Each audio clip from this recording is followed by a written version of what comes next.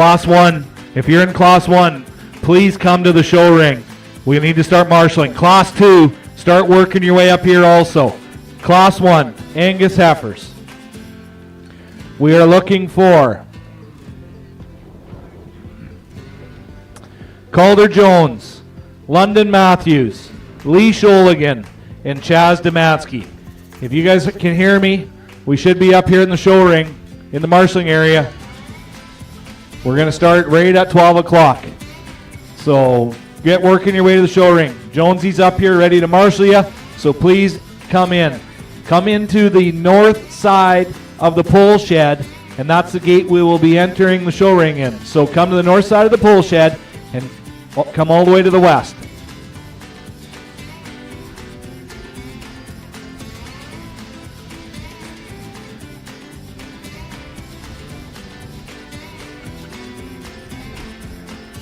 We are fortunate enough to be in presence of Mr. Colt Blacklock.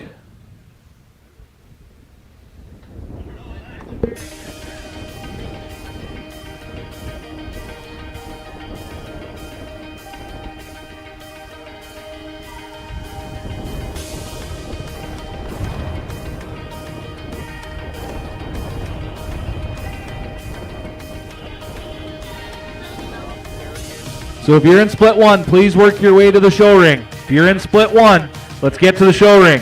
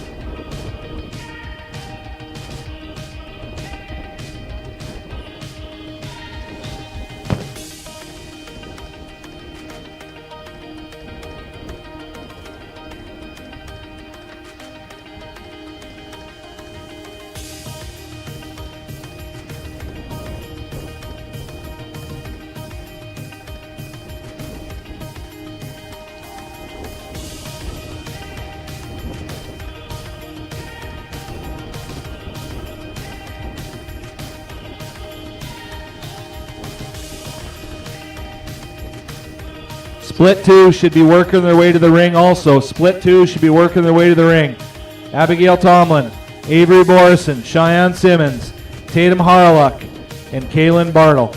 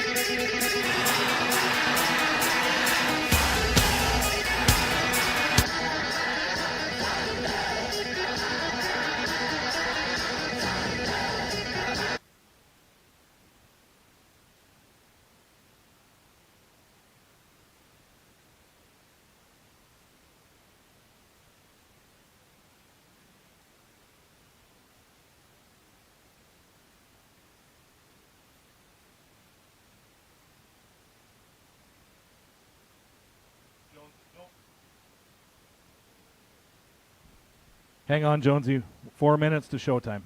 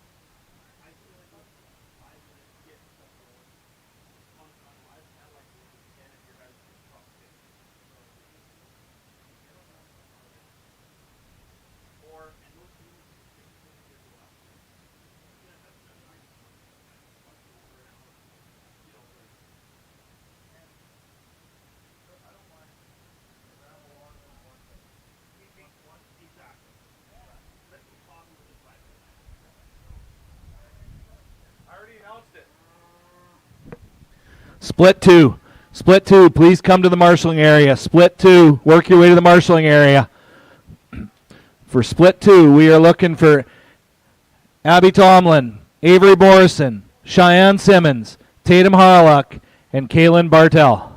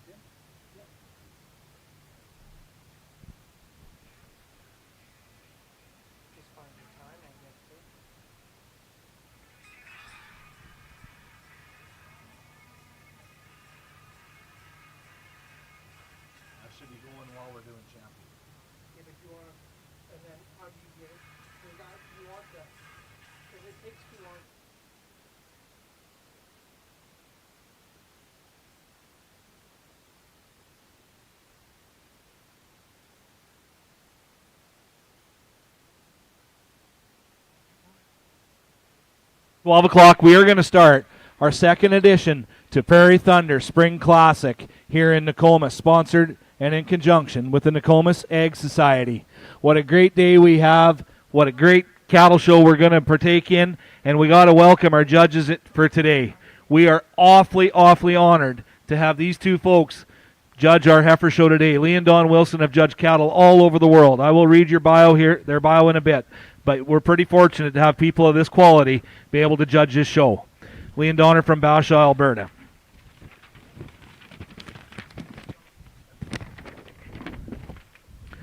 In split number one, coming into class, is entry number 101, Blair's Erica 569M, exhibited by Calder Jones, born March 27th. Next in is entry number 102, Pillar Pretentious 2429M, exhibited by London Matthews, born March 21st. Following her is entry number 103, LLB Idlead, exhibited by Lee Sholigan, born February 28th.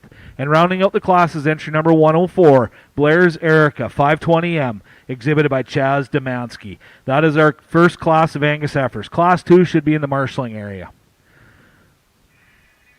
Folks, while we're just waiting for our first class to be placed here, I just want to make everybody aware. This morning, we lost a great family man, Angus breeder, by the name of Kurt Peterson. Kurt was 40 years old, with a young family, and he succumbed to cancer this morning. If everybody just keep in their minds for their kids and his spouse in this tough time.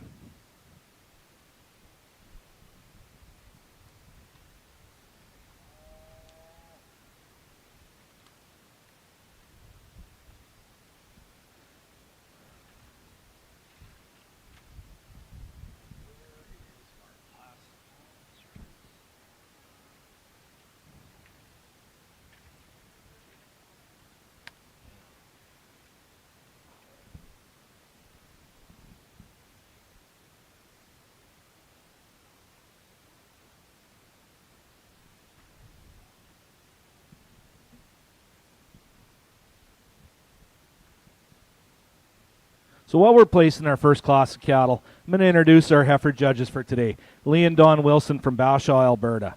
Lee and Don own and operate Miller Wilson Livestock at Bashaw, where they run 200 plus cows. And Lee and Don have been in the Angus business for over 50 years.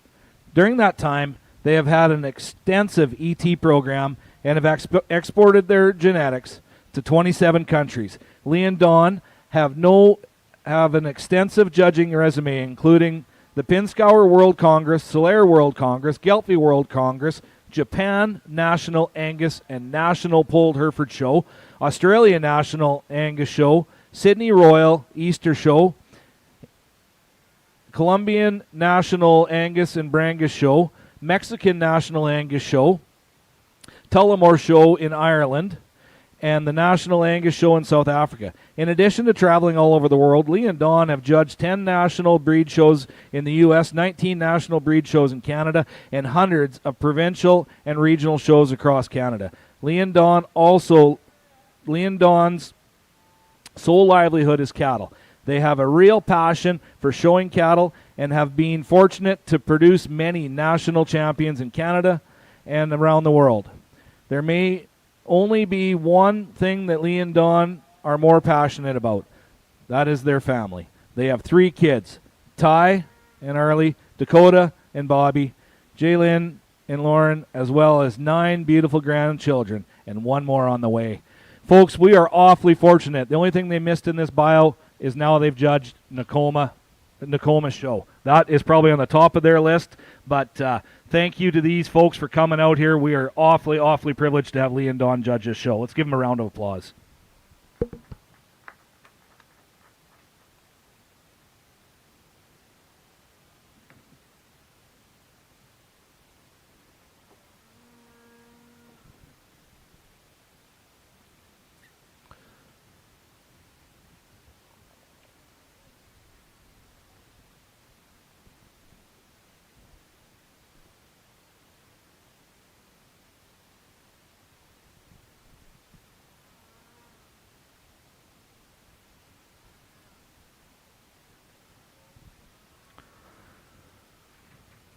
Also, our showmanship judge for today is Tiffany Peters-Gordon from Arcola, I would say, and in our program it says Purdue, but she is a transplant to the south.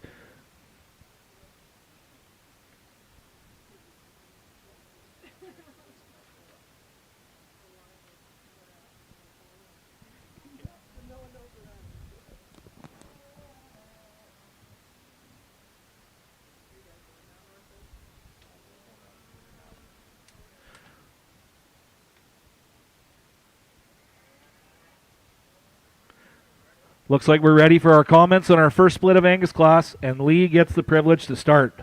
But I know he won't finish. Don will get the last word at the end of the day. Well, you got that right. But what a nice day to have a cattle show. I think we got a really nice class to start this with today. We've chose this our first place up here, and she's the youngest in the class by quite a ways. I just like how this heifer is so complete. I think she's got some real body shape to her. She's big enough. Udder looks like it's coming in extremely nice, and she's square made, square up through her foot, and I like the way her head comes up out of her front end. I think she's just one with a lot of future. We like the big heifer in second too. I change her around her tail head just a little bit for me, but she's extremely sound. Again, teat placement's nice headed female. I think logically fits in the second place. quite easily. Then we got a heifer in third, and I know lots of you might like her. For me, I wish she was moving a little better today. She's pretty tight walking. I think she's a little straight down that shoulder. Probably from this angle right now, I wish she had a little more round in her. But she's got some straight lines and a lot of good in the heifer, but I just would change that front end a little bit for me today. And we like the shape in this fourth heifer too. Like there's a lot of heifer here. I wish she had a little more frame in her. I think for me, udder looks like it's coming in nice. It's really spread. And she gets outside herself and she gets moving around. I know she's kind of fighting a halter today, but heifer with a lot of body shape and certainly some carcass in her. I just wish she was a little bigger. Thank you, Lee. In our split number 1, first in class is entry number 101, Blair's Erica 569M, exhibited by Calder Jones. Second in class is entry number 103, LLB Idle Lead, exhibited by Lee Sholigan. Third in class is entry number 102, Pillar Pretentious 2429, exhibited by London Matthews. And rounding out the class is entry number 104, Blair's Erica 520M, exhibited by Chaz Demansky. Coming in split number 2, we should have 5 head.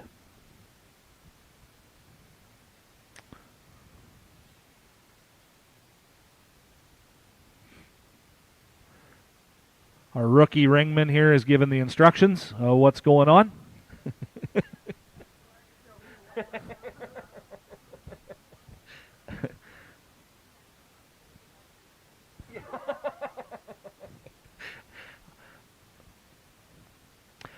First in class coming in first is entry number 105, Third Degree.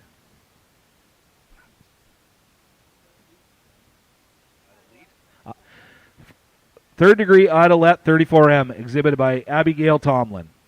Next in is entry number 106, Twin Springs Tibby 24M, exhibited by Avery Borison. Following her is entry number 107, Grills Rosebud 2426M, exhibited by Cheyenne Simmons. Next in is entry number 108, 4G Miss Mary 447M, exhibited by Tatum Harlock. And rounding out the class is entry number 109, Mainstream Grace 24M, exhibited by Kaylin Bartle. That is rounding out our 5 entries in class number 2. Split number 3, please make your way to the show ring.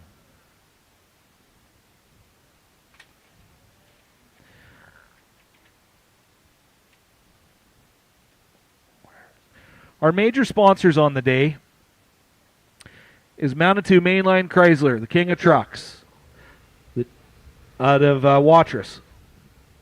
Mazer Group, Claus, T-Bar C, Brandt, and Watrous Mainline, the GM dealer out of Watrous. The 2 dealerships have a bunch of vehicles out front here, folks. There's some Chevs and some Dodges. Please have a look at them. They've brought them out to have a boo at. And thanks to all of our major sponsors for helping make this junior show what it is.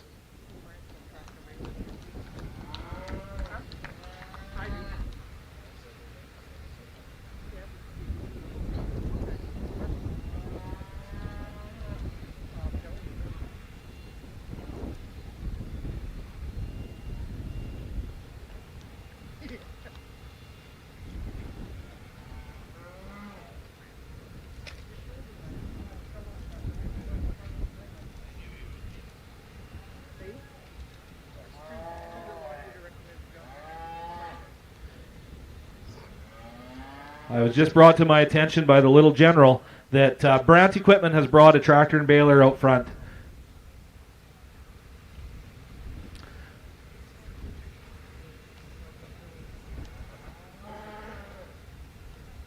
A big round of applause to our committee members. It takes a lot of hours to put this on. And our committee members, the number 1, Allison Porter. Following her and doing a lot of work is Nicole Jones. And then we have their 2 other helpers, Chris Schmidt and Rhett Jones. Thanks to our committee for all the work they do to put on this show.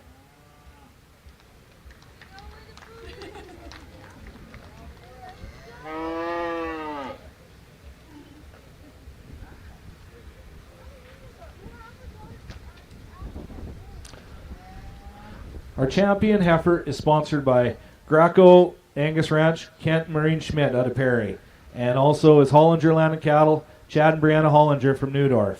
And our reserve champion Angus heifer is sponsored by Graco Angus Ranch, Kent Marine Schmidt, and Dusty Rose Cattle Company, Randy and Lori James. Thank you to our sponsors of our Angus division.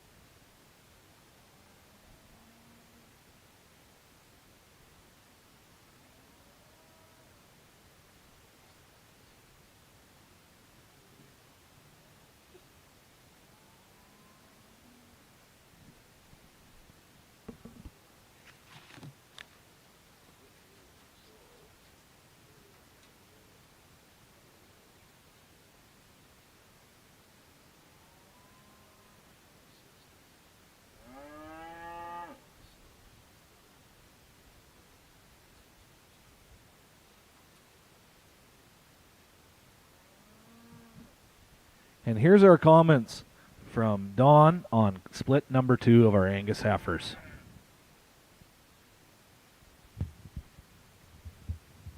Well, this is a tremendous class of heifers. It's really a shame that you can't split some of these heifers up sometimes, because we really do appreciate every one of these individuals in this class. If you could take this whole class home and start a herd out of the men, what a herd you'd start. We got a tremendous heifer to start this class out with. This heifer's probably got the least, there's no holes in her for us. She's got a tremendous heart girth in her. She's deep through that forerib. She's got lots when you get in behind her. She's tremendously deep flanked and deep bodied. She looks cowy. She's got an excellent teat size and teat placement. She travels out well, ties into her neck and her head very, very nicely. I guess in a perfect world, we'd give her just a hair more jaw for us, but we really do like this heifer. There's a lot of heifer going to make a cow, extremely strong top and really level from hooks to pins. We get into the next heifer. We really like the dimension in this heifer. She looks cowy as well. She's got lots of dimension in rib shape, especially when you get down low. A heifer that's certainly got a beautiful teat placement, tracks out very, very nicely. She's really attractive on the move. You really do appreciate this heifer a lot. Really, really attractive through her front end.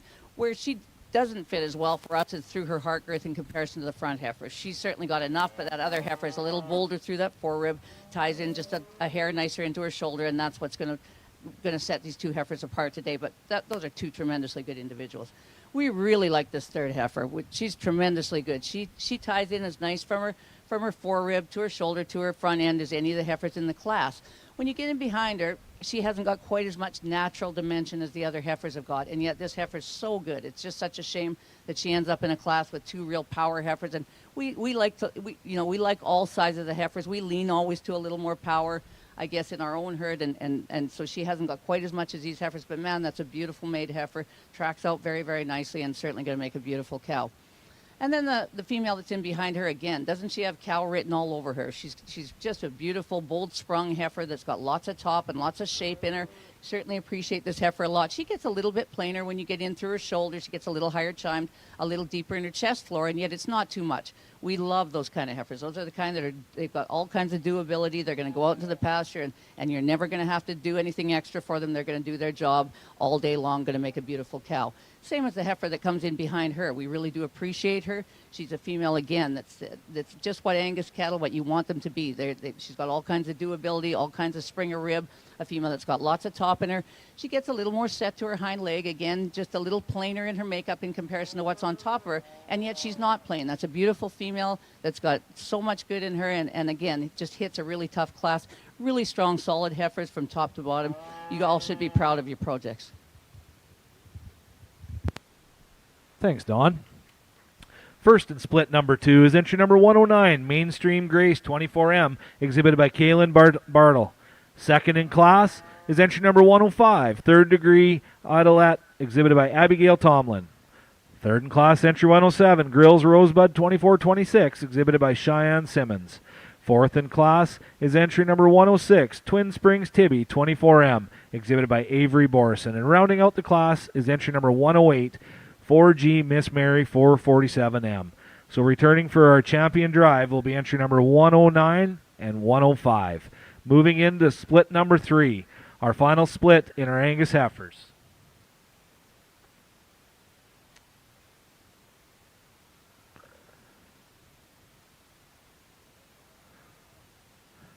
First in, entry number 110, Black Gold MS Tibby 129M, exhibited by Chloe Dare, born January 18th. Following her is entry number 111, Graco Alice 4378, exhibited by Kate Webb, born January 17th. Next in is entry number 112, Northern View Gestress 26M, exhibited by Grady Grenham, born January 8th. And rounding out the class is entry number 113, 4G Rose 443M, exhibited by Kyra Harluck, born January 2nd. 4 entries in our final split of Angus heifers. Next up is our champion drive. If you were first or second in split 1 or 2, please be in the marshalling area. You'll be coming in right shortly for our champion Angus female.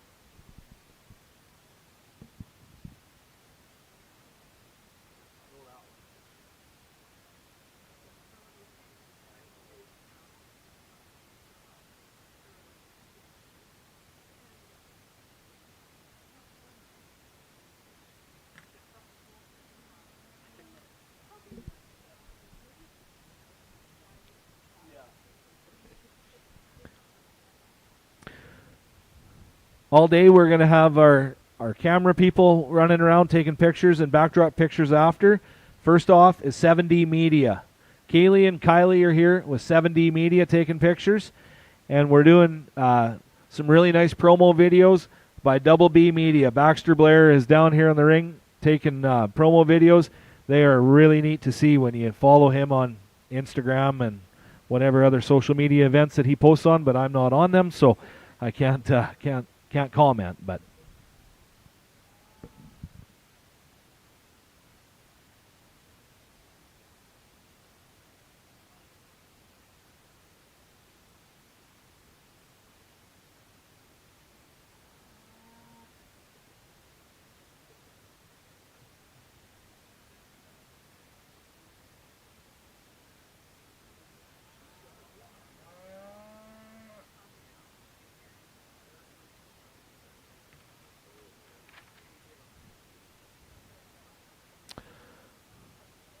Hereford heifers, start thinking about coming to the marshalling area. Hereford heifers, come up to the marshalling area. We've got Champion Angus, and then you're on deck.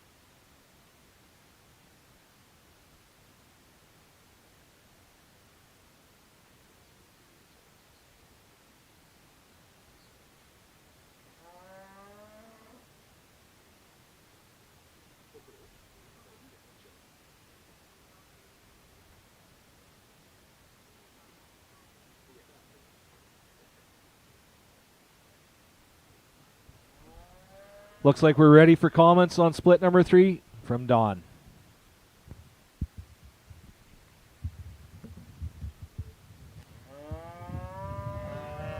Well, this is an interesting and varied class that we've got here. We really like the profile of this heifer that comes on top of this class. She's got a lot of dimension in her rib, a female that ties in very, very nicely in her forerib to her shoulder, in through her front end and her neck and her head. A heifer that certainly hasn't got the dimension that this heifer's got behind her, but then we have to have a give and take here, because we much prefer the second heifer from her forerib back in comparison to that heifer. But then this heifer doesn't tie in anywhere near as nicely. She's got quite a bit bigger head than the heifer on top of her's got. She doesn't tie into her shoulder as nicely. But it's a give and take. We're going to go with the heifer that's just a little more complete. She hasn't got as much dimension, but we really do appreciate her. Very nice diameter of teat, and teat size and placement is excellent. We do really appreciate this heifer that's in second. We like the power that's in her. We love the hip shape in her. When you get in behind her is where you really admire this heifer in all of the heifers in the class. She's the widest pinned heifer. She's got the most natural base in her. Certainly the best hind leg of all the heifers in the class. But again, then we have to deal with her front end. For us, it's just a little too bold and just not quite as feminine as we would ideally like her. But we really appreciate the heifer a lot. The female that runs in third, we really like a lot of things about this heifer. She's got some natural rib about her, a female that certainly ties in nicely into her shoulder. She gives up some length of body. These heifers on top of her, gets a little more brisket than these heifers on top of her, but she's a really nice made heifer. There's nothing wrong with this heifer. She's just a really nice, tidy package. Not quite as much hind leg as we'd like in this heifer as well, but boy, there's a lot of real good in this heifer, as there is in the heifer that rounds up the class. We would change this heifer in her foot structure a bit that rounds up the class. She certainly doesn't have the natural base that some of these other heifers have got. That's what's going to put her where she is. But there's a lot of good in this heifer. There's a lot of rib shape. She's got some balance. A female that's certainly tidy enough. She's a good headed heifer. A female that we certainly like well enough. She's just hitting a class that's a little tough today for her, but she's an awfully good one too. A really interesting class. Certainly some variation in type and kind. Some give and takes, but we really are happy with what we've got on top. Thanks, Don.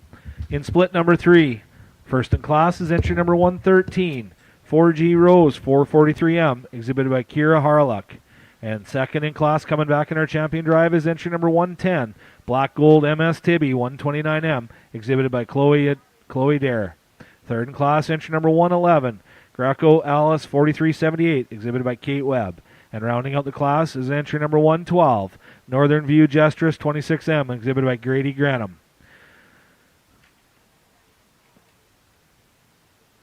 Now we are on to our champion Angus drive. Should be 6 head.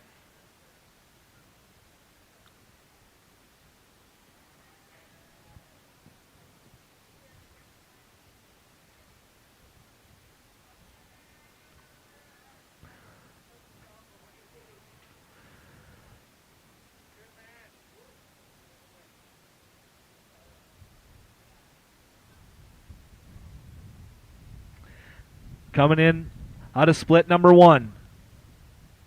Entry number 101, Blair's Erica, 569M, exhibited by Calder Jones.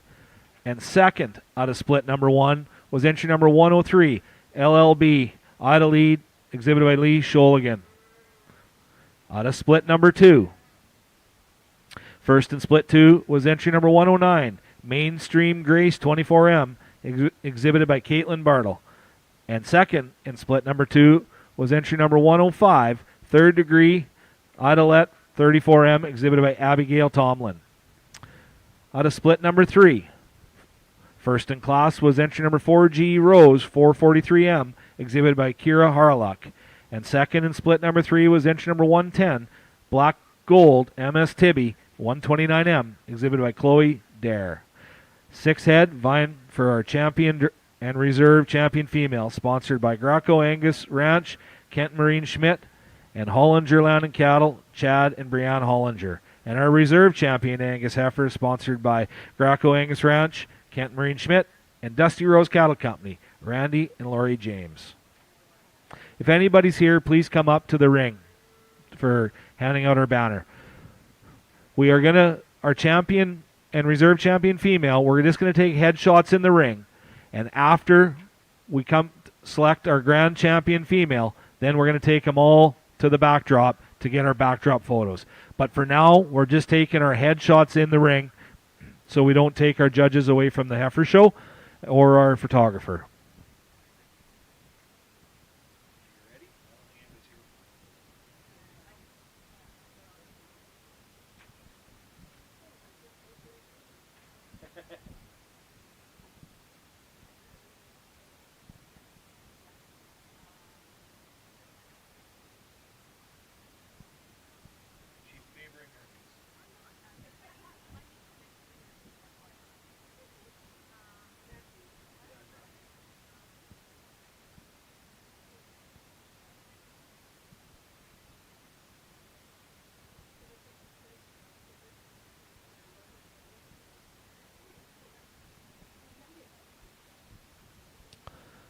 Thanks to our ringman today, we got Sean Bartle and the famous Aaron Steen. We're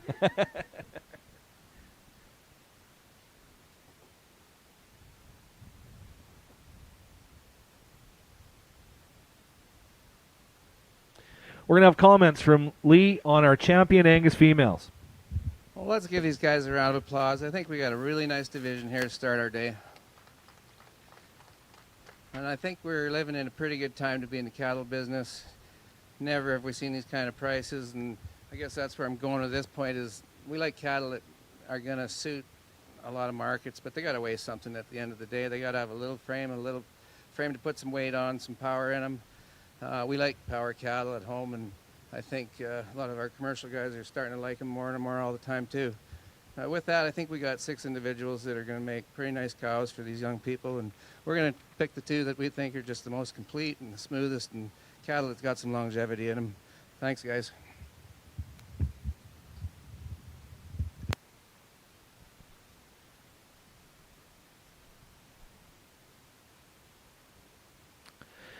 And out of split number 2, our champion Angus female is...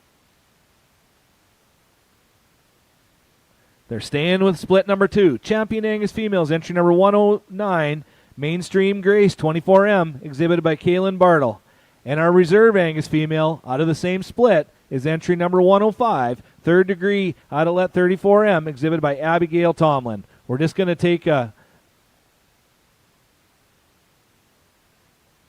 headshot here with our sponsor and our banner, and then we'll take our full backdrop photos after we're done our champion female. So our grand and reserve stay in for your for your headshots, and then we'll take backdrops later.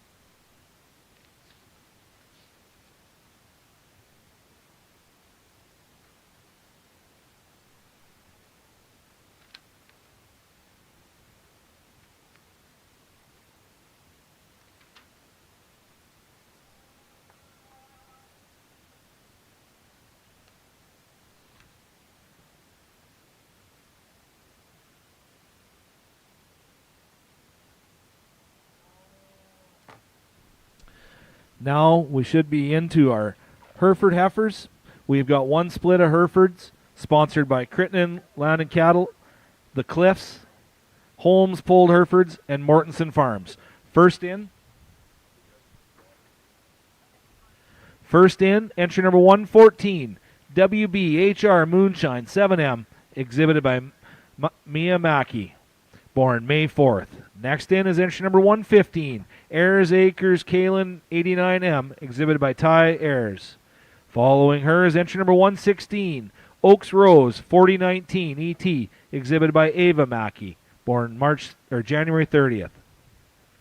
Next in is entry number 117, Ayers Acres Ivy 62N M, exhibited by Abigail Ayers, born January 19th.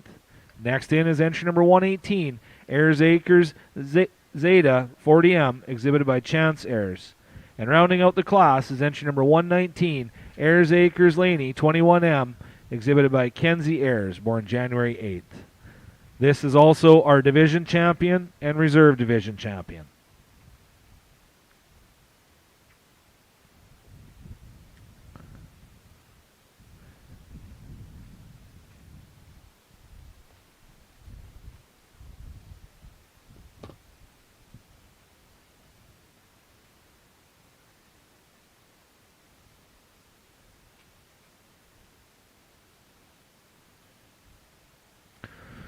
Red Angus females, please make your way to the marshalling area. There's 2 splits of Red Angus females. Please make your way to the marshalling area.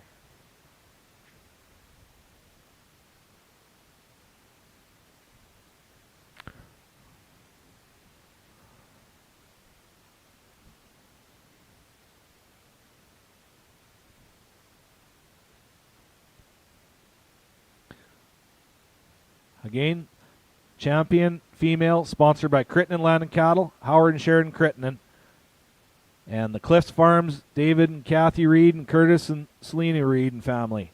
And reserve champion, Hereford female, sponsored by Holmes Polled Herefords, Jay Holmes, and Mortensen Farms, Logan and Julie Mortensen and Nokomis. If any of you folks are in the stands, can you come in to hand your banner out?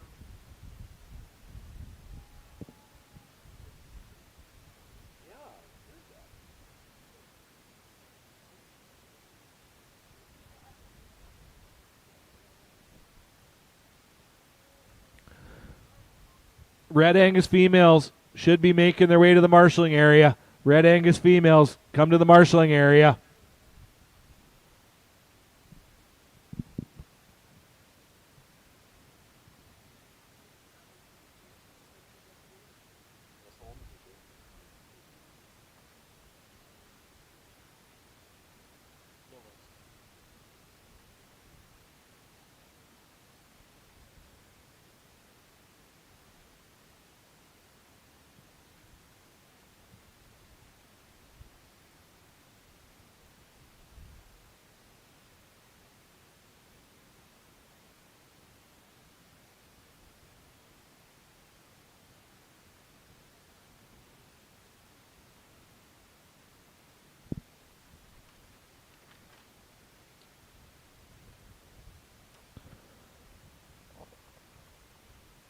We're looking for 3 heifers, Red Angus heifers, for split number 1. You should be in the marshal area.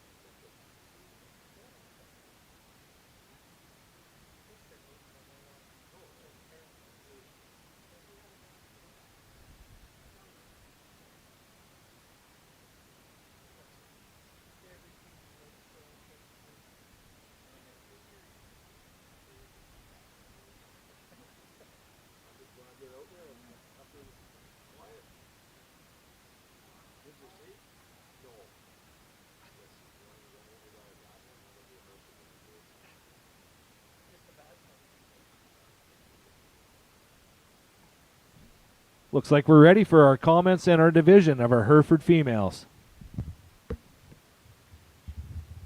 Well, I think we got two of the soundest ones in the class up here winning. They're both really good-footed. I think heifers that move really nice. We like the little softer body in the first place heifer. She's deeper flanked, and I think it ties together everything really nice. She's got a little more brisket in front end than we would probably prefer, but I think just pretty easy doing type of female. Female, it's really long hipped and definitely has some rib in her. Maya's heifer in second, again, really long bodied. I wish for me she was a little softer, but heifer is extremely sound on her feet and legs. Heifer to straighten her lines, and I think a little time's going to help her drop that belly and soften up just a little bit. Big heifer in third. We really like the body shape, the extra power bone. I'd like to get her moving a little better on her hind legs today, but I think female, it's got a lot of, again, body shape and rib, and I think just a lot of good in the female. Big heifer in fourth. She's really long bodied again, and again, a little harder type, maybe female. I'd like to knock that tail head down in her. She's got a little bigger head than maybe the heifers that stand above her, but I think female, again, it's got some power. She's got some weight per day age. Female, it's going to be a big cow, but we don't mind that when they're worth $220 a pound. And then there's two heifers on the bottom. I think they're very similar. Heifers with some top in them. As you get behind them, they get a little disappointed, a little narrower pinned and a little frailer bone, but I think females, again, has got some body shape to them, and females that are going to last a long time. Thanks, Lee. And our champion Hereford heifer is entry number 115, Ayers Acres Kalen 89M, exhibited by Ty Ayers. And our reserve Hereford female, exhibited by, or number 114, exhibited by Miyamaki WB HR Moonshine 7M. And in third place is entry number 119, Ayers Acres Laney 21M, exhibited by Kenzie Ayers. And fourth place, entry number 116, Oaks Rose 4019, exhibited by Ava Mackey. Fifth place, entry number 118, Ayers Acres Zeta 40M, exhibited by Chance Ayers. And rounding out the class is entry number 117, Ayers Acres Ivy 62M, exhibited by Abigail Ayers. Our champion Hereford heifer was sponsored by Crittenden Land and Cattle and the Cliffs Farms. Our reserve champion banner sponsored by Holmes Pulled Herefords and Mortensen Farms. Red Angus exhibitors, you should be in the marshalling area. Red Angus exhibitors should be in the marshalling area. Jonesy says they're all there. Good job.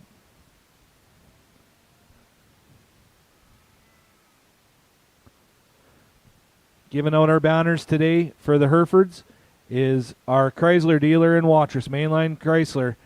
We got Derek and Ryan Campbell handing out the banners. Talk to them if you're interested in Dodge vehicles.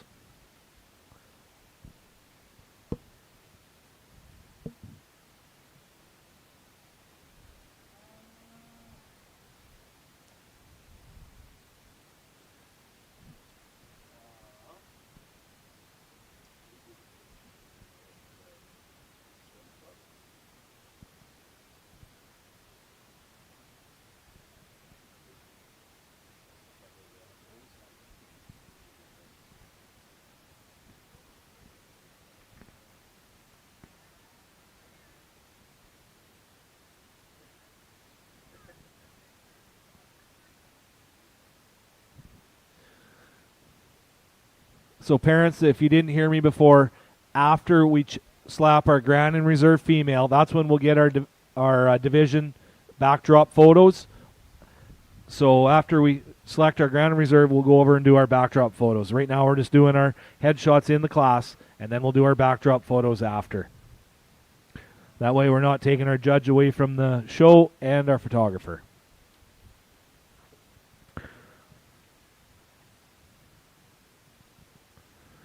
Okay, moving in to our Red Angus division. We should have 3 heifers in split number 1. Coming in out of split number 1, first heifer in is entry number 120, L83 Mugsy 423M, exhibited by Mesa Bartle, born March 3rd. Following her is entry number 121, Red Blair's West Cheetah 58M, exhibited by Kaylin Bartle, born February 18th. And rounding out the class is entry number 122, Red PK Ruby 9M, exhibited by Cody Koppelchuk, born February 16th. Now, if we can explain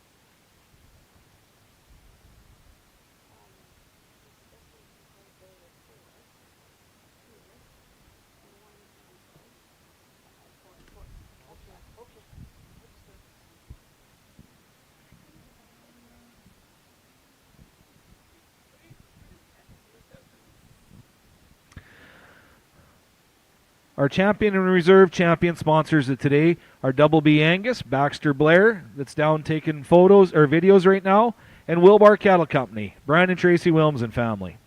Our reserve champion Red Angus female, sponsored by OBI Livestock, Mark Holloway-Chuck, and Castle Rock Marketing, Shane Castle. Thank you to them 4 sponsors on our Red Angus Division Grand and Reserve Grand females.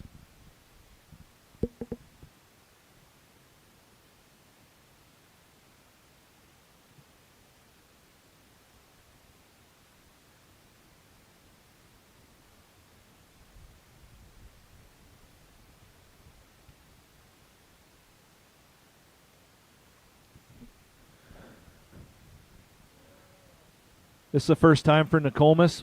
We have DLMS, Mark Sholigan, broadcasting this show for anybody that's at home to be watching, which is a really nice gesture that they have put together this year to give a little more exposure to this great little jackpot show here in Nokomis. So thanks, Mark, for coming out. DLMS, if any of you, and I'm sure everybody's been following them all spring and fall, the amount of bull sales and female sales that Mark and his team travel to, it makes the world a lot easier to see what's going on because of these folks.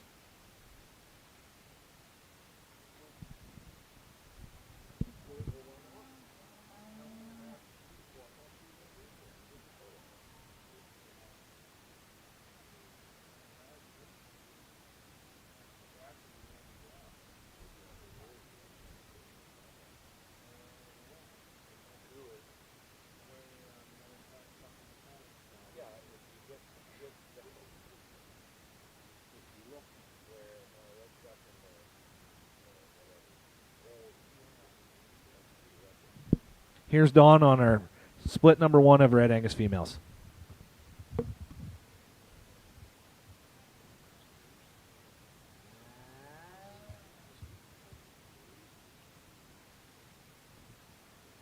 We've got a very good heifer to start this class out with. We think she comes to the top of this class quite handily. She is really structurally well made, this heifer. She's really solid top, really level from hooks to pins. A female that's got an extremely nice bone.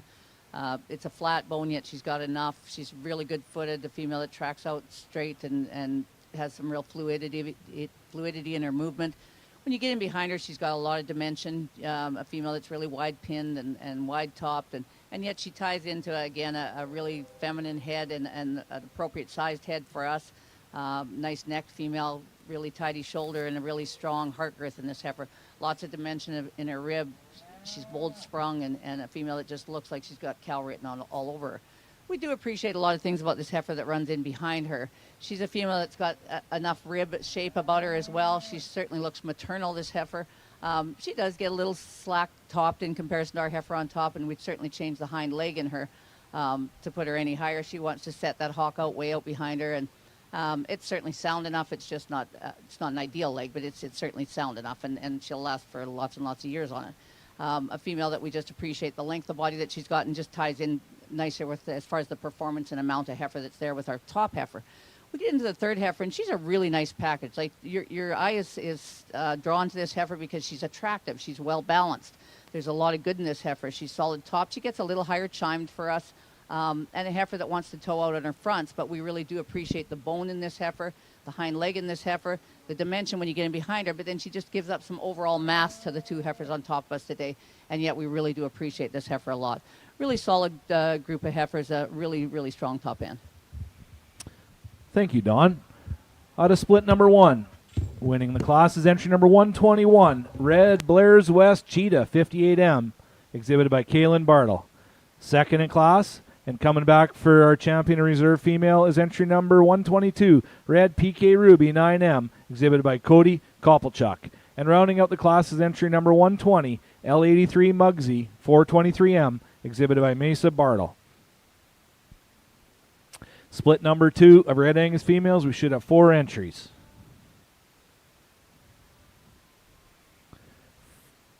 First in, entry number 123, Red PK Minavia 1M, exhibited by Jesse Koppelchuk, born February 10th. Next in, entry number 124, Red Oats Miss 28M, exhibited by Lane Steen, born February 4th. Following her, entry number 125, Red Wilbar SBV Bernardina 817M, exhibited by Chase Bruno, born January 20th. And rounding out the class is entry number 126, Red JJL Miss Deal 417M, exhibited by Georgia Fox, born January 18th. We've got a spread from February 10th to January 18th.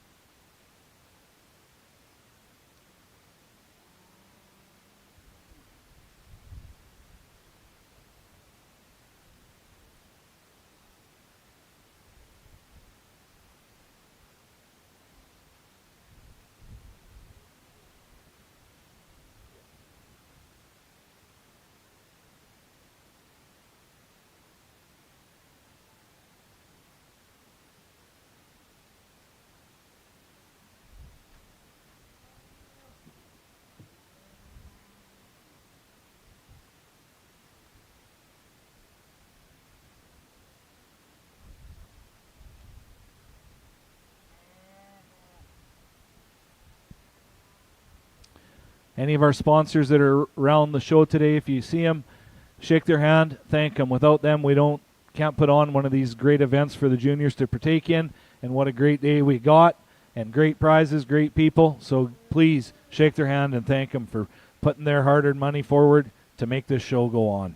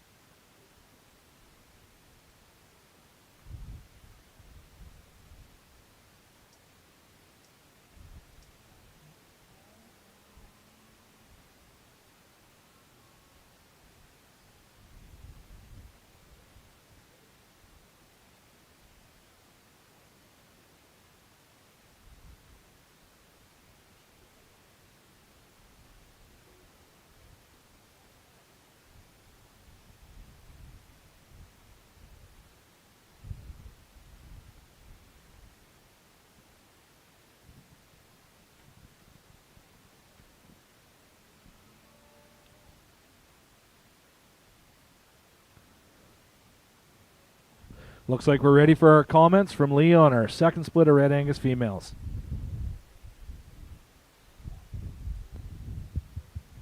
Well, this is a really tough decision between these two heifers. I think they're both extremely good females, and females that I'd like to own both of them. I don't know where I can go get it out of the wind here, but you could definitely go either way on these two females. I think we've gone with the heifer with just a little extra power of bone, power of muscle, probably just a little more heifer right now.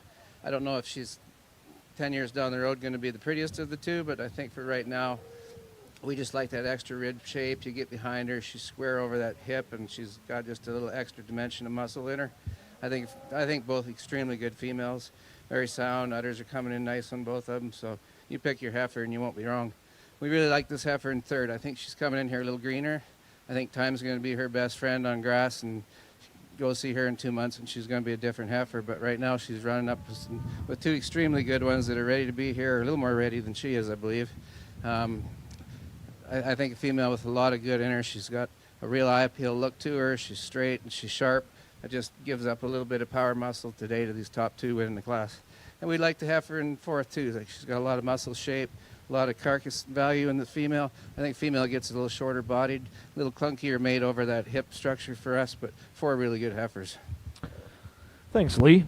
Out of split number 2 and coming back for our champion, to vie for our champion and reserve champion females, entry number 126, red JJL Miss Deal 417M, exhibited by Georgia Fox. And second, and also coming back, is entry number 125, red Wilbar SBV Bernardina 817M, exhibited by Chase Bruno.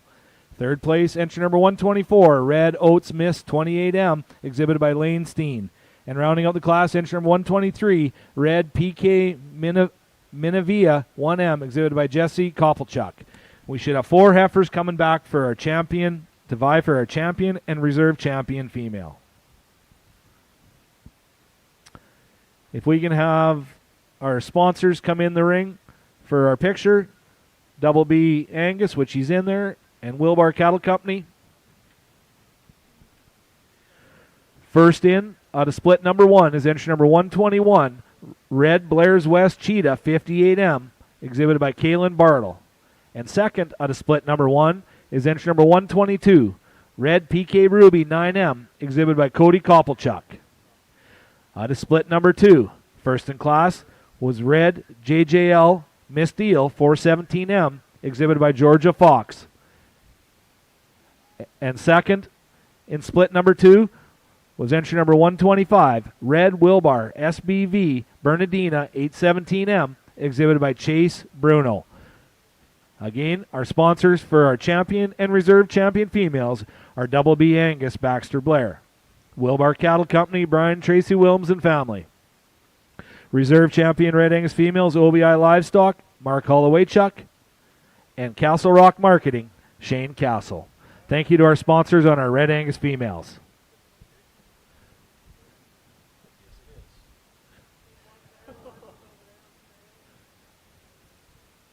Let's go.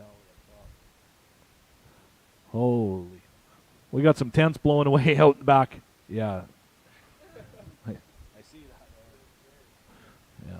Aaron didn't tie our tent down very good. I see it's over top the trailers right now.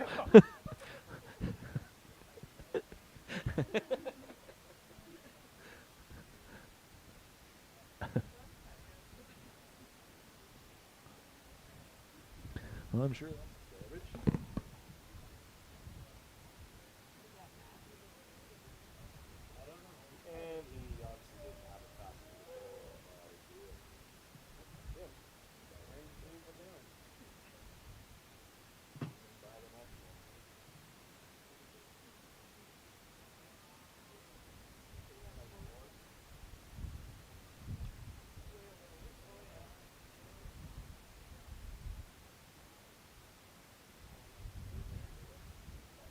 I'm sure his steer is just absolutely flipping out right now.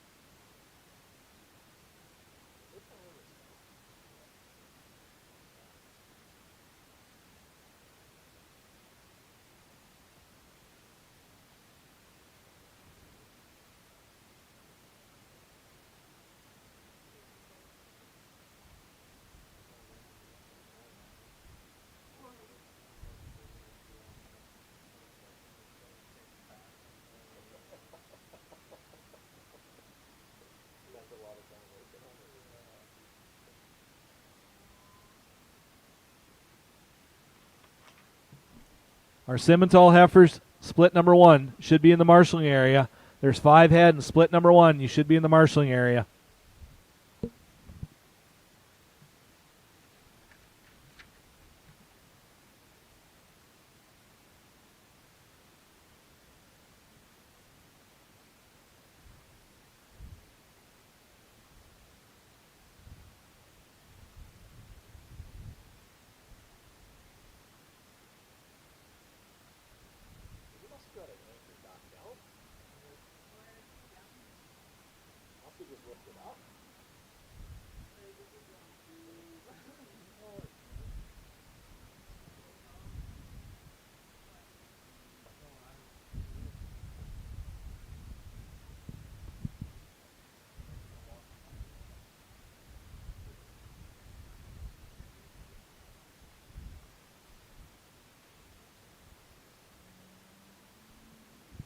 Looks like we're ready for comments on our Red Angus Division champion from Dawn. Well, this is an awfully good division championship. We've got heifers that we really, really like, and for different reasons. There's certainly any number of these heifers you'd like to take home. You look at the teat size and placement on these females. They've all got extremely, they're bold in their rib. They're cattle that really look maternal. We like cattle with power, but they still have to be maternal for us. And then it gets down to the fine things, long-bodied, short-bodied, more hip, more base. We're going to go.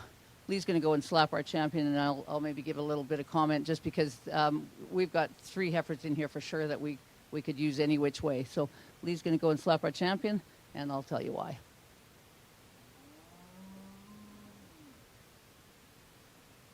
So this heifer's got the most length of body for us. She's extremely nice in her teat size, diameter, placement. A female that tracks out very, very well, and she's a really complete heifer. She's, and we've got others that certainly are. Certainly the heifer that's in the younger class and the heifer in behind her, but she really ties everything together so well for a heifer that's as long-bodied as she is and got as much dimension as she's got. So with that, it gets to be close between our reserves. We're going to go with the heifer that ran in behind her. Again, it was a very, very tight placing in this class, and so we're going to use her for reserve and really, really appreciate this heifer as well. We like the heifer that won the young class as well. There's a lot of good in that heifer. She's just giving up, again, a little bit of length of body to these 2 heifers on top, but we really do like her. Tremendous group of heifers. Congratulations to the champions. Thank you, Dawn. And our champion Red Angus female out of split number 2, entry number 126, Red JJL Miss Deal 417M, exhibited by Georgia Fox. A little neat history on that heifer, folks, is the Angus breed always, producers put up a heifer, a donation heifer at Agribition, and they sell tickets on her, and the Fox family bought tickets, and their name got drawn, and that is the heifer that won that. That's a pretty neat deal, and that was a heck of a donation by the Loveridge family. Anyway, she's our champion Red Angus female, sponsored by Double B Angus, Baxter Blair, Wilbar Cattle Company, Brian and Tracy Wilms, and Brian is giving the award out. Our reserve female out of the same split is entry number 125, Red Wilbar SBV Bernardina 817M, exhibited by Chase Bruno. Sponsor on this was OBI Livestock and Castle Rock Marketing.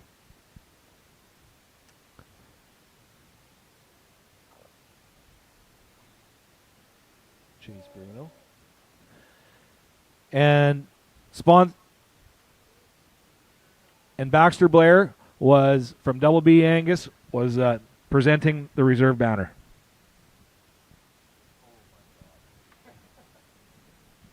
You are getting old. I'll never catch you. I hope we don't ever catch each other. Yeah. Moving into our Simmental females. We should have 5 entries in our first split of Simmental females.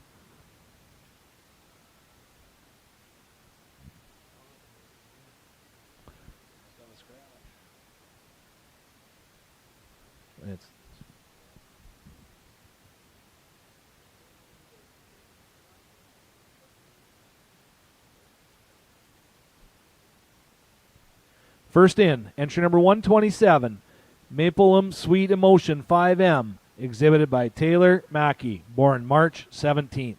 Next in is entry number 128, Red Blair Scream 123M, exhibited by Colton Barr, born March 8th. Following him, entry number 129, RHS Masterpiece 415M, exhibited by Jaden Luther, born February 1st. And rounding out the class, entry number 130, Millington Scream 2413M, exhibited by Gibson Grenham, born January 30th. Entry number 131 is a scratch. Split 2. Please move up to the marshalling area. Split number 2 of the Simi heifers.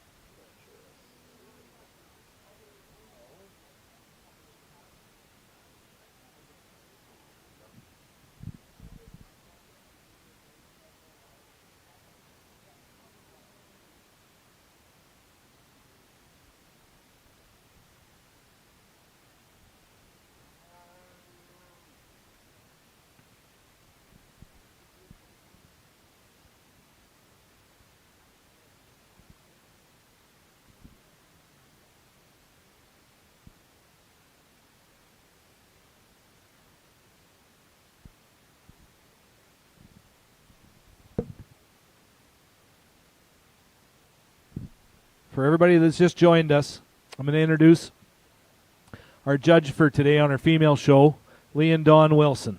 Lee and Dawn Wilson own and operate Miller Wilson Angus at Bashaw, where they run 200-plus cows. Lee and Dawn have been in the Angus business for over 50 years. During this time, they have had extensive ET program and have exported their genetics to 27 countries. Lee and Dawn have an extensive judging resume, including the Pinskauer World Congress, Solaire World Congress, Geltby World Congress, Japan National Angus and National Polled Hereford Show, Australia National Angus Show, Sydney Royal Easter Show, Colombian National Angus and Brangus, Mexican National Angus Show, Tullamore Show in Ireland, and the National Angus Show in South Africa. In addition to traveling all over the world, Lee and Dawn have judged 10 national breed shows in the U.S., 19 national breed shows in Canada, and including the Nokomis Show of 2025, along with hundreds of provincial and regional shows across Canada. Lee and Dawn's sole livelihood is cattle. They have a real passion for showing cattle and have been fortunate to produce many national champions in Canada and around the world. There may only be one thing that Lee and Dawn are more passionate about, and that is their family. Thank you, Lee and Dawn, for coming out here. We are awfully honored to have two people of this quality to judge our show here today. Thank you so much.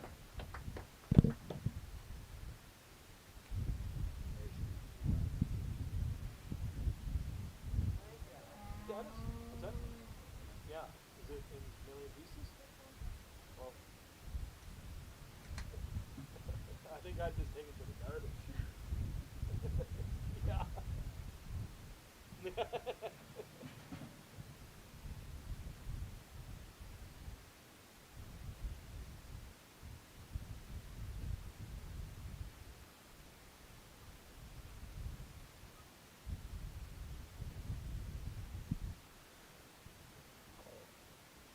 Tough class of Simmental heifers that they're deliberating on. And here's comments from Dawn on split number 1 of Simmental heifers.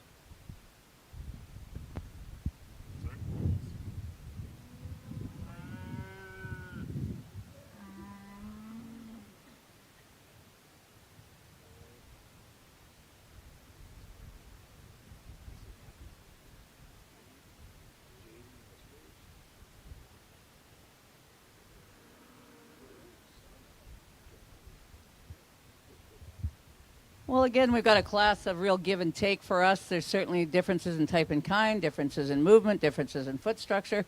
So there's all those little things that you have to put together and come up with the heifer that you're the happiest with, the most parts of. This is our kind of female. For us, show heifers have to make cows. They absolutely, that's their number one importance, is to get out in the real world and make a cow. And this female really looks cowy to us. She's got a lot of rib shape, really bold in her heart girth, really tied in nicely through her shoulder, and her neck comes out of her high and very, very nicely. She's really appropriate headed. She's got a wide muzzle. She's wide enough headed, and yet it's very feminine. Female, when you get in behind her, she's got the most dimension in the class for us, really from the top of her hip right down through her stifle into her leg. That heifer's got the most base and the most dimension. Really nice in her teat size and placement. We appreciate that a lot. She's really deep flanked and really balanced. What gives us a little bit of trouble is she's not as good in her movement as some of these other heifers, and we're pretty hard on that usually, but when we've got a heifer that's got that much that we like about her, we're going to go ahead and use her anyway. We think that we're satisfied enough with it. We would certainly change it a little bit. We would make her flow out a little bit easier on the move, but there's so much good in this heifer, we're going to use her to win this class. Then we got a heifer that comes in second that probably follows her as much in type and kind. She's bold sprung in her rib. She's not as deep as we'd like to see her. She's not as soft made as the heifer in front of her, but she's really strong top. You get in behind her, she's got some dimension and width about her. A female that's certainly wide enough in her pin structure. Again, she gives up a lot of mass to the heifer on top of her, but she's got all the right parts, and she's a heifer that does move out extremely well, probably better than our top heifer, but then she's missing some of the other bells and whistles that our top heifer's got. Here's a heifer that I'm sure a lot of people are drawn to, and we're drawn to her in a lot of aspects as well. She really does move out well. She glides on the movement. She's really strong top. She's a highly presented heifer, and we really appreciate that. The thing for us is that we'd like to change her head for sure, and with that head follows her body type. So she gets long-bodied, and she's really structurally sound enough. She's got a little bit too long a head for us, and then she follows that in her type of body. She gives up some real mass and dimension in comparison to especially the top heifer. But we do appreciate a lot of things about this heifer. There's a lot of good in this heifer. She's just not ideally our type and kind, but I know that a lot of people are going to love that kind of heifer, and we certainly appreciate a lot of things about her. The heifer that rounds up the class is a little shorter bodied heifer, not quite as much mass and dimension about her, but when you get in behind her, she's certainly a wide enough heifer. She's got enough top in her. She's certainly a wide enough base heifer, but she gives up some overall mass to the heifers on top of her, but certainly a nice enough package. She's balanced enough. She's got some rib shape. Nothing particularly wrong with her. She just hits a class that's got some heifers that got a little bit more to them. Really interesting class of heifers. Certainly there's people that do them different than we will, but we're sure happy with what we've done here today. Really appreciate that top heifer. Thanks, Don. In split number one, first in class and returning for a champion semi is entry number 130, Millington Scream, 2413M, exhibited by Gibson Grenham.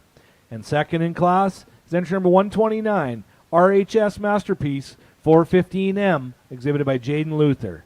Third in class, entry number 127, Mapleham Sweet Emotion 5M, exhibited by Taylor Mackey. And rounding out the class, entry number 128, Red Blair Scream 123M, exhibited by Colton Barr. Moving in to split number two. Should be 5 heifers coming in for split number two.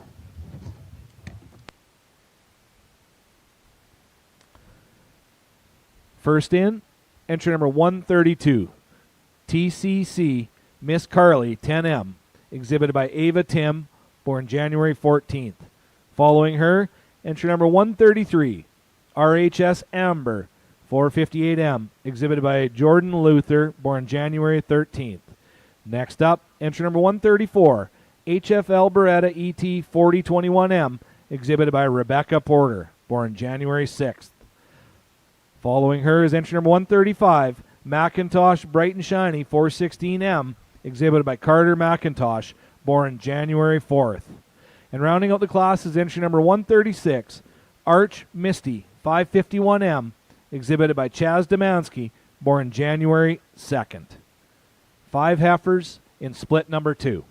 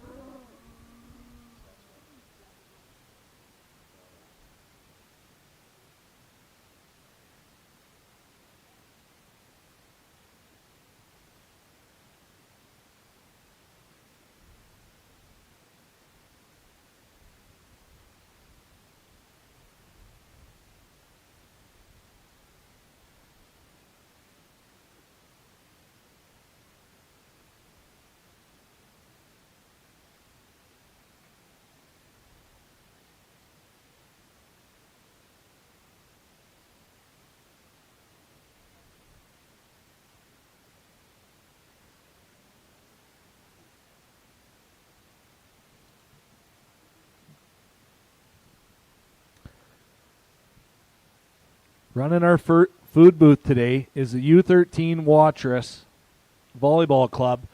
The kids and the mums are in there cooking burgers, and so please go and patronize the booth. It's right behind the sound truck. The U13 Watrous Volleyball Club is putting it on, a fundraiser for their volleyball. Thank you to them.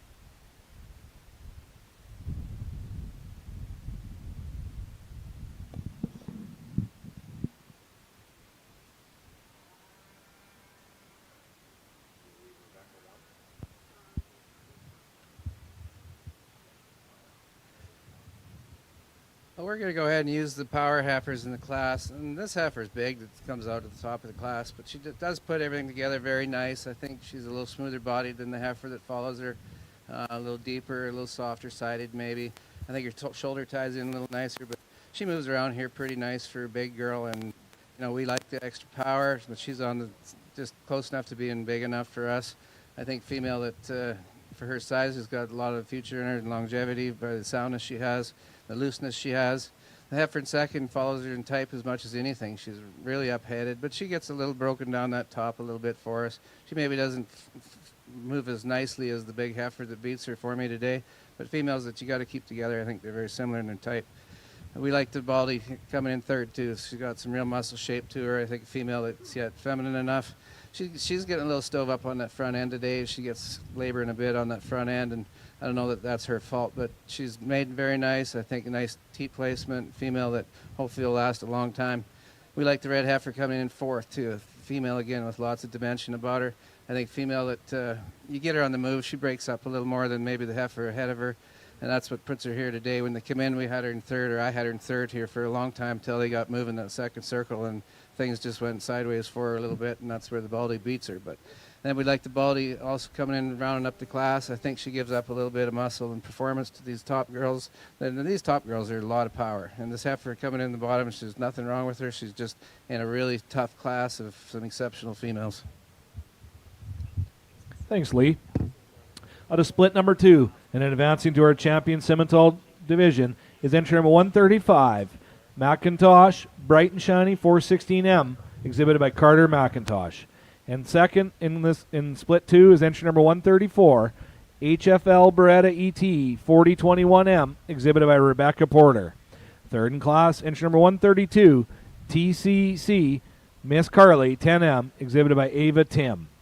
Fourth in class, entry number 133, RHS Amber 458M, exhibited by Jordan Luther.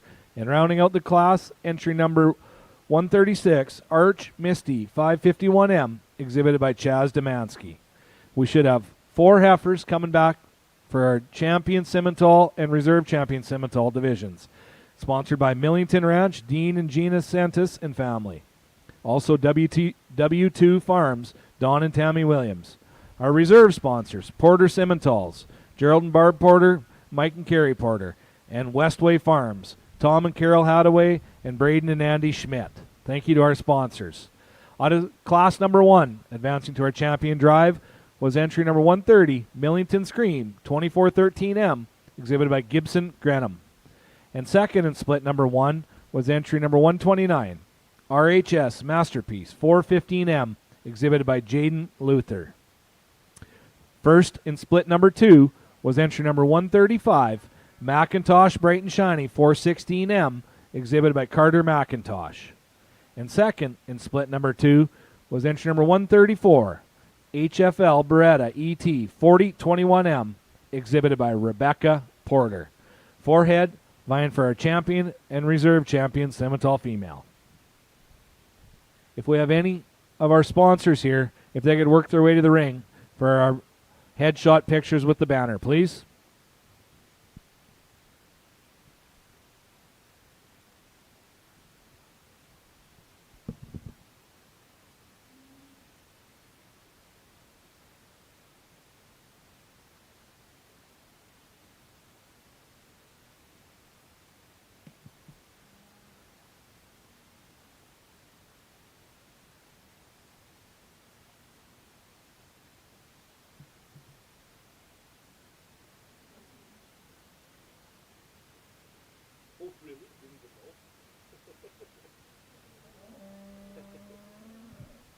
Looks like we're ready for comments on our semi division.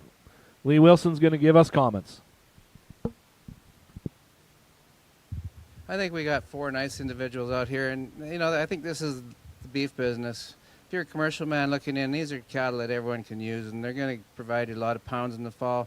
I think cattle that'll maintain themselves. I think they're easy doing enough. I think you can go a lot of different ways breeding these 4 heifers, and you're going to hit a home run every time, I think, just with the body, the softness, the extra muscle, the extra dimension. I think 4 very good ones. We've got our mind made up, so you go ahead and pick your heifer. Congratulations, 4 nice females to start this Simmental show.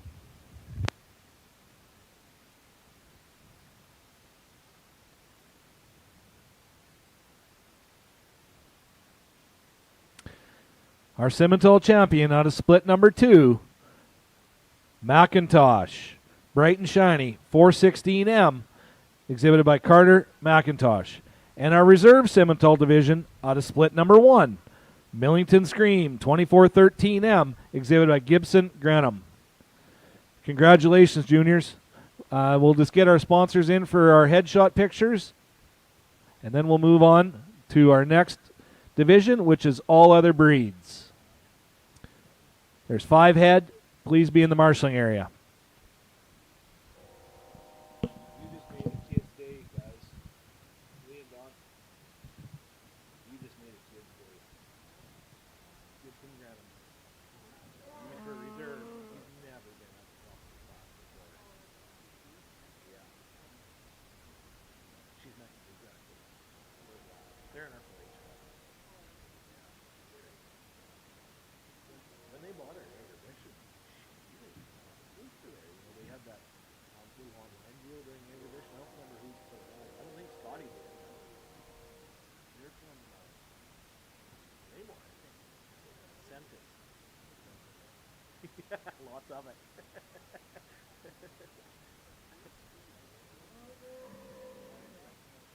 They do you just fine. When you use her in the class, I was watching it. This was that smile. And I was like, that's fine. Said that last week. Didn't happen yet. At least you know they didn't hide nothing.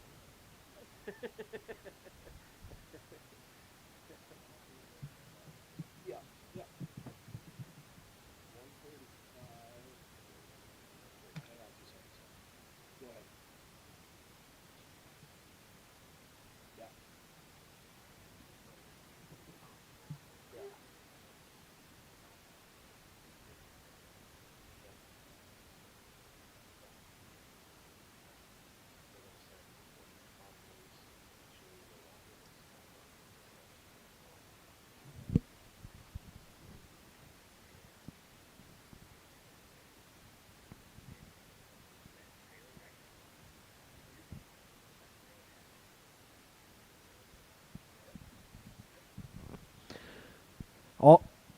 Class number 5, all other breeds.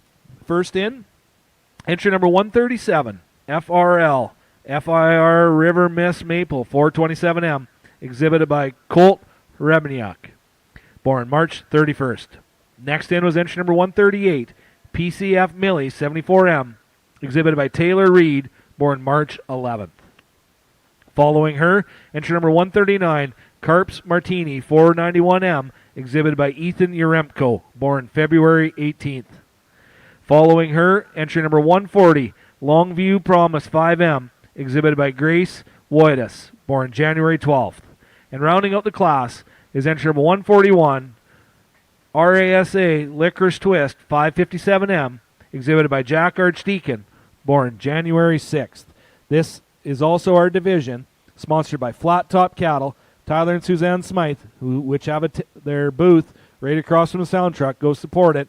Sarianko Cattle, Dennis and Lisa Sarianko, which is also our steer judge that we're going to see here right shortly.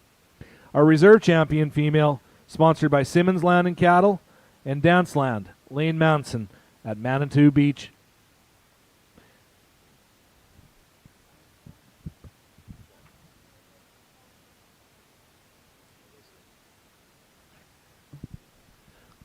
All commercial cattle, please come to the marshaling area. You guys are on deck. All commercial cattle should be here.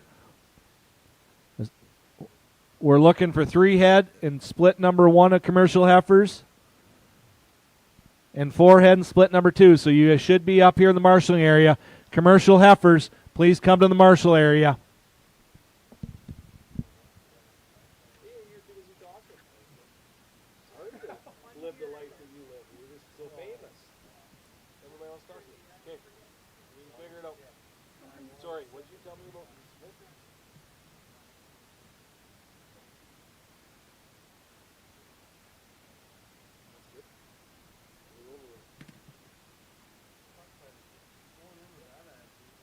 Get them out of the way, I mean. Yeah, get them out of the way. Yeah.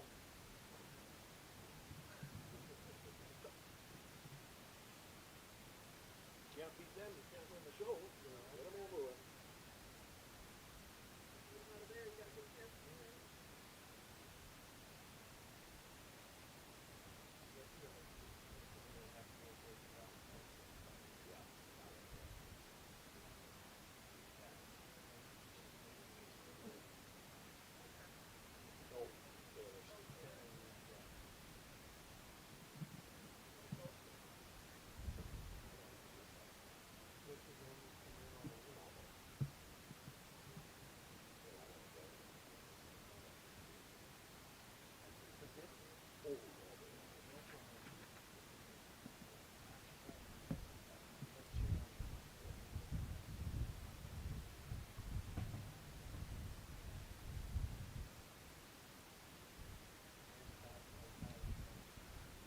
Again, all our commercial cattle, please make it your way to the marshaling area.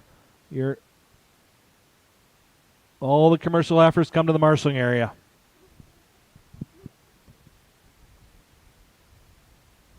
Holy.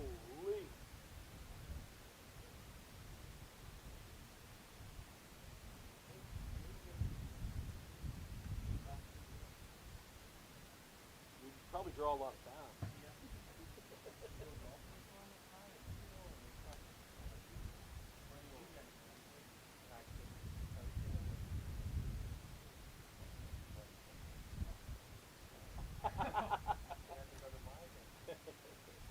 Where was it really?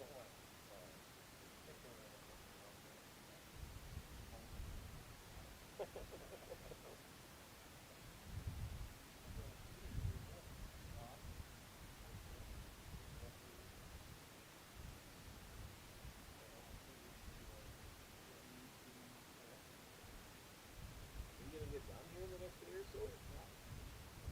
What the heck?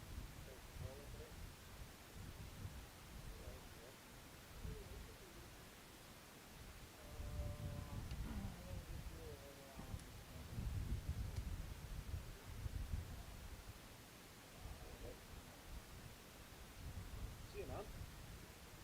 Who's that? Oh, there's third. That's a 4.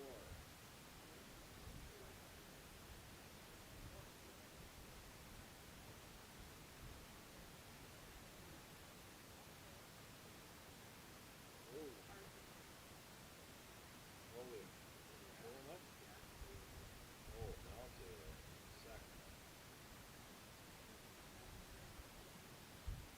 Ready up this third? 140 is good. Well, we started this class out with a heifer we really like. She's got Mama Cow written all over her. That's a female that's just got all her pieces are made well. She's a beautiful fronted heifer, really nice headed, wide muzzled heifer. She's a female that ties in so nicely through her shoulder and her neck. She's got a lot of balance. Teat placement and size is extremely nice. You get in behind her, she's got some real dimension. She's long from hooks to pins. Female that's got some boldness of rib and some natural softness about her. Just looks like she's got Mama Cow written all over. We really do like this heifer in second as well. She's certainly a little different type than our heifer that wins the class. She gets a little shorter corded and hasn't really got as much true natural muscle as the heifer on top of her, but we really like her. This heifer has beautiful movement when she gets out. She tracks free and easy. She's really solid topped heifer. Again, we just like the heifer that's got a little more natural base and natural muscle to on top of her, but we do like a lot of things about her profiles very, very nicely. Little red heifer that runs in third, we really like. There's a lot of balance in this heifer. She moves out well enough. She's really got a nice size of teat and a nice teat placement. She looks like she's going to make a Mama Cow. Again, a lot of balance to this heifer. She's really attractive, really nice headed heifer. Those are the kind of heads we are really drawn to. They've got a wide muzzle. They're not too long. They're not too short. Just really do like that kind of a head. Really nice bone heifer. She's right on her feet and legs. She just gives up some overall mass to these two heifers on top of her today, and that's what's going to put her third, but we really do appreciate her. And here's probably the performance heifer in the class, the white heifer that comes in next. There's a lot to like about this heifer. She's got a tremendous amount of rib shape and softness about her. She's a female that's going to go out and produce a lot of pounds in performance. We would straighten out her front feet. She wants to toe out a little bit, and she gives up a little bit of the cleanliness that the heifers on top of her have got. But boy, there is a lot of good in that heifer. You get in behind her, you really appreciate the mass and dimension and top and the boldness of rib in her. And she, again, is a real nice headed heifer. But again, when you're getting in this class, she just toes out a little, and then we would change her through her front end a little bit. We really appreciate her, though. The heifer that rounds up the class we really like as well. She's a really long-bodied heifer, really strong topped heifer. She gets pretty close in her teeth placement for us today to put her any higher. Not quite as soft as some of the heifers on top of her, but there's a lot to like in this heifer. There's a lot of top in her, a lot of natural base in this heifer, and so we really appreciate that. But we would soften up her middle, give her a little more middle third, and would change her that way. Again, we would space out her teats to stand her any higher. But again, there's a lot of good in that heifer. Really good class of heifers. There's a lot of differences in this class, which you would expect. Congratulations to all. Thanks, Don. In all other breeds, our champion female is entry number 141, RASA Liquors Twist 557M, exhibited by Jack Archdeacon. And our reserve champion female is entry number 138, PCF Millie 74M, exhibited by Taylor Reed. Third in class was entry number 137, FIR River Miss Maple 427M, exhibited by Colt Herebniak. Fourth in class, entry number 140, Longview Promise 5M, exhibited by Grace Wotus. And rounding out the class is entry number 139, Carps Martini 491M, exhibited by Ethan Uremko. Champion female sponsor was Flat Top Cattle Company, Tyler and Suzanne Smythe, and Sarianko Cattle, Dennis and Lisa Sarianko. Our reserve champion female sponsored by Simmons Land and Cattle Company, Jim Simmons and family, and Dance Land, Lane Manson at Manitou Beach. Thank you to all of our sponsors. We'll just grab our headshots, and then we'll be moving on to our commercial division. Split 1 and Split 2 should be in the marshalling area.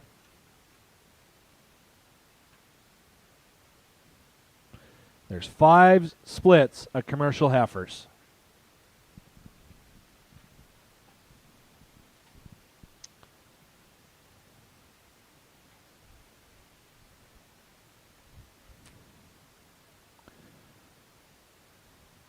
Lee and Don have judged so much together that I don't even think they ever disagree on which one they're going to use, do they? And if they do, we know that Don wins.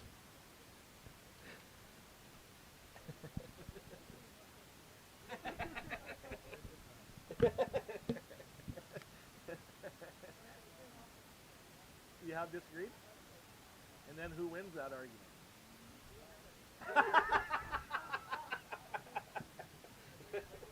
Yeah, I was unplugged. Coming in the commercial heifer split number 1. We got a little stage fright. First in, entry number 142, Karen, born April 24th, exhibited by Cheyenne Hallberg. Next in is entry number 144, Marv, born April 2nd, exhibited by Colby Simmons.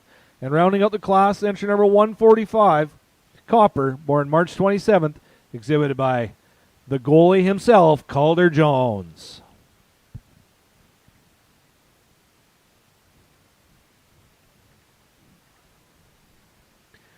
There is 5 splits of commercial females. Again, our sponsors on the commercial division, Riverstone Cattle Company, Tim and Kim Matthews from Olds, Alberta. Payne Livestock, Rocky and Debbie Payne from Lloydminster. Alliance Genetics, Mike Frank from Prince Albert. And the Little General, Mainstream Genetics, Chris Schmidt and family from Watrous.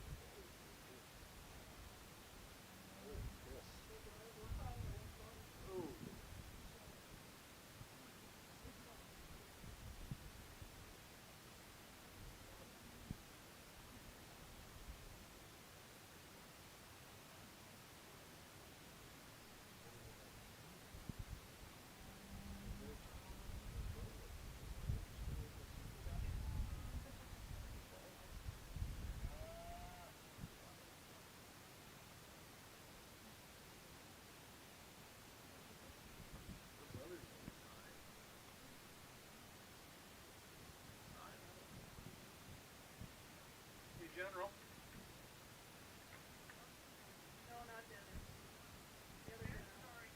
Yeah, he knows his name is the General. No, I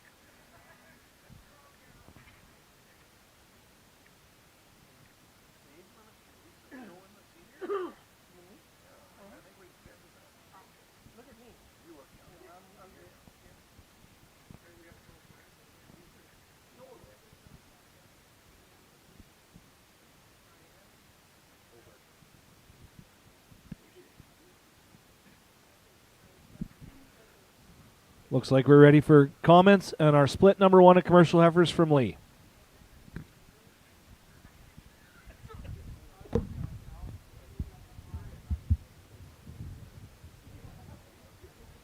Well, these are all good heifers in this class. I guess I'll wait till they get in line, but we're going to go ahead and use this red heifer. She's got so much dimension of body in her.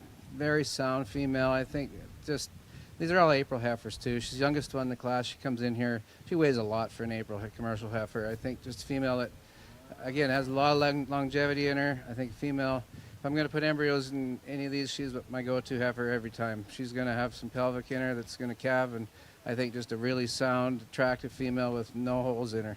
We like the black heifer come in second. She might be as correct as anything we've seen come through the ring today. If I change her, I'd give her a little more muscle shape, get in behind her. I think that she's straight and she's sound and she's pretty, but I just would like to beef her up just a little bit. And again, she's plenty big enough for an April heifer in a commercial world. There's nothing wrong with her, but she's standing behind a big red power thing that has all kinds of shape and just that added dimension, and that's what puts her in second today. We like the Baldy in third. Again, there's a female with a lot to her. She's got some shape. She gives up a little foot quality to the heifers that beat her today and maybe some cleanliness of lines, but I think a female, again, that's going to be around for a long time, make a lot of money in the future for this young lady.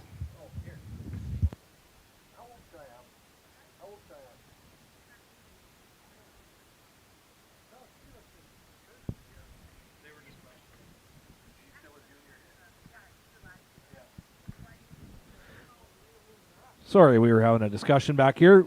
First in split number 1, entry number 145, Copper, exhibited by Calder Jones. Second in split 1, entry number 144, Marv, exhibited by Colby Simmons. And rounding out the class, entry number 142, Karen, exhibited by Cheyenne Hoberg. Them first two heifers will be advancing to our commercial final drive. Next in is our split number 2, class 6. Should be 4 heifers. We got entry number 148 as a scratch.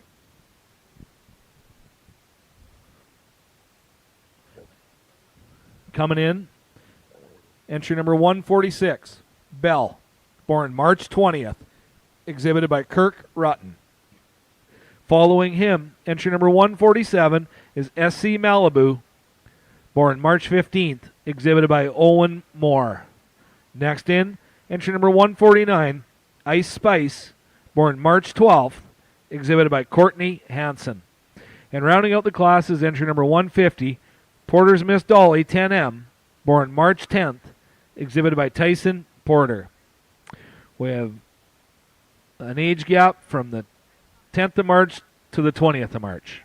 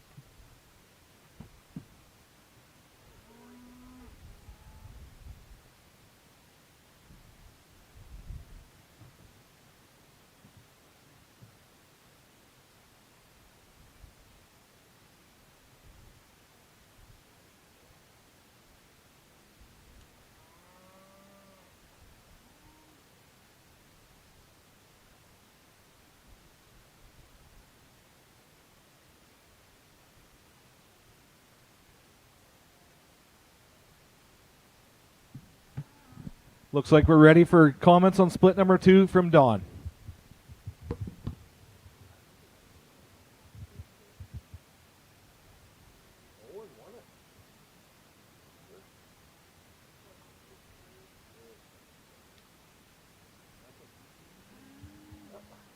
Well, we've got a really solid heifer to start this class out with.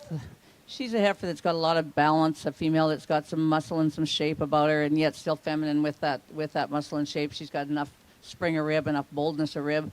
A female that certainly is attractive in her lines. A female that tracks out really, really well, maybe as well as any in the class.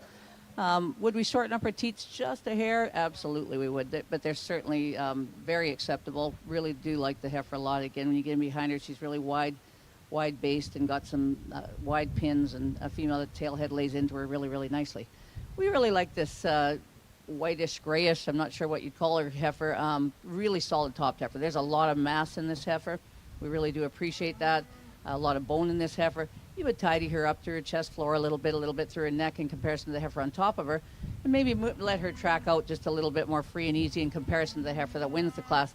For sheer mass and volume and performance, she's the heifer that would win all day, but for those reasons, we're going to put her second today. We do like the style of this heifer that's in third. She's a little frailer made for us in comparison to the heifers that beat her, and that's what's going to put her where she is. On the stand, she looks a hair straight in her hind leg. She moves out well enough on it, so it probably isn't as straight as it appears. Really strong topped heifer. Not as much natural base and dimension as these heifers on top of her, and that's going to put her where she is, but we really do like a lot of things about this heifer. She's got a lot of future. The heifer that rounds up the class is certainly long enough bodied. She's a female that's got some mass when you get on top of her. She's certainly got some dimension. She gives up some cleanliness of line. She gives up some softness to these heifers that run on top of her, but certainly there's lots of good in that heifer. You would change her in her hind wheel structure a little bit, and that makes her want to move underneath herself. But certainly there's lots and lots of good in that heifer as well. Strong class, certainly some differences in type and kind. Thanks, Don. In split number 2, advancing to our champion commercial female is entry number 147, SC Malibu, exhibited by Owen Moore. Also advancing is entry number 150, Porter's Miss Dolly 10M, exhibited by Tyson Porter. Third in split number 2 is entry number 149, Ice Spice, exhibited by Courtney Hansen. And rounding out the class is entry number 146, Belle, exhibited by Kirk Rutten. Moving on to split number 3 of our commercial heifers. First in, entry number 151, Black Betty, born March 5th, exhibited by Kira Harluck. Following her, entry number 152, Millie, born March 1st, exhibited by Kendra Ewan. Next in, entry number 153, Black Magic, born February 28th, exhibited by Grady Grenham. Following her is entry number 154, Millie, born February 25th, exhibited by Tatum Harlock. And rounding out the class, entry number 155, Elizabeth, born February 24th, exhibited by Dawson McLean. 5 heifers in split number 3.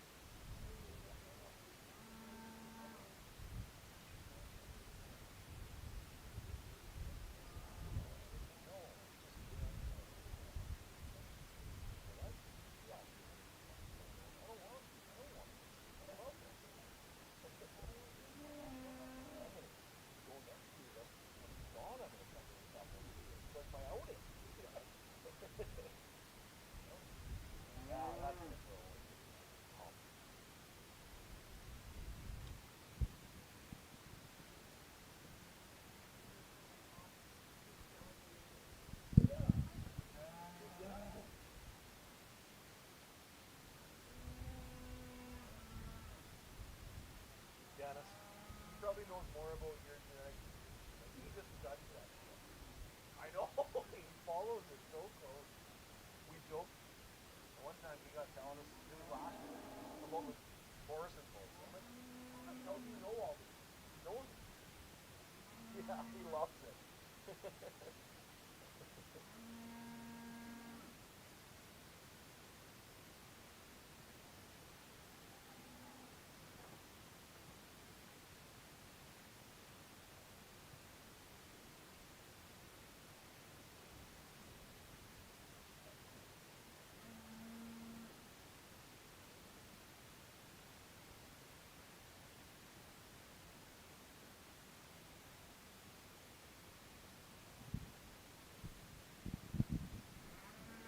If you see any of our sponsors on the day, please go shake their hand.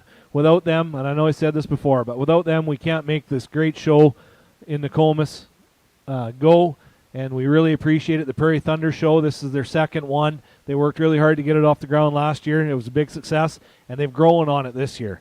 There's more cattle, more kids this year, which is their goal every year. They want to keep growing, and without the sponsors, it's really tough to do, and without the committee that puts a lot of time into it. And this is their busy time.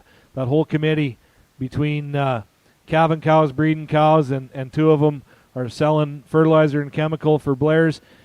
It takes a lot of time, and this is their busy time, and they're making them both work, juggling two hats. So, again, thanks to the committee and the sponsors for putting on the great Prairie Thunder Show.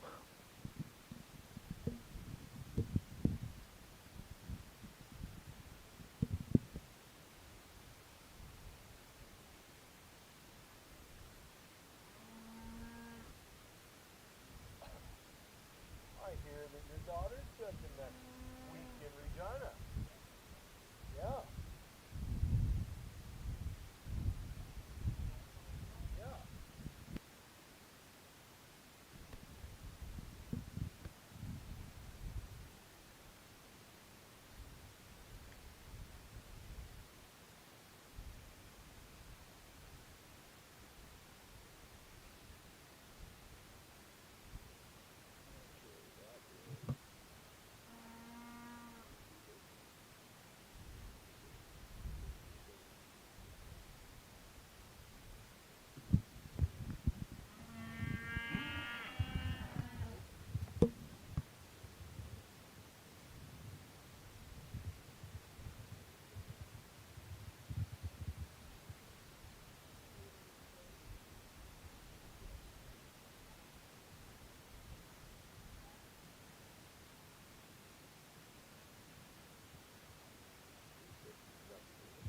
Well, we've got, again, some differences in type and kind. This is a really well-balanced heifer, really well-made heifer that we used on top of this class. We struggle with whether if she's big enough for us, but she's just got so much completeness about her. Nice teat size, nice teat placement. She's really, as I said, really, really well-balanced, strong-topped heifer, attractive, well-presented female that moves out really, really well. We do like this heifer that runs in behind her. We like the amount of heifer that's there. She gives up some balance to this heifer on top, certainly. She gets a little higher tail-headed, gets a little shallower quartered than this heifer gets on top of her. But this heifer will definitely outweigh that top heifer. So, you know, it's a give and take always. We are going to go with the heifer that's just got a little more complete for us today, but we really appreciate this heifer and how much there is of her. The heifer that runs in third really probably matches our top heifer a little bit more as far as the size that she is. She's again, a heifer that's really well balanced. She really gets soft topped, especially on the move. Her tailhead gets jacked up a little bit. She does give up a little bit of cleanliness from the top of her shoulder to the base of her brisket, but we really like this heifer as well. If she was a little more solid top, she'd probably stand in second today for us, but that's where she's going to land. Here's a heifer with all kinds of performance that runs in next, and certainly there's lots of argument to be made for that heifer, especially in the commercial industry. There's a lot of pounds, a lot of performance in that heifer. She's got a lot of top in her, a lot of base width when you get in behind her, but she does give up some attractiveness to her front end, some attractiveness to her shoulders. She gets a little bigger headed, gives up some of the balance to the heifers on top of her, and then when she gets out and moves, we'd like to give her a little more flex in her pastern to make her stand up any higher today, but we really do appreciate a lot of things about that heifer. We appreciate how much of her there is. And then Elizabeth comes in with a great name. She's named after royalty, I'm assuming, and why wouldn't she be? She's a beautiful heifer. She's really long-bodied, certainly a strong enough top heifer, and again, got a lot of relevance in the commercial industry. She just does give up some overall package in comparison to some of the heifers on top of her today. She wants to hawk in a little bit, wants to stand pretty narrow on her hinds, and yet she's got enough base. So it's, it's a give and take. We certainly appreciate the length of body and lots of things about her. Certainly an interesting and varied class today. Congratulations to all. Advancing out of split number 3 to our champion commercial drive is entry number 154, Millie, exhibited by Tatum Harlock. And second in this class and also advancing is entry number 151, Black Betty, exhibited by Kira Harlock. Third in class, entry number 153, Black Magic, exhibited by Grady Grenham.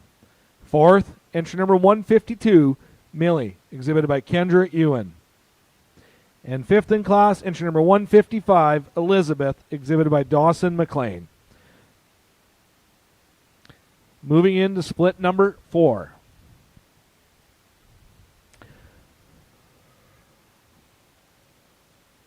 There's 5 splits of commercial females. Split number 4. First in, entry number 156, Dakota, born February 22nd, exhibited by Jackson Martins. Following her, entry number 157, K5 Royal Eston Annie 9M, born February 17th, exhibited by Teslin Kajner. Following her, entry number 158, Peach, born February 15th, exhibited by Grace Whitus. Next in, entry number 159, Hope, born February 12th, exhibited by Levi Hildebrand. And rounding out the class, entry number 160, Miss Mildred 9M, born February 10th, exhibited by Kylie Wilton. Or Kyle Wilton, sorry. Sorry, Kyle. I should read a little better. Our commercial female sponsors, Riverstone Cattle Company, Tim and Kim Matthews and family, Payne Livestock, Rocky and Debbie Payne. Our reserve banner, sponsored by Alliance Genetics, Mike Frank, and Mainstream Genetics, Chris Schmidt and family. Thanks to our sponsors on our commercial female division.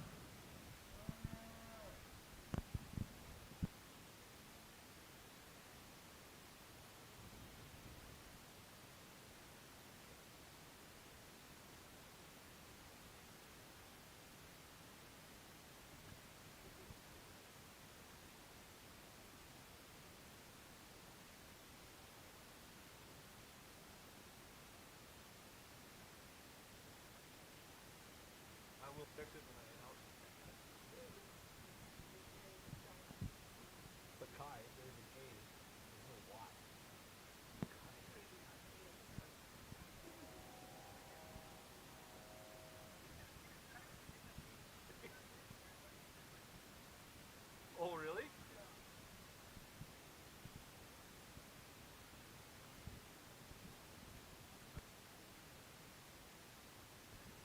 Oh.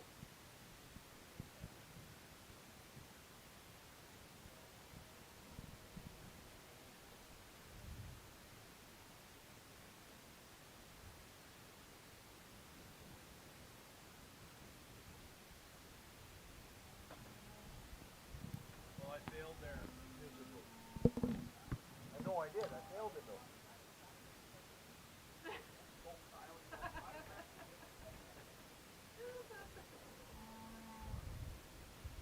I don't think they're gonna fire you yet. Yeah.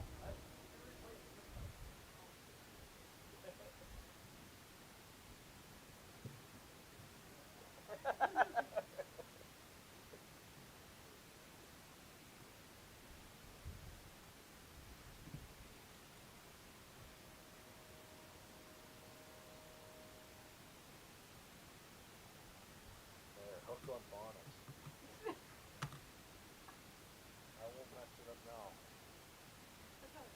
Yeah. Hey. Phonics. Hooked on phonics. I won't screw it up now.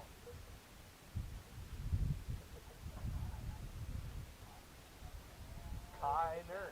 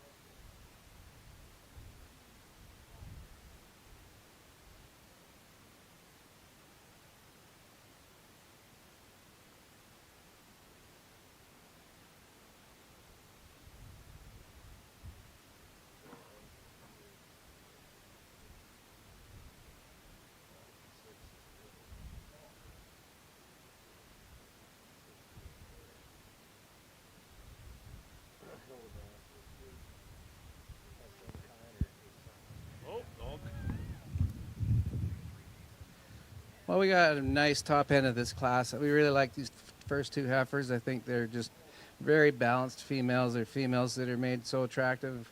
Any direction you look at them. We've used the one here, I think, to win the class. Just a little more power down that high leg. I think just a little more over the top than this heifer. Female that really does tie everything together very nice. And the one in second follows her as close as anything we have. Really sharp-fronted female, we don't even care how sharp they are, but it really does look good on her.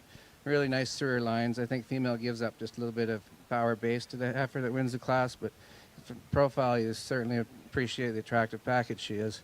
Third place heifer, again, another really nice bodied female. I'd fear her up moving. She's a little tight and stiff today, and it's too bad because I don't think it's her fault. I think she just needs to get out and get moving and exercise and limber up a bit. But really nice bodied female. Again, a very nice balanced heifer that ties everything together so nice. And we get into our fourth place heifer here. I think she gets a little wonky on them hind legs, but again, a female with lots of rib shape and body shape to her. Female that's a nice size and nice package. And the yellow heifer at the end, I would change her udder structure. That was the first thing that put her down there for us. But we do like the body shape again in her. Female with plenty enough bone for sure, but ties everything together very nice. But this was a really good class of heifers. Congratulations. Thanks, Lee.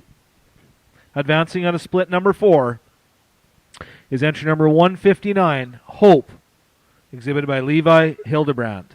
Also advancing, entry number 157, K5 Royal Eston Annie 9M, exhibited by Teslin Kiner. Sorry I mixed that up last time. Third in class, entry number 160, Miss Mildred 9M, exhibited by Kyle Wilton. Fourth in class, entry number 156, Dakota, exhibited by Jackson Martins. And rounding out the class, entry number 158, Peach, exhibited by Grace Woitas. Moving into our final split of commercial heifers, split number 5. There should be 4 head. Scratch number 162. First in, entry number 161, PODZ, Saras Dakota Princess 34M, exhibited by Taylor Reed.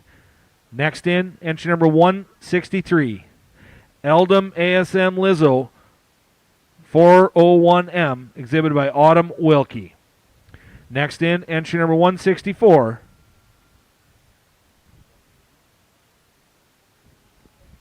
Phoebe, exhibited by Grace Galen. Following her, entry number 165, Darla, exhibited by Jessa Martins. Should be 4 head in our final split of commercial heifers. Our previous 4 splits of commercial heifers, you should be up in the marshalling area to come back in for our champion, to vie for champion and reserve champion female.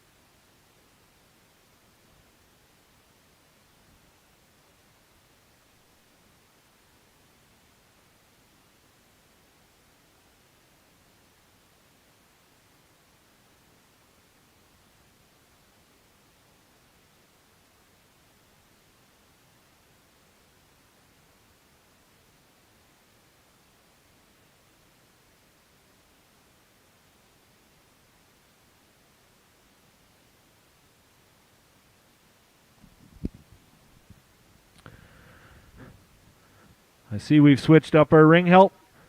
Thanks to Callie Steen for stepping in for her mother and Sean Bartle for working ring today.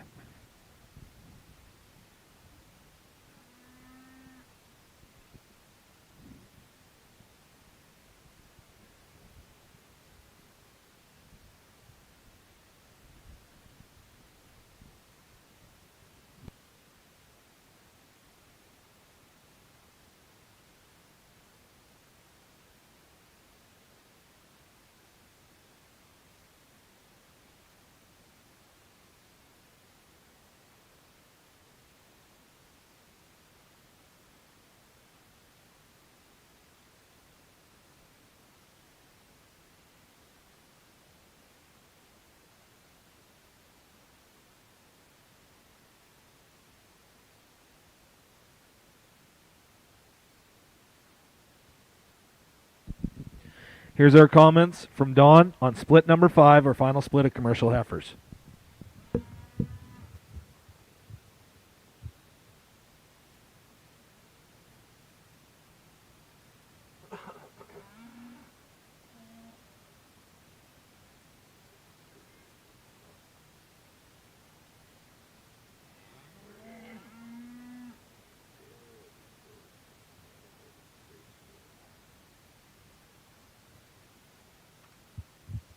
Well, this is again a varied group of heifers, which I guess you would expect in a commercial class. This is a really well-made heifer that comes on top of this class. This heifer is sound. She's structurally very sound. She's a heifer that's really well balanced, a female that's got a lot of rib shape. She's a female that's really solid top, really level from hooks to pins, a female that's got enough flank. She's bold in her rib shape, a female that glides out on the move. She's got a solid, sound foot underneath her. Nice teat placement and size. Highly presented heifer. This girl does a fantastic job. I guess in just one little thing of advice, you always prefer a black teat to a white one, so I probably wouldn't paint what teat's white, but that is a beautiful heifer. You've done a fantastic job on her. A lot of base in that heifer, and she's beautiful. We really like this heifer that runs in behind her. She certainly gives up the soundness of hind leg to this heifer on top of her, but look at the teat size and placement on this heifer.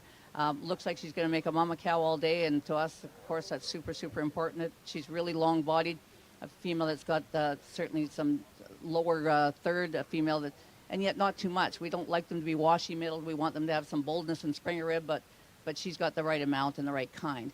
She really ties into a nice shoulder and a nice neck. Again, would we change her hind leg? Yeah, absolutely. So she doesn't move out on it exactly like we'd like her to just because of that hind leg, but really appreciate this heifer a lot. She's going to have a lot of relevance in the commercial industry. The heifer that runs in third is certainly our problem heifer in the class. She tends to lean more masculine than feminine for us. There's certainly, kids love these kind of heifers. They've got that kind of hair. They've got a lot of mass, a lot of boldness, a lot of width, a lot of muscle. And you wish that she'd have been born a steer, in all honesty. For us, she gets a little more masculine in her head and her front end, and but you still appreciate the amount of mass. She's certainly got some balance about her, and she moves out well enough on a fairly sound set of feet and legs. There's certainly a lot of good in that heifer. She just leans a little too masculine for us today. And then the heifer that runs in behind her, there is a lot of good in this little heifer. She definitely gives up some pounds in performance to the other heifers on top of her today. She gives up some length of body, but there is nothing wrong with this heifer. She's really well balanced. She's very feminine. She's got beautiful teat size and placement. She's certainly wide enough when you get in behind her. She just gives up some overall performance, and so that makes it a little tough to stand her any higher today, but we really appreciate her. Really solid group, certainly a strong group of heifers. On to split number 5, advancing to our champion commercial heifer drive, is entry number 161, PODZ, Surass Dakota Princess 34M, exhibited by Taylor Reed. Following her and advancing is entry number 164, Phoebe, exhibited by Grace Galen. Next in third place, entry number 165, Darla, exhibited by Jessa Martins. And rounding out the class, entry number 163, Eldam ASM Lizzo 401M, exhibited by Autumn Wilkie. We should have 10 heifers coming back for our champion commercial heifer.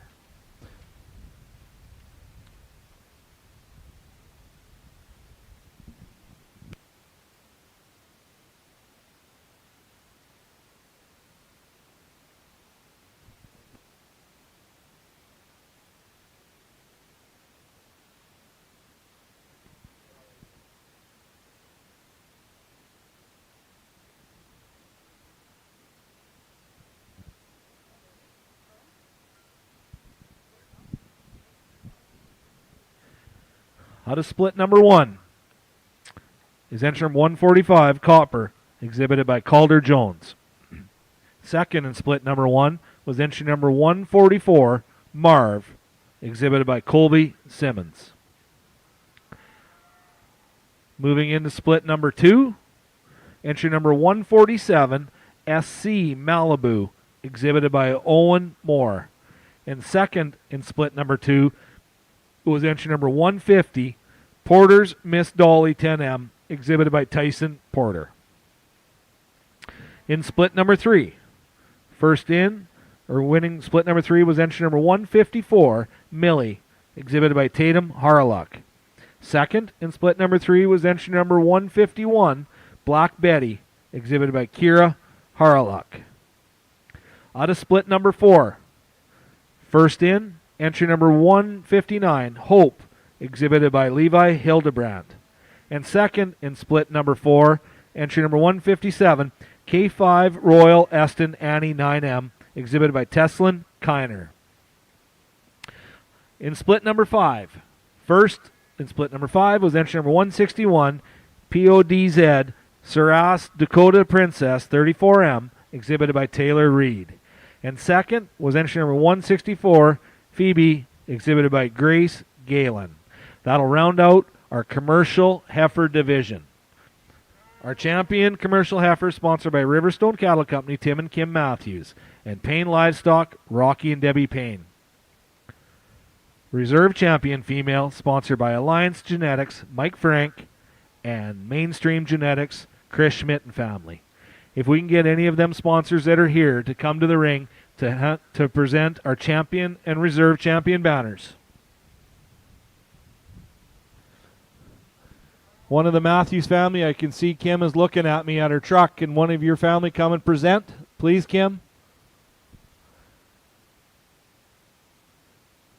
And I know that Corpsey will hand out the Mainstream Genetics.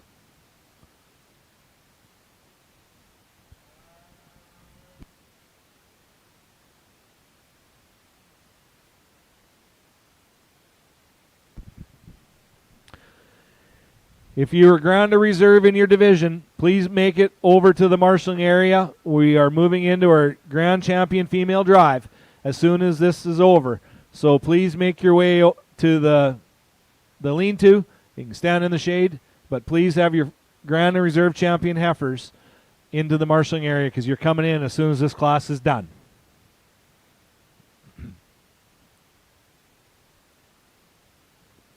While we're doing this, I just want to run through our major sponsors for the day, which is Mainline Chrysler, King of Trucks out of Watrous, Mazer Group, Claus, T-Bar C Cattle, Brandt, and Watrous Mainline GM out of Watrous.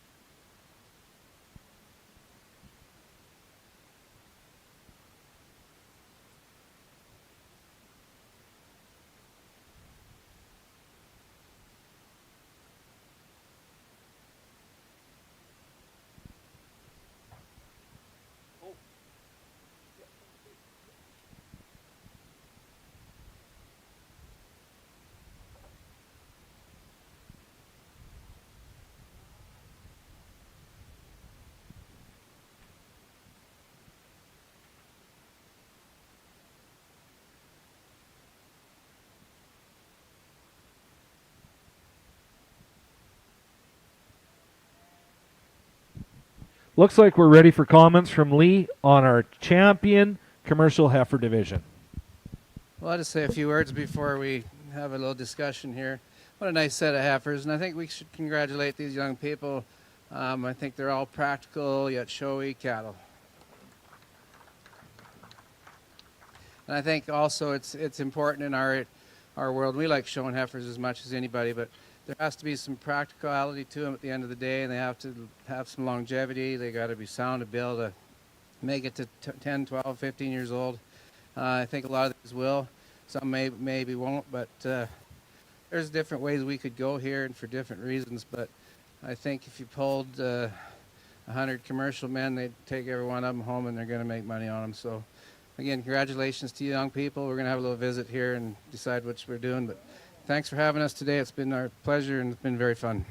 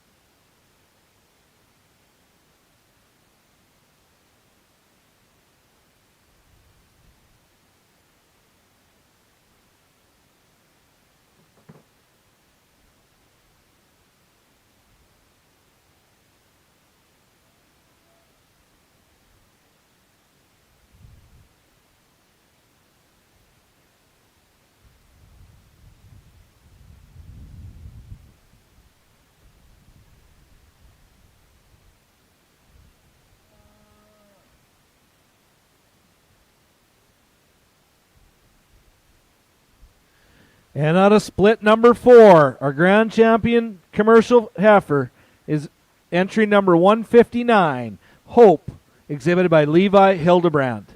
And our reserve grand champion heifer out of split number 5 is entry number 161, PODZ Saras Dakota Princess 34M, exhibited by Taylor Reed. Again, our champion heifer was sponsored by Riverstone Cattle Company, Kim and Tim Matthews, and Payne Livestock, Rocky and Debbie Payne. Our reserve banner was sponsored by Alliance Genetics, Mike Frank, and Mainstream Genetics, Chris Schmidt and family. Congratulations to our commercial champion and reserve champion and all our exhibitors. Good job.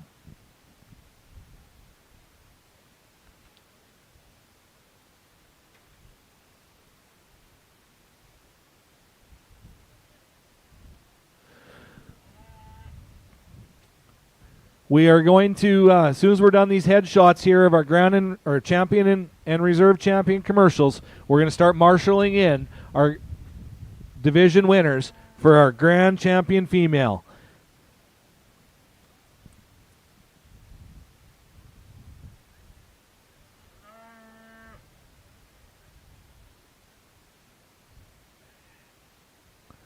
Oh, we've got a double group here.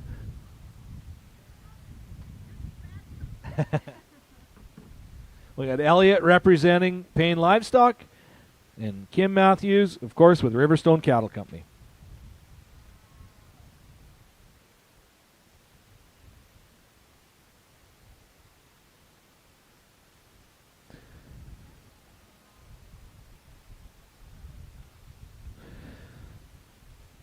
All right, we're gonna let him let him work his way back around, and then we will be bringing in our champion and reserve champion females from all of our divisions.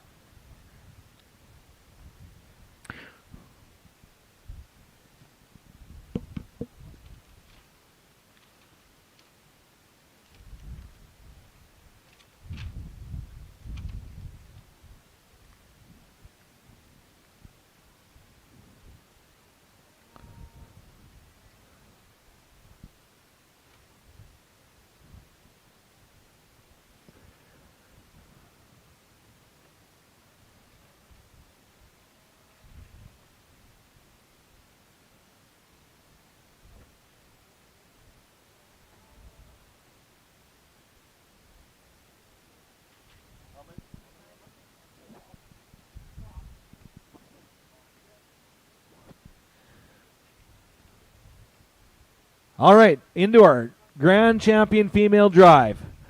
Our Angus champion, entry number 109, Mainstream Grace 24M, exhibited by Kaylin Bartle. Our reserve grand champion Angus female, entry number 105, Third Degree Idolette 34M, exhibited by Abigail Tomlin. Following the Angus is our Hereford division. Our grand champion Hereford entry was entry number 115. Eris Acres Kalen 89M, exhibited by Ty Eris. Our reserve grand champion Hereford female is entry number 114. WBHR Moonshine 7M, exhibited by Mia Mackey. Moving into our Red Angus division.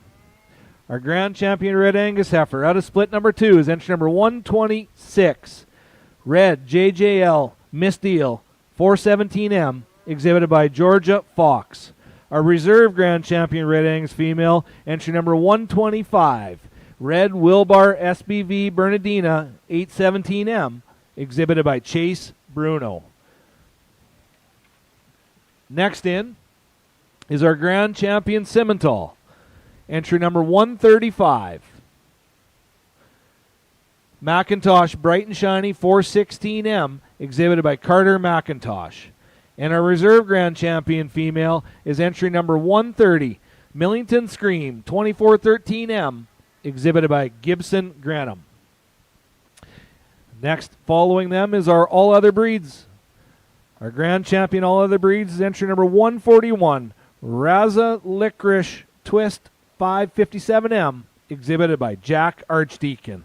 And our reserve grand champion, all other breeds, is entry number 138, PCF Millie 74M, exhibited by Taylor Reed. And rounding out our grand champion female is out of the commercial division, which is entry number 159, Hope, exhibited by Levi Hildebrand. And our reserve grand champion female is entry number 161, PODZ Saras Dakota Princess 34M, exhibited by Taylor Reed. Let's give a big round of applause to all of our participants in our grand champion female drive. I think while our judges are having a good look at the beautiful line of cattle that they have got in front of us, I think we need a huge round of applause for Lee and Dawn Wilson for coming all the way from Alberta. You guys don't realize how much of a privilege this is to have quality judges like we have today. Thank you, Lee and Dawn, so much for coming out. Big round of applause. I don't know if they get much nicer than these two people, so you guys are awfully fortunate. And juniors, after the show, you want to get some knowledge, go pick their brains. Go ask them questions. They are so glad to talk to every one of you juniors. They'll talk to you till you are done talking, and there's a lot of knowledge that you can be gained from them. They will help you in every which way. They've done it all. They've shown, they've won, they've exhibited, and they've judged everywhere. So pick their brain. There's a lot of knowledge there that we can all gather from them. So thank you for coming out, Lee and Dawn.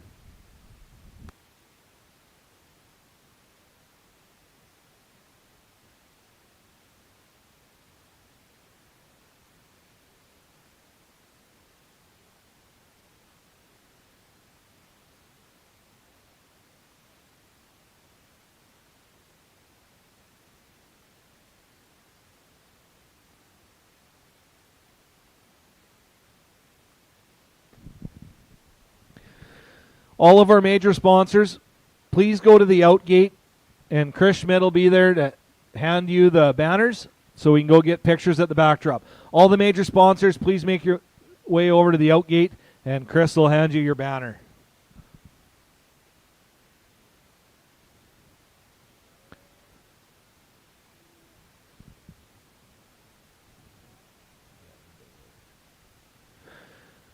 Just so anybody's aware, our showmanship judge is Tiffany Peters-Gordon, and she's been pulling out of all the classes our showmanship participants that will be advancing. That will be posted here right shortly, if it's not already, on the by the C-can. And if you, when you're done, take a look, see if you've advanced to showmanship. It'll be posted, or it is posted on the wind fence by the C-can.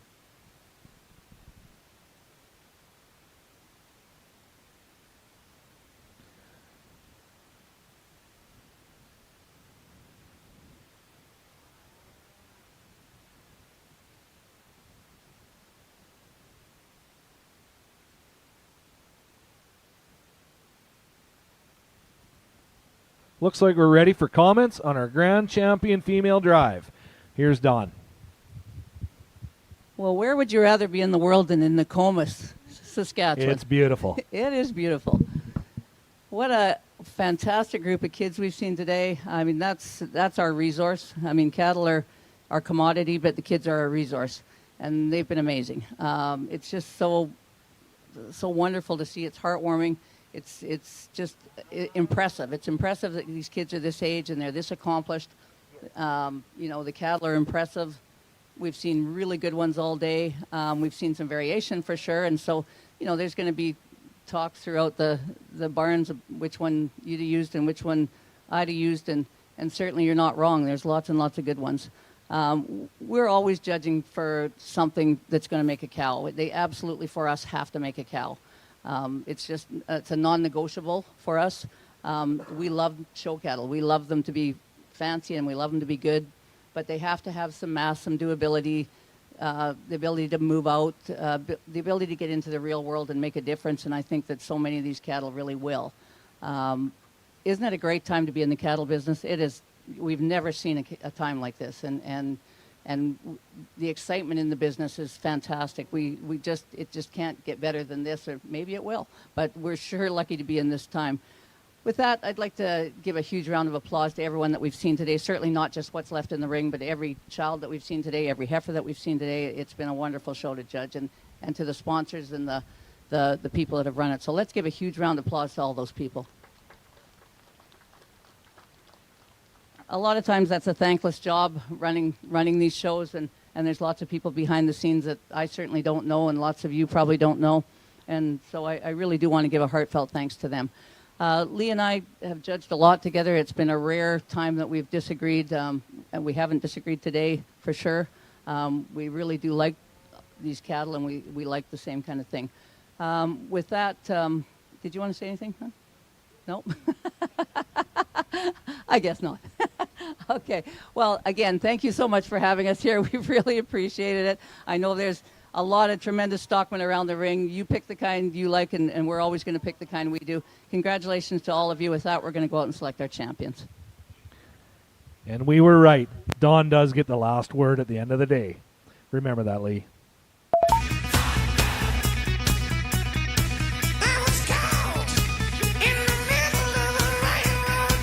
Champion first, then reserve, and then all the way down to top 5.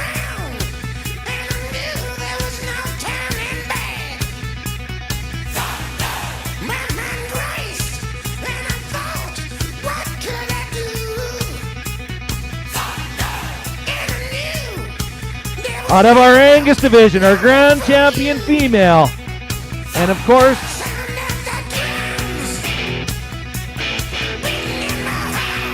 our grand champion female is entry number 109, Mainstream Grace 24M, exhibited by Caitlin Bartle. Our reserve grand champion female out of our Simmental division, entry number 145. All other breeds, entry 141. RASA Licorice Twist, 557M, exhibited by Jack Archdeacon. Third overall, out of our commercial division. Entry number 159, Hope, exhibited by Levi Hildebrand. Moving on to fourth overall. Back to our Angus division is entry number 105, Third Degree Idolette 34M, exhibited by Abigail Tomlin. And that's our fourth. And then moving on to our fifth overall. To our all commercial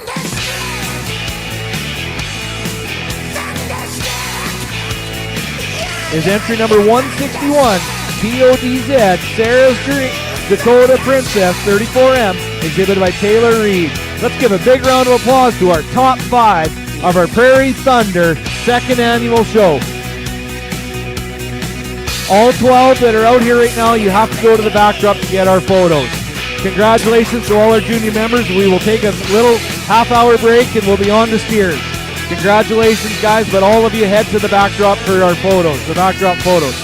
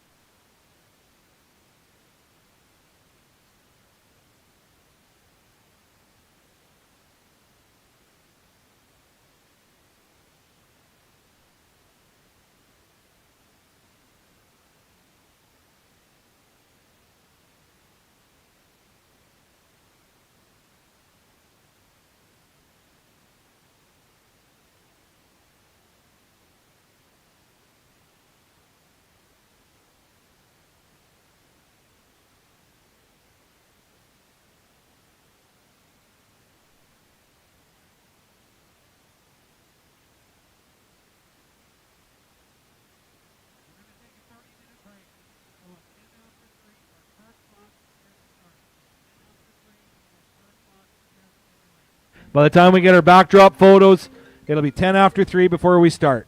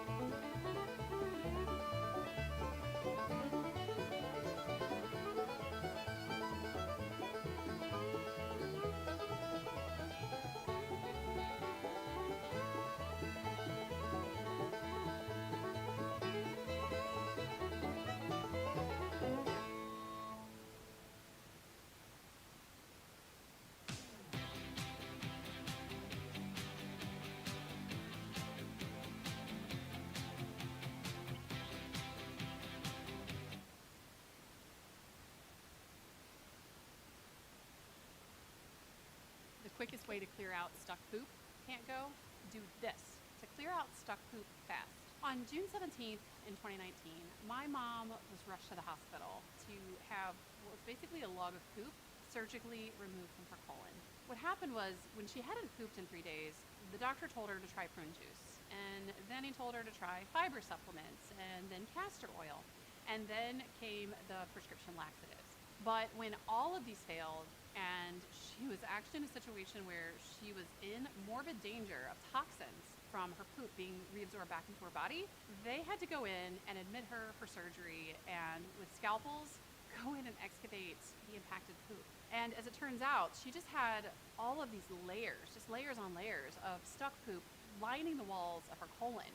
And these layers built up until it completely blocked the flow of poop. And according to Dr. Gina Sam, this might surprise you, this is actually not uncommon. Dr. Sam served as the director of the prestigious Mount Sinai Gastrointestinal Motility Center for several years in New York City. And she also was one of the first doctors to start to investigate that link between the microbiome and excess weight. She's also one of the few doctors who specializes in solving constipation, and not just on a short-term basis, but solving it for good. Now, Dr. Sam says that if you're over the age of 50, and even if you're pooping every day, yes, every single day, you could still have, get this, you could have up to 20 pounds of stuck poop lining the walls of your colon right now, just like what happened to my mom. Oh, and if you're one of those people who's pooping less than once a day, well, guess what? Get this, there's a good chance that your colon looks like this right about now. And it's not because you're not getting enough fiber or water, exercise, or anything like that.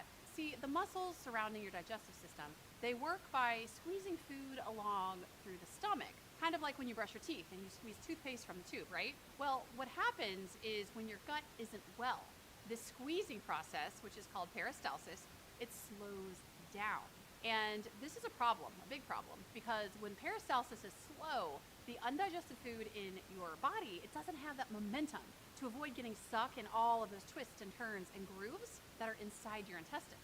Now, this is kind of gross, but hear me out. This stuck food, it literally starts rotting away. Isn't that gross? This undigested food, it's literally fermenting inside your belly. So it's no surprise that you have bloating and cramping and discomfort. But here's the thing, the problems don't stop there. This slow peristalsis, it also dries out that poop that's inside your colon. It hardens it into a literal cork that's blocking the only exit. And all the black coffee, you can drink all the prune juice, have all the psyllium, take gritty fiber, laxatives, all that stuff. All the laxatives on the planet, they're not gonna clean out that stuck poop. That's why Dr. Sam developed what poop experts now call the 7-second poop trick. It's a safe, fast, and incredibly effective way to shed up to 20 pounds.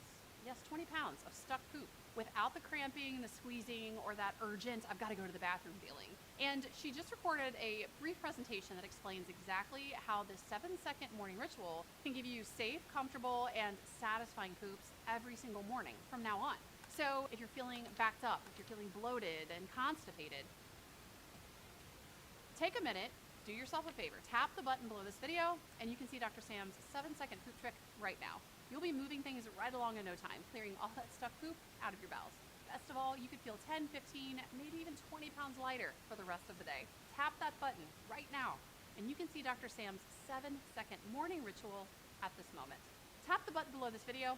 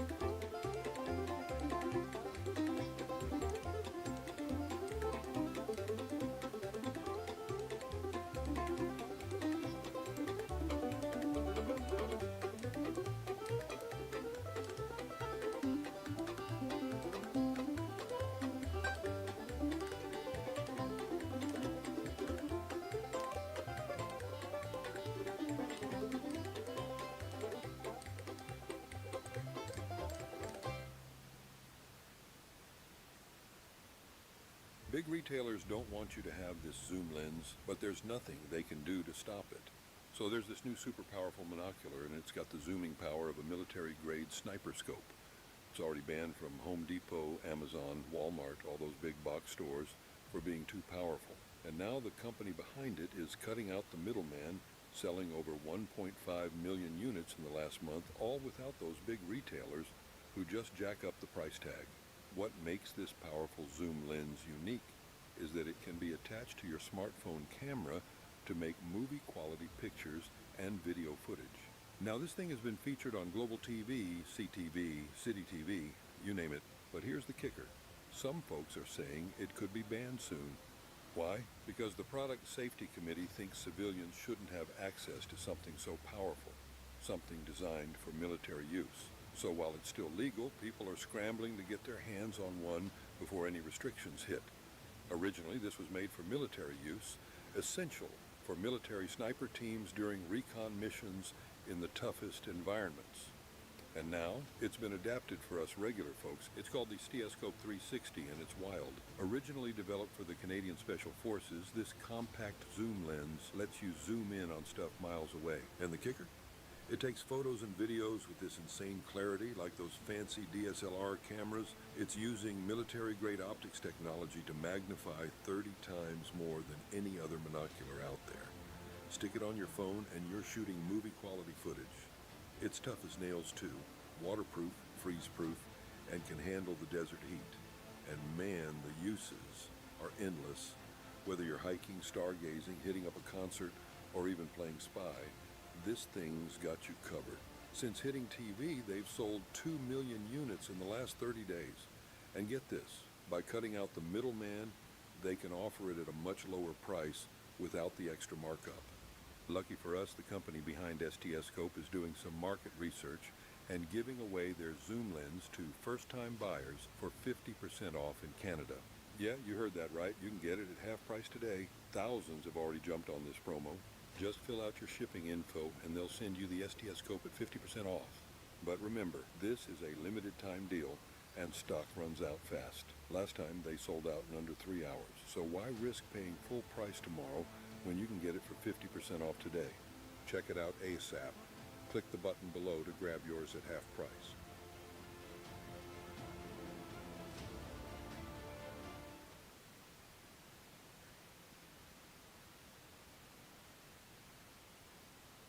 Watch what eggs do to your brain. Take a look at these 2 brain scans. They both look young, strong, and healthy, but only one of them is young. The other is the brain of a 97-year-old woman. Her secret?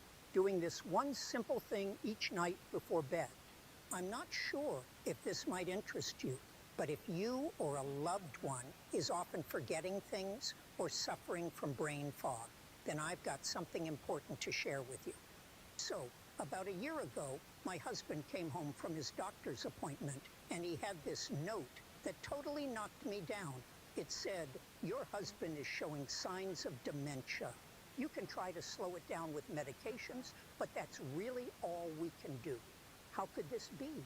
We had dreams of going on a cruise, traveling the world, and seeing our grandchildren graduate from college. And all of that to be taken away within the next 2 years, because the doctor said that's how long it could be before my husband would need 24/7 care, perhaps even in a nursing home.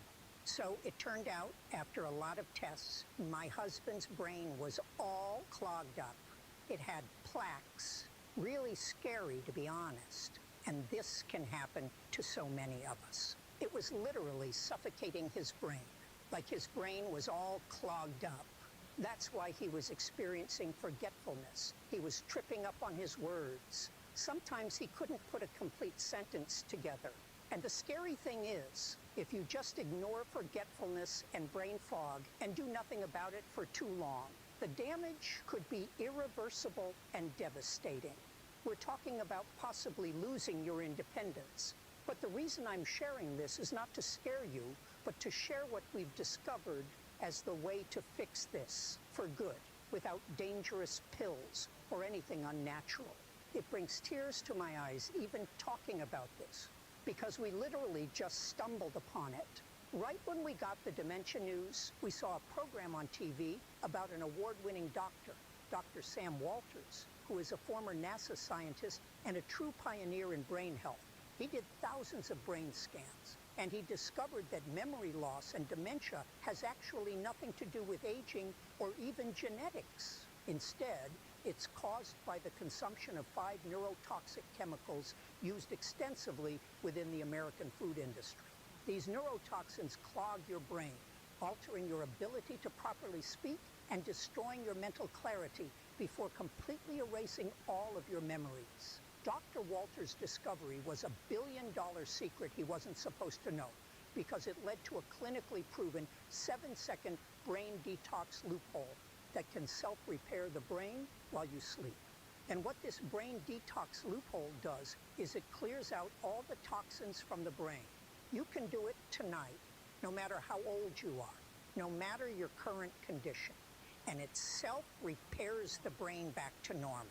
So it's working again, like in your 20s and 30s. And that's exactly what it did for my husband. The effects were pretty dramatic. All that brain fog just went away, and fast, practically overnight. Fortunately, I've saved and uploaded the exact video that showed me and my husband how to do this brain detox loophole from home. And now you can watch it too, for free, by tapping the button below.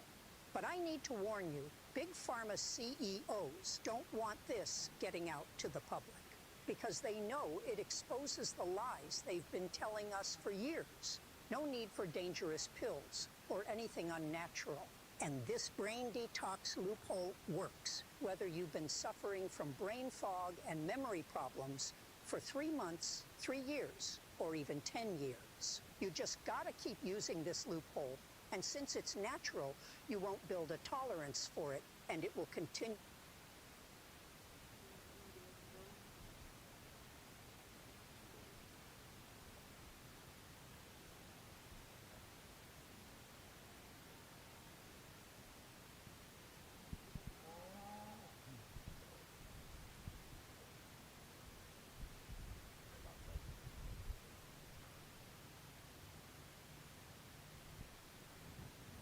Looks like we're ready for comments on split number 1 from Judge Sarienko.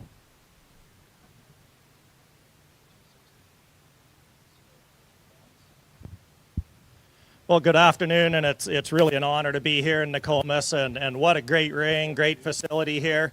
Starting off with the steer show here, I'm actually pretty happy that I don't have to place these two right away, and I can take a look at them when they come back. I think the top 2 steers that come out of this class, they're the biggest top, biggest ended. A lot of retail product in these 2 steers. They're really sound when you get them on the move. They're wide base. They got a lot of cover on them.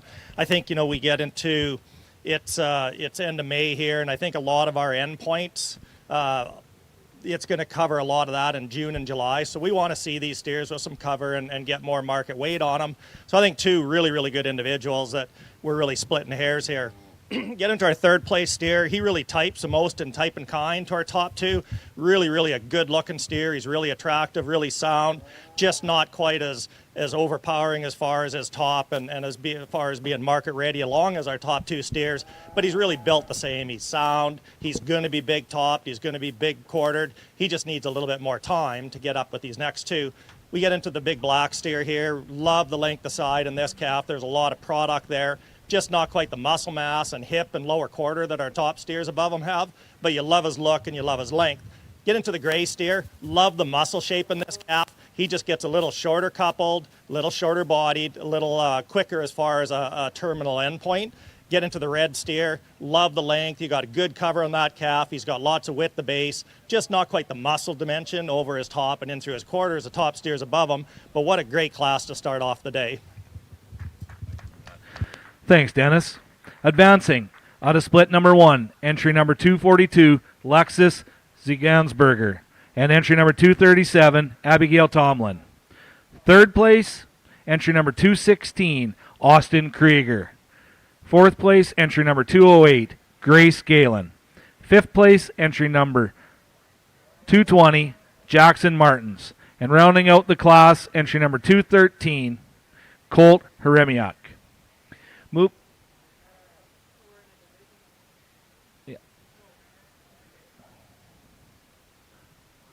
We just got to get headshots on our two that are advancing.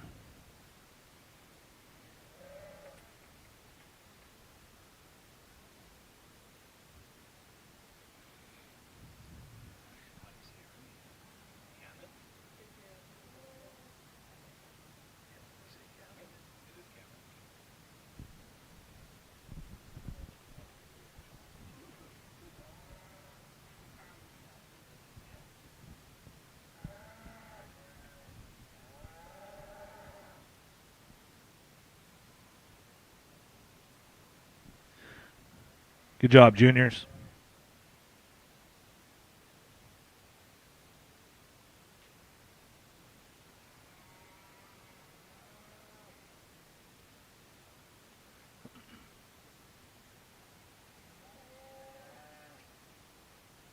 Class number 3 should be in the marshalling area. Class number 3.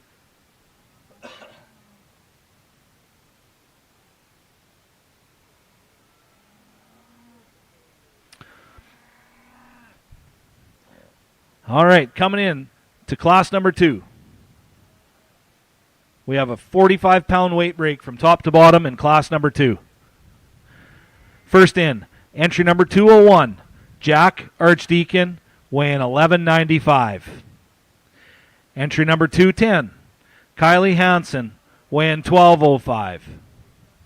Entry number 214, Cannon Kiner, weighing 1220. Entry number 215, Teslin Kiner, also weighing 1220. Obviously, they were fed together. Entry number 217, Emma Lees, weighing 1240. And rounding out the class, entry number 229, Lee Sholigan, weighing 1240. From 1195 to 1240. 45-pound weight split in class number 2.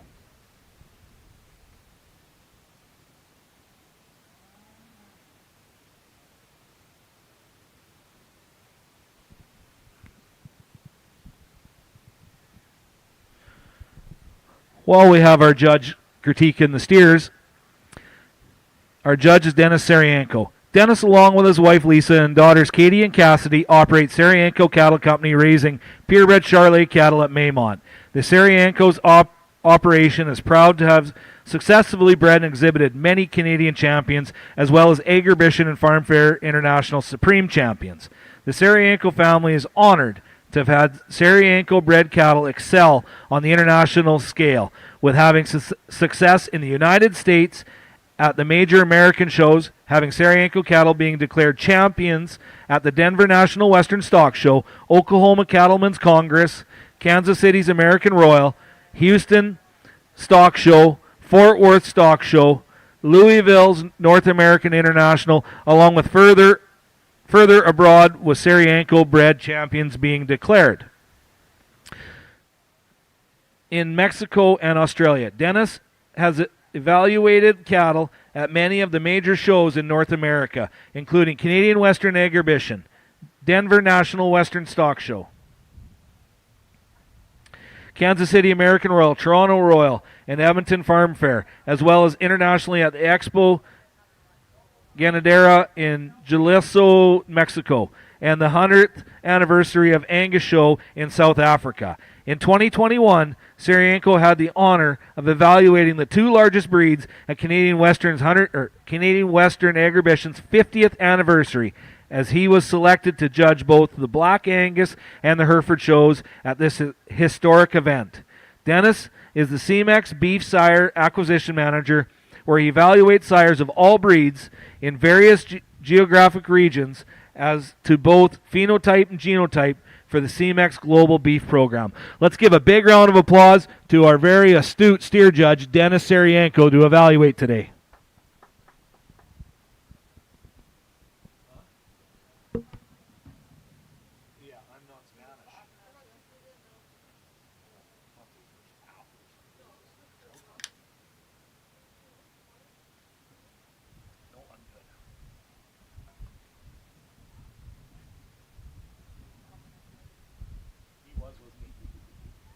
Dennis, I wasn't very good at my Spanish today. Sorry.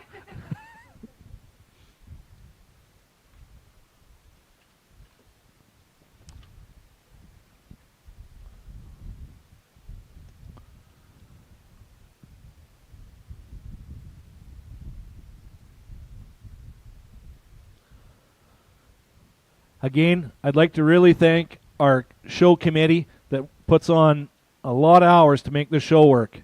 Allison Porter, Nicole Jones, Rhett Jones, and Chris Schmidt.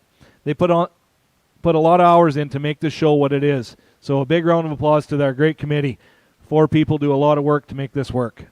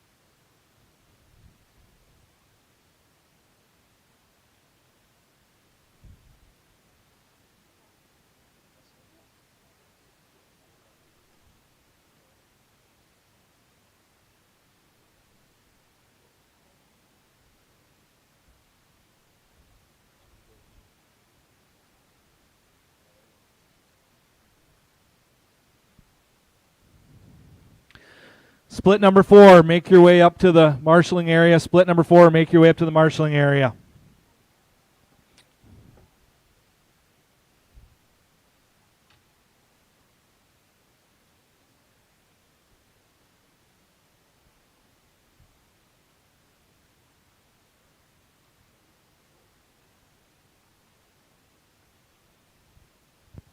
I think a really interesting class here in our second split, and I think 2 steers that really come to the top pretty handily for me. They're the biggest top, biggest quartered. They're really deep-sided when you get on these steers from the side. They're both really sound. That front black steer, he wasn't liking life here for a little while, but he's settled in here again. But you get him on the move, he really moves well. The black and white steer, super, super sound, big bone, big hipped. Love these 2 steers, and they really type and kind together. Then we get into a bit of a judgment call here, and I think our 3rd place steer is probably the biggest ended steer of the class. Love the hip in him. There's a lot of muscle shape in this steer. He's big over his top, a lot of retail product. Not quite the depth of side on soundness that our top 2 steers have, but I think a steer that gets here for muscle. Then we get into the next steer in 4th. He's our most market-ready steer. He's got lots of cover on him when you get your hands on him. Not the degree of muscle that our top steers have, and there's probably the red steer behind him in 5 probably has more muscle and top, true muscle, than that 4th place steer, just not quite the cover. Probably being a little hard on the red steer and the black and white next. they're just not quite as close market ready. I think that red steer will fool you a lot in a month. You put another month of feed on that steer, get a little more cover on him, he's going to drop down in that flank and that body, and I think that steer comes up a lot of notches in about 30 days from now. Get into the black steer and white steer, love him from the side. He's really deep-sided, real level hip, just not quite the width, the base, and switch them at the end, and I think that was for muscle over the top and overall base width. But I think a really interesting class. Thanks, Dennis. Advancing out of split number 2, entry number 217, Emma Lees, and entry number 210, Kylie Hansen. Third place, entry number 214, Cannon Kiner. Fourth place, entry number 215, Teslin Kiner. Fifth place, entry number 201, Jack Archdeacon. And rounding out the class, entry number 229, Lee Sholigan. Again, the two numbers advancing are entry number 210 and 217. Moving into split number 3.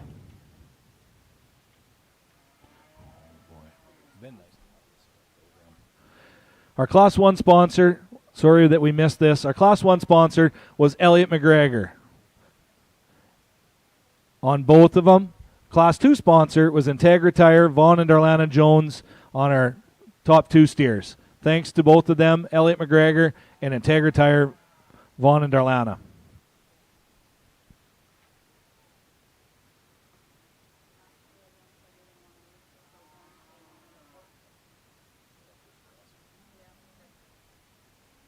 Moving into class number 3. Class number 3 sponsor is Eldom Cattle Investments, Barrett and Shelby Elliott. Thanks to them. On class number 3, sponsors is Eldom Cattle Investments.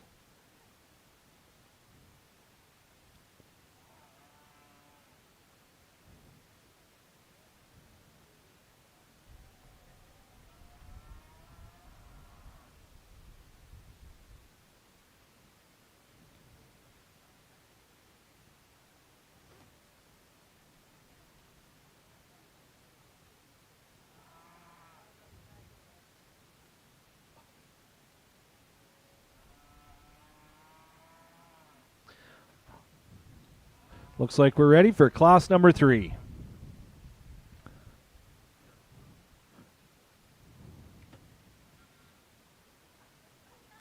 First in, class number 3, entry number 221, Lexi Martins, with her steer weighing 12.55. Next in is entry number 230, Cooper Smythe, with his steer weighing 12.55. Following him is entry number 209, Courtney Hansen, weighing 12.60. Next in is entry number 206, Georgia Fox, with her steer weighing 12.65. Following that is entry number 218, Mia Mackey, with her steer weighing 12.75. And rounding out the class, entry number 202, Colton Barr, with his steer weighing 12.90.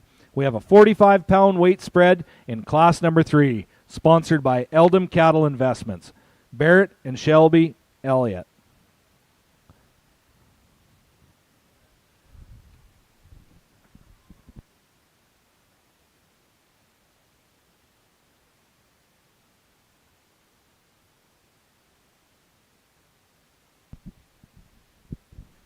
Class number 4 should be in the marshalling area. Class 4 should be up in the pull shed in the marshalling area.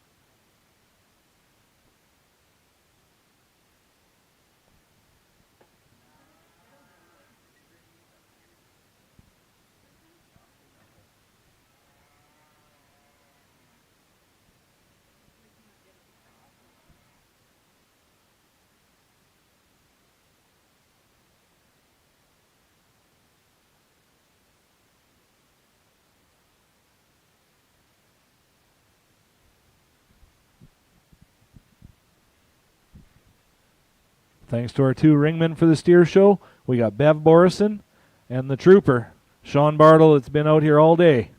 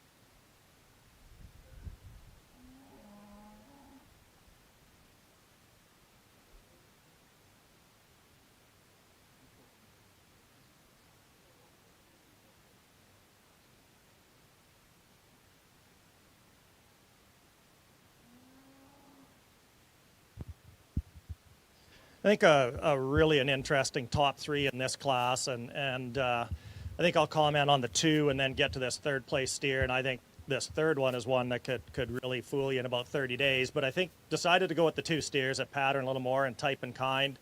Love the stoutness and with the base that this front black steer has.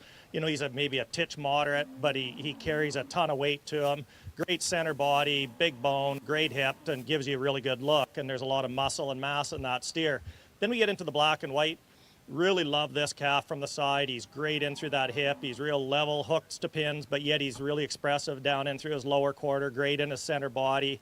Great forerib in this steer. He's wide base and he's really sound on the move and gives you a really good look. And I think there's a lot of product there. This third place steer is the one that really I struggle with a little bit. I love the length of side in him. He's a big top steer. When you get up on him, he's huge topped. He's really wide in through his pins. Really an attractive steer. And he's getting a nice finish on him. I think in 30, 45 days, if that steer drops down a little bit in his flank and center body, he's going to be really lights out because he's really sound. He's got a lot of retail product to him. You'd just like to soften him up just a notch. Get into our fourth place steer.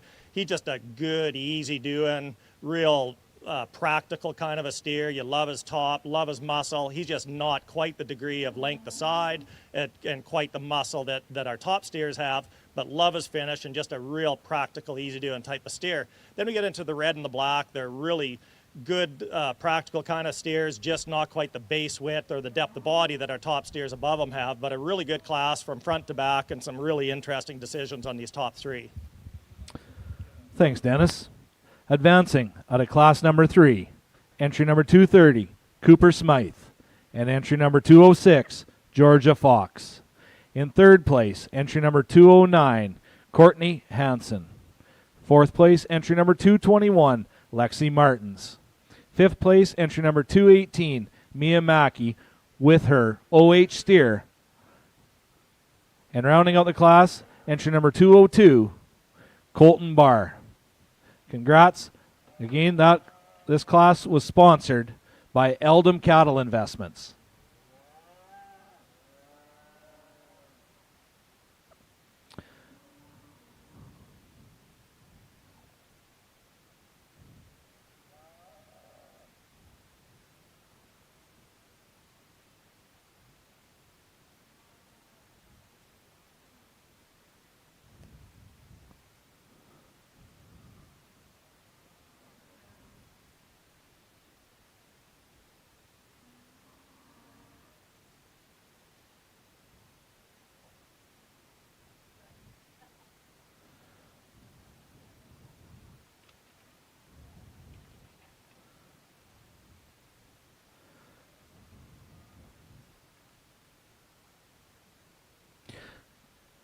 Class number 4 is sponsored by Miller Livestock.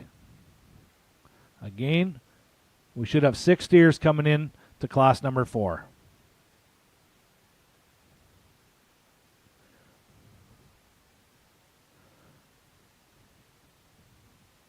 The judge is heating up, so is the competition. All right, class number 4, sponsored by Miller Livestock. Entry number 228, Caitlin Rutten, with her steer weighing 12.95. Next in, entry number 239, Mackenzie Wright, with her steer weighing 12.95. Following her, entry number 233, Cheyenne Simmons, with her steer weighing 13.15. Next in, entry number 231, Scarlett Smythe, with her steer weighing 13.30. Following that, entry number 222, London Matthews, with her steer weighing 13.50. Next in is entry number 234, Colby Simmons, with a steer weighing 13.65. And rounding out the class, entry number 232, Lane Steen, with a steer weighing 13.75. That's our class number 4.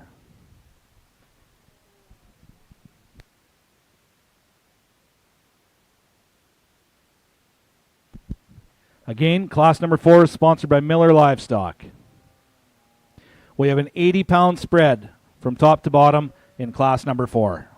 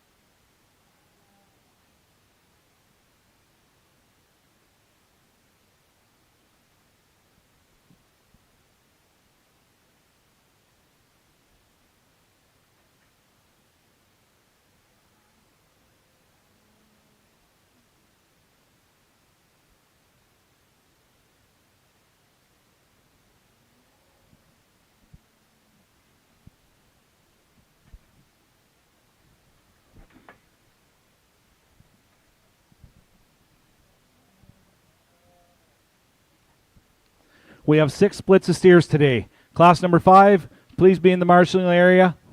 Class number 5.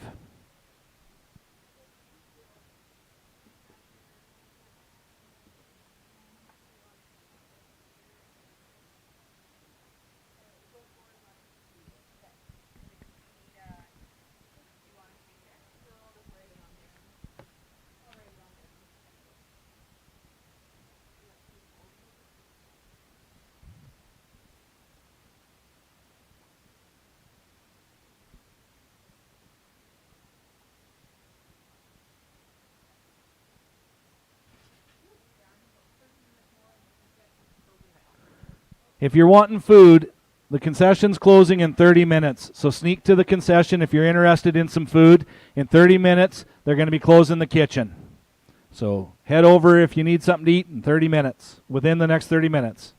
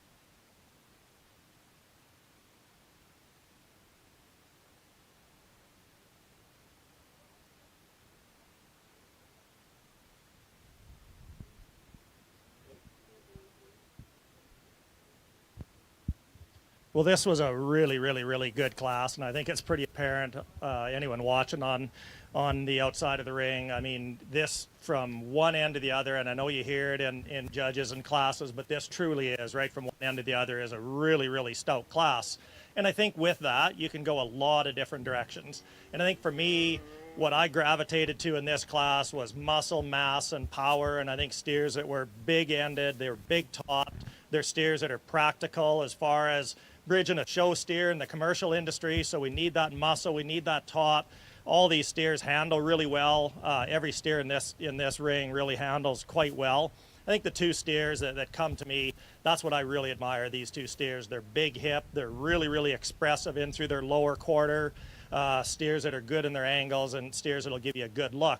Get into our third place steer. I mean, you can make a case for him from a commercial aspect. I think this steer, you could hang another 100 on this steer pretty easy from a flexible feeding standpoint. He's ready and he's big topped and he's big hipped, but he's a steer that from a commercial aspect, feeders really like these kind of steers. You can watch your market and what pricing is, and you can send them now. You can send them 30 to 45 days from now, and I really like that. And because he's super sound, and he's a steer that's very flexible. Does he have quite the lower third in him that our top two steers have? Probably not. You really like his look and you really like his soundness. So I think this is a real judgment call. I'm not going to argue whichever way you want to go on these steers. Love his soundness, love his look. Give him maybe just a little more expression down in through that lower quarter. Fourth place steer probably patterns more in type and kind to the two that come out of this class. Love the top, love the hip in this steer, real expressive in through that lower quarter. He'll get a little bit deeper in through his chest floor. He'll get a little bold in through that front of that shoulder coming through, which will tighten up his heart just a touch. But I really, really like this steer as well. I think he's very practical, and I think he gives you a good look, and he's really, really stout. Then we get into a steer that you know, he's interesting from a distance. He looks like he's a little more elevated. He looks like a taller, framier type of steer. You get on him, and he's not. So I think that steer, you just drop him down a little bit in through his center body, soften him up a little bit. But I think that's a steer 30, 45 days from now. That steer could look really, really good because he will soften up in there, and he's very flexible as far as his feeding and his end date. Then we get into a steer. I love the look of this next calf. I mean, he is super, super attractive. He's big topped. He's big hipped. He's just getting a little straight for me off both ends, and I just kind of give him a little more angle, make him a touch more flexible, but I love that steer's look. Then we get into a real practical, commercial-oriented kind of a steer. Lots of cover on him. He's got enough muscle in him, just not quite the degree of power and big-endedness that our top steers above him have. But this was a really, really stout class. Not going to argue with you if you have a few other preferences in whichever way you go, and I think that's what makes this pretty cool. Class number 4, sponsored by Miller Livestock. Advancing out of split number 4, entry number 222, London Matthews. Following her is entry number 231, Scarlett Smythe. In third place, entry number 233, Cheyenne Simmons. In fourth place, entry number 228, 228, Caitlin Rutten. Fifth place, 232, Lane Steen. Sixth place, 234, Colby Simmons. And in seventh place, entry number 239, Mackenzie Wright.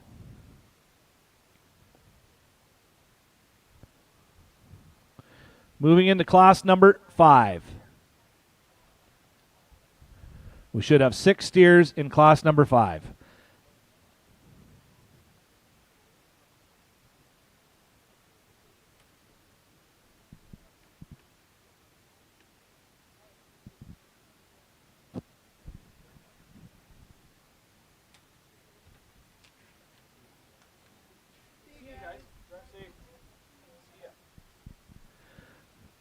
Class number 5 sponsor is Poundmaker out of Lanigan. Class number 5 sponsor again is Poundmaker out of Lanigan.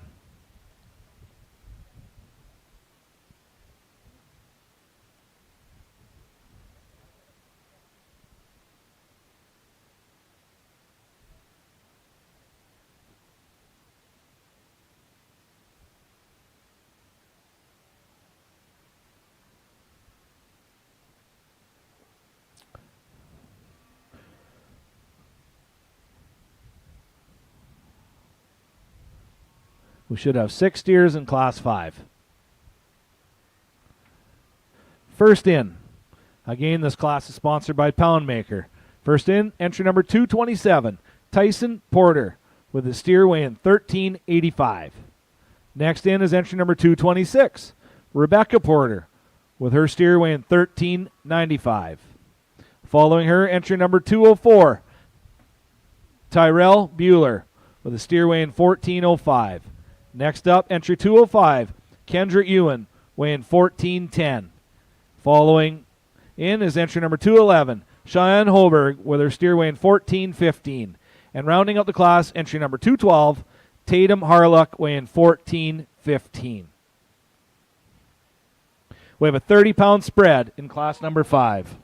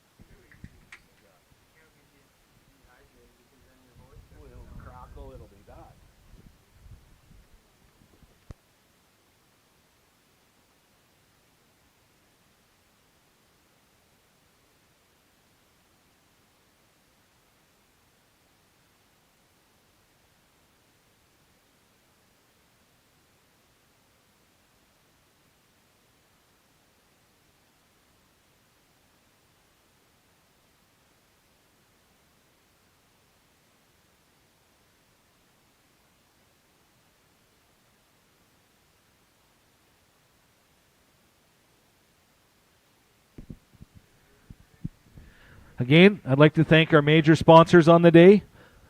Brandt, Watrous Mainline GM, Mainline Chrysler, Manitou Mainline Chrysler out of Watrous, T-Bar C Cattle, and Mazer Group.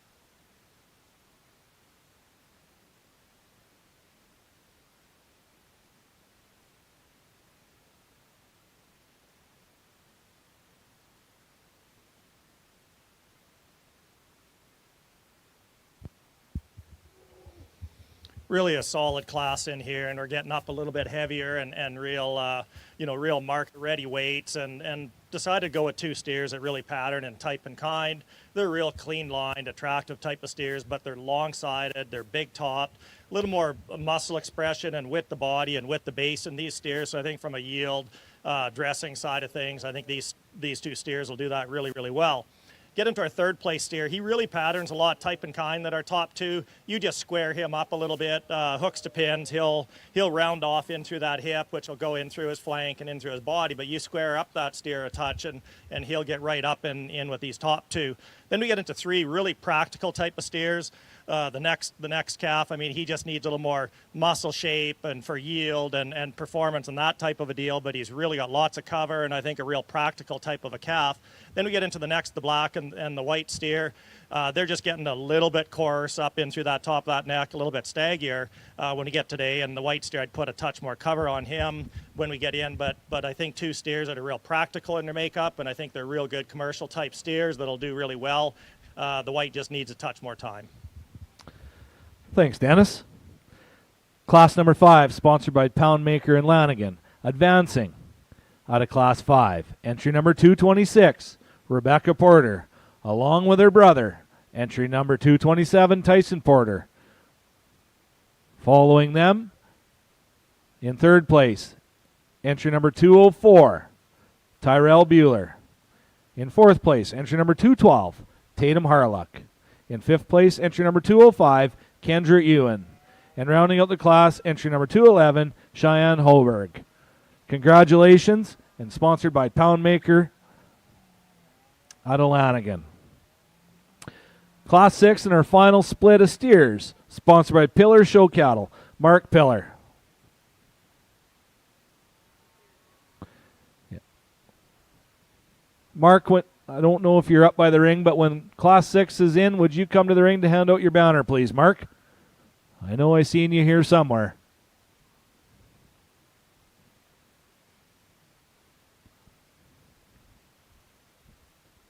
All right, class number 6.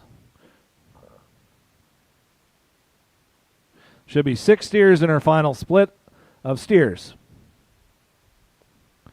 First in, entry number 235, Lucas Tetzlaff, with his steer weighing 1420.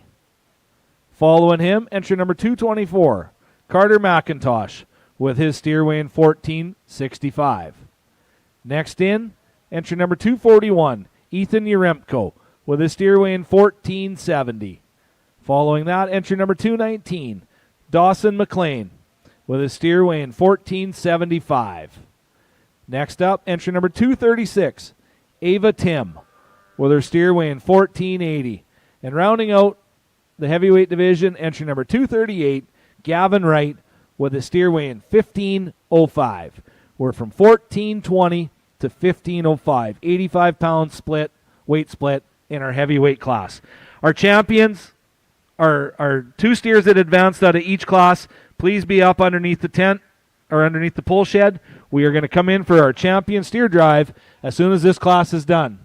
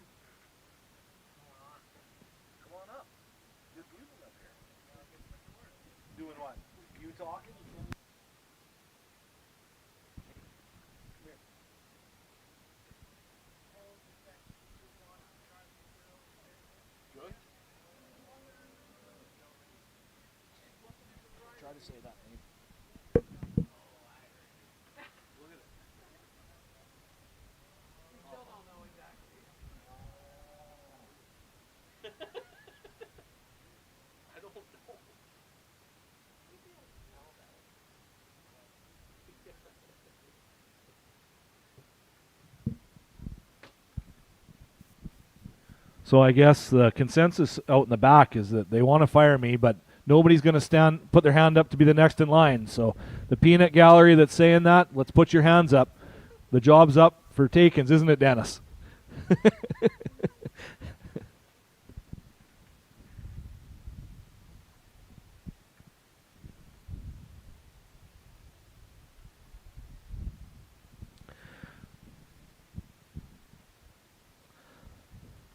So for all the spectators out there, a bunch of these steers that we've seen today are all going to be exhibited in Calgary. I will not be surprised if our champion or reserve champion at a Calgary Stampede Steer Show would have been shown in this ring this year. This is as good of a steer show as you're going to see, is right here in Nokomis. These steers are going to be in contention in Calgary here in the about the 12th of July, and lots of them. That's what these guys are aiming for on their end date. And don't be surprised if you see one of the champion in reserve was shown here in Nokomis in 2025.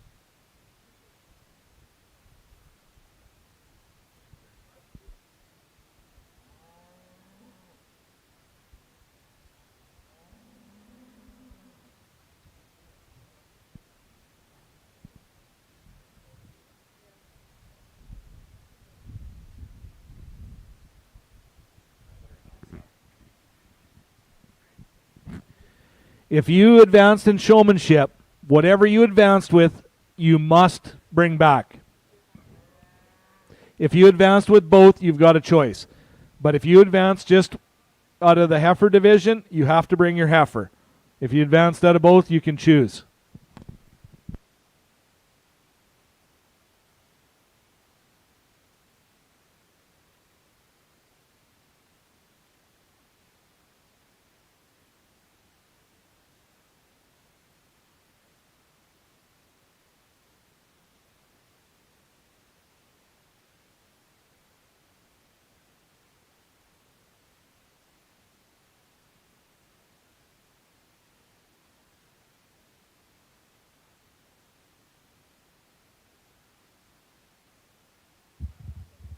Some really big, stout, powerful steers in this class, and again, we've got a lot of length and a lot of power right from one end to the other. And in this class, went with two steers that I think they really type really well as far as type and kind, not just because they're both gray, but they're both really wide base calves. You get over the top of them, they're huge top. Both calves handle really well. They're big hipped. Calves that give you enough look, and they're great in their angles, and I think calves that really do well there. I think the black steer here in third, I love the top and length in this calf. He'll tend to get a little bit bolder in through that shoulder, get a little bit deeper in through that chest floor, and you drop his flank just a touch compared to the top two calves above him. But I think a steer that really follows in here really, really nicely. Then we get into a calf that's really long-sided. You just stouten that calf up a little bit from a width to base perspective when you get up over in through that hip and in through them pins. But he really, really handles well, and I think a steer that's doing really, really well. Then we get into a real performance tan steer. Love the length of side. There's a lot of muscle in this calf. He just needs a little bit more time on feed. But I think one that from a commercial practicality standpoint, he's a real money-making kind of a steer that's very, very flexible as far as an end date. Then we get into the black calf next, really, really long-sided, getting just a touch mature in his look, but a calf that really long-sided and a great individual. But I think this was a really interesting class. Thanks, Dennis. Advancing out of split number 6 and coming back for a champion drive is entry number 224, Carter McIntosh. Along with him, advancing is entry number 241, Ethan Uremko. In third place, entry number 236, Ava Tim. In fourth place, entry number 238, Gavin Wright. In fifth place, entry number 219, Dawson McLean. And rounding out the class, entry number 235, Lucas Tetzlaff. We should have 12 steers coming right back in to vie for our grand and reserve and top 5 steers. There should be 12 steers coming back.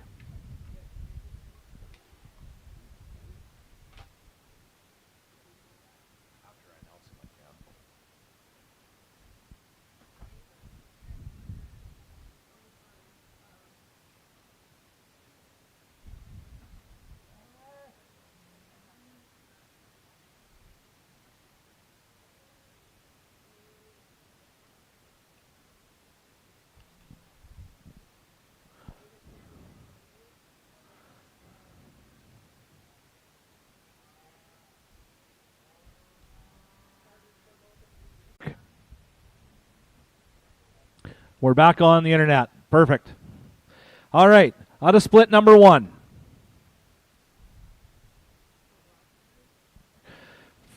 Advanced entry number 242, Lexus Zyglassenberger. And also advancing out of split number 1 was entry number 237, Abigail Tomlin, with their steers weighing 1160 and 1165. Out of split number 2, advancing was entry number 210, Kylie Hansen, with her steer weighing 1205.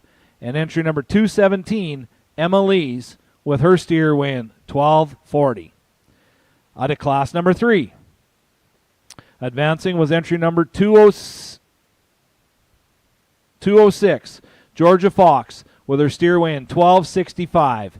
And entry number 230, Cooper Smythe, with his steer weighing 1255.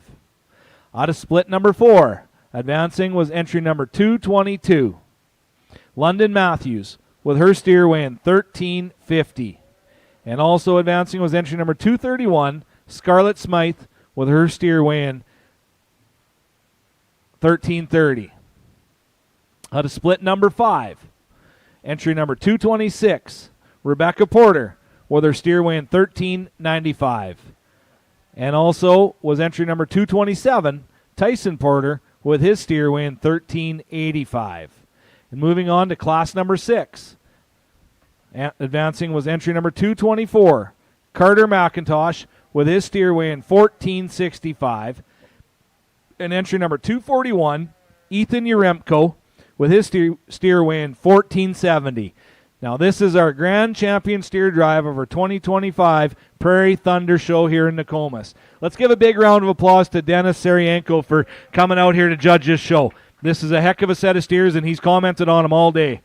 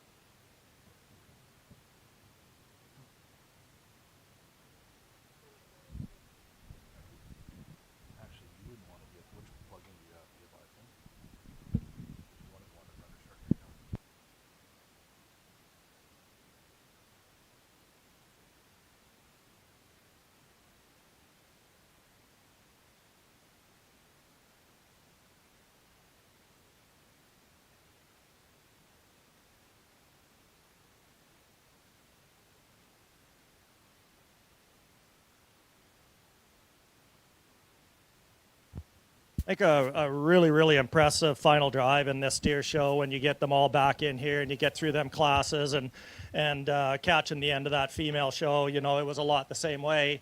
you'll get a little bit more variation in the classes. And when we seen all them females come back, and you're really seeing that great consistent look, and we're seeing that same thing in this steer show. And I think it's really interesting. We just pulled 2 and didn't place them, so I'll comment on them a little bit here. We're good for time, and can convey a little bit of the differences that I see in them. But I think what an outstanding group, and as what Dan had said, I think you're going to see some extremely competitive steers come out of this group over the next 30, 60 days that I think will be really, really impressive. And they're here in this ring today in Nokomis, and I think that's a real testament to all the sponsors, all of the volunteers that put on such a great show. What a great facility, great group of kids, great set of cattle here. And I mean, this is really awesome to see in small town Saskatchewan. When we talk about, small towns and what's going on, this is pretty heartwarming to see this. All the people at the side watching, parents, grandparents, friends, neighbors, top notch. Give everyone a round of applause. Sponsors, parents that are here, kids, great cattle. Started out this first class, the youngest class or the lightest class of the day, and a lot of times those classes can have a lot of variation. That class didn't have that, and we were able to get 2 steers out of that class that really pattern a lot in type and kind. You got the tan steer in the far end, huge, explosive quartered steer. Love the top, love the muscle, the width, the base. Really clean and tidy in through that chest floor and gives you a great look. Get into the black steer. He is super balanced. When you want to talk about one that's really sound, real adequate in his muscle, adequate in his rib, gives you a good look. I think a steer that really does that in spades. Is he as explosive muscled as a tan? Nope. But he's a little softer bodied and really balanced. So 2 really good steers. Got into the next class, and this was a real heater of a class, and I think 2 that really came out for me. They were really similar in type and kinds. The black steer on the far end, he was fighting the halter quite a bit in class, but once he got himself together, you could really see what that steer was. He's a little bit like the black steer that come out of this first class, really complete. Not explosive in any way, but adequate muscle, adequate top, and I think a steer with a lot of future. Black and white steer, he just a lights out good looking one. He's really big boned, he's really sound, he's big topped, he's big ended, and I think one you love the look on him. Get into our third class. I think 2 steers that, this class had a little bit more variation, but I think 2 steers that really come out that pattern and type and kind. The black steer on the far end, ton of muscle, big topped, explosive lower quartered. He'll get outside himself just a touch on the move, but that's to be expected with that kind of muscle and mass and volume. The black and white steer, he got here from his completeness. Super balanced. He loved the look in him. He's really sound. He's adequate in his top, adequate in his quarter, and gives you a great look. Getting to the next class, this was a real heater class. I mean, that quality ran right from one end right down to the other. And I think 2 steers that really come to the top for their muscle. Really explosive lower quartered, explosive topped, and I think 2 steers that really came to the top in spades. Get into the black steer. He'll get a touch rigid on the movement, but again, to be expected. Look at the muscle and the mass. Tan steer, love the quarter, love the top, really soft bottomed. When you get in the middle on this steer, long-sided, good looking, great in his angles. You'd square him up just a touch, but this is a really good one. Then we got into the 2 black steers. Love the look of this black steer closest to me. Long-sided, not quite the muscle that some of our other steers do. Love his look, love the length, love the top. Far steer, you'd give him a little bit more muscle mass compared to the others in the class, but he's really sound, really good looking, and I think a great compliment. Got into our last class, the 2 grays. They're not just similar because they're gray. They're really built the same. Stout, deep-bodied, real practical kind of steers with a show ring look. And I think 2 steers that really complement each other really well. So I'll go out and select a couple champions, and then we'll do 3, 4, 5. But what a great group, right from one end to the other. Hats off.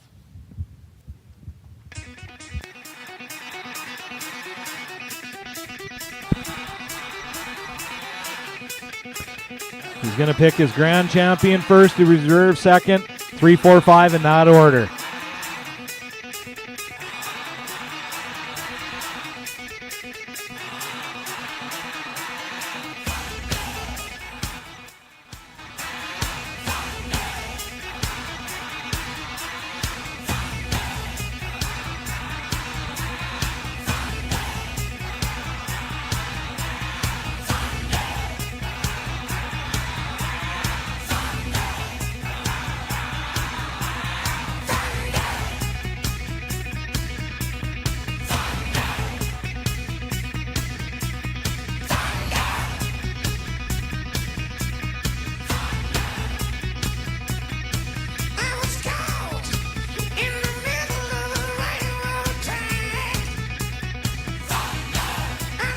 Out of split number 2, your grand champion steer, Emma Lees.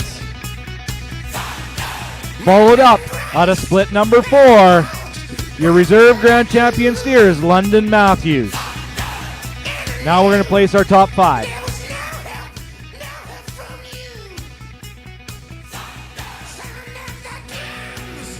Now he's doing some thinking, he just said. It gets tough.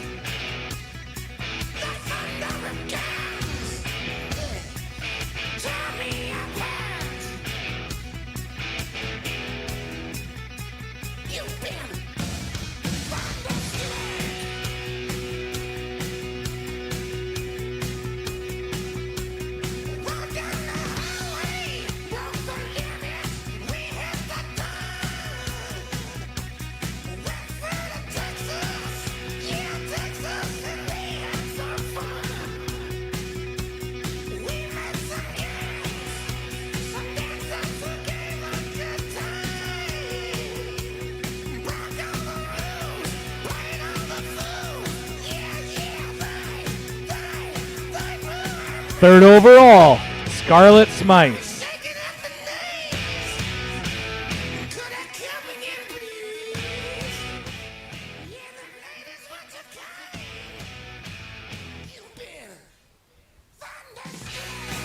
Fourth overall, Kylie Hansen, 4th overall, and rounding out 5th overall is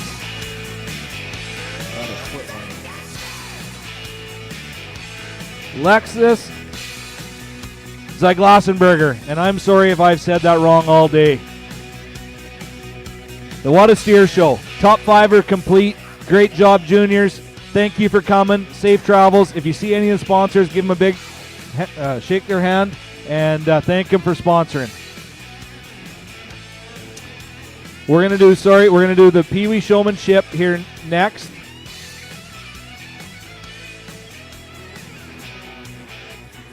After pictures, we're going to do the Pee Wee Showmanship. And then the Unlock Your Potential will be done at the very end after Senior Showmanship is done. And you have to be here to win. So as soon as they all exit, let's go to the backdrop. All 12 steers need to go to the backdrop, though. All 12 steers have to go to the backdrop.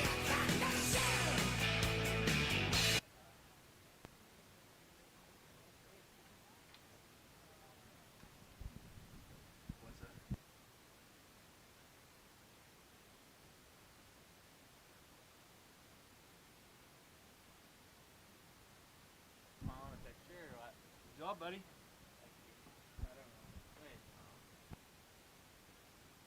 What did you do?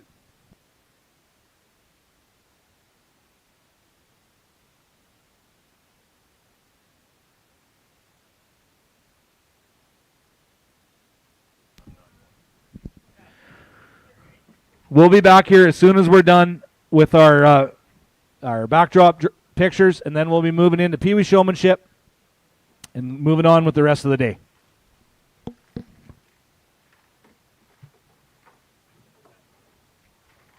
Yep. Actually, I'm going to give you your jack. Okay. So we don't forget it.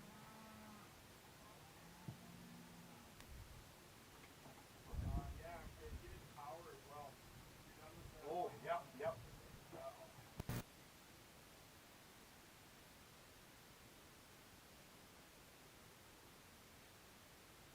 For your beautiful voice, I just need the power that this phone is plugged into, and then that white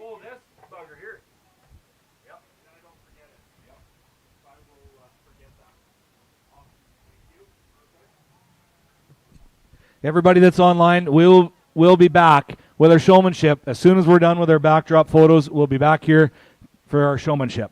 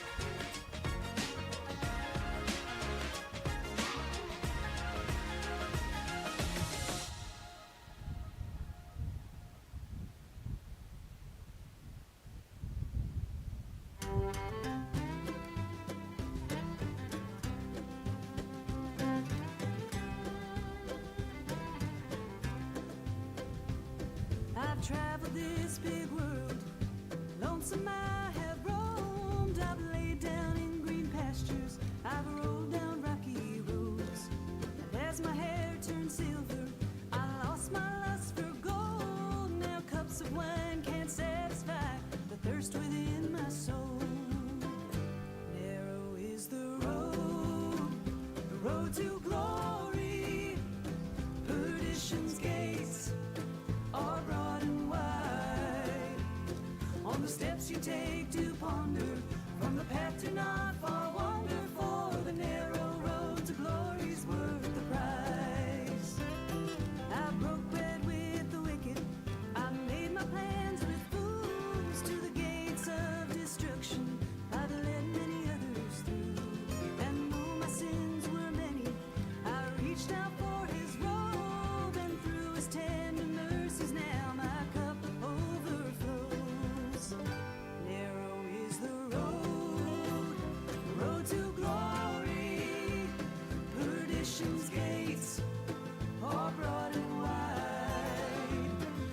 steps you take to ponder, from the path to not for wander, for the narrow road to glory's worth the price.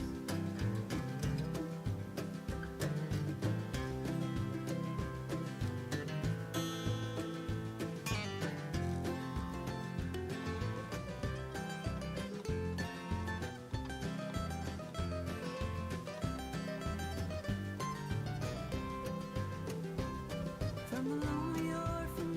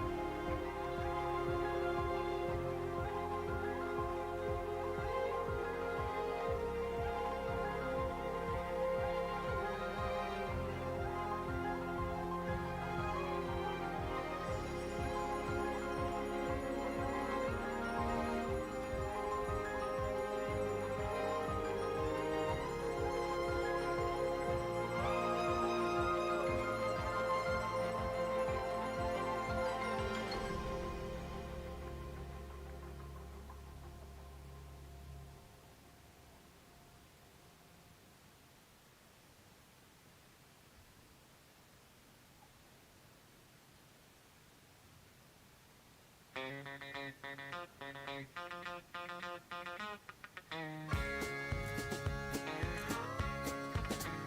howdy, y'all.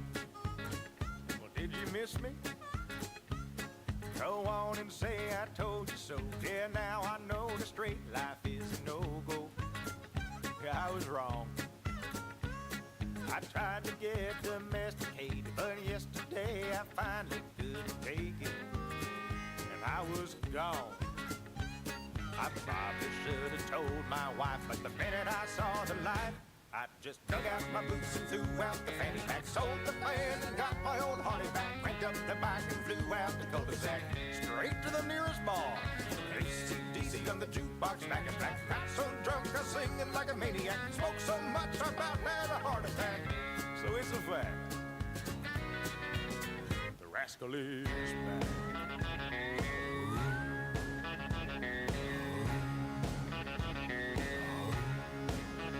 They got back, I ain't gonna lie.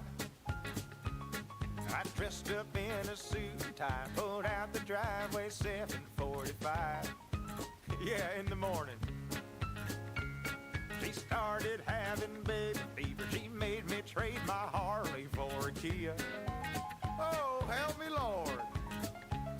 I saw my reflection in the minivan and thought, this ain't who I am. So I dug out my boots and threw out the fanny pack, sold the van and got my old Harley back, cranked up the bike and flew out the cul-de-sac, straight to the nearest bar.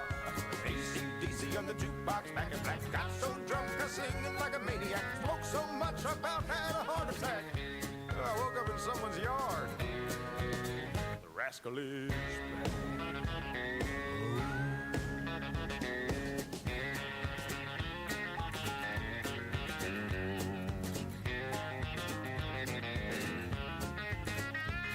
It's crossed my mind that I'm a fool for leaving all I had. But then I think about it, dear, and boy, I sure am glad that I dug out my boots and threw out the fanny pack, sold the van and got my old Harley back, picked up the bike and flew out the cul-de-sac. AC/DC on the jukebox, back in black. Got so drunk I was singing like a maniac, smoked so much I about had a heart attack. So hang on to your hats. The rascal is back.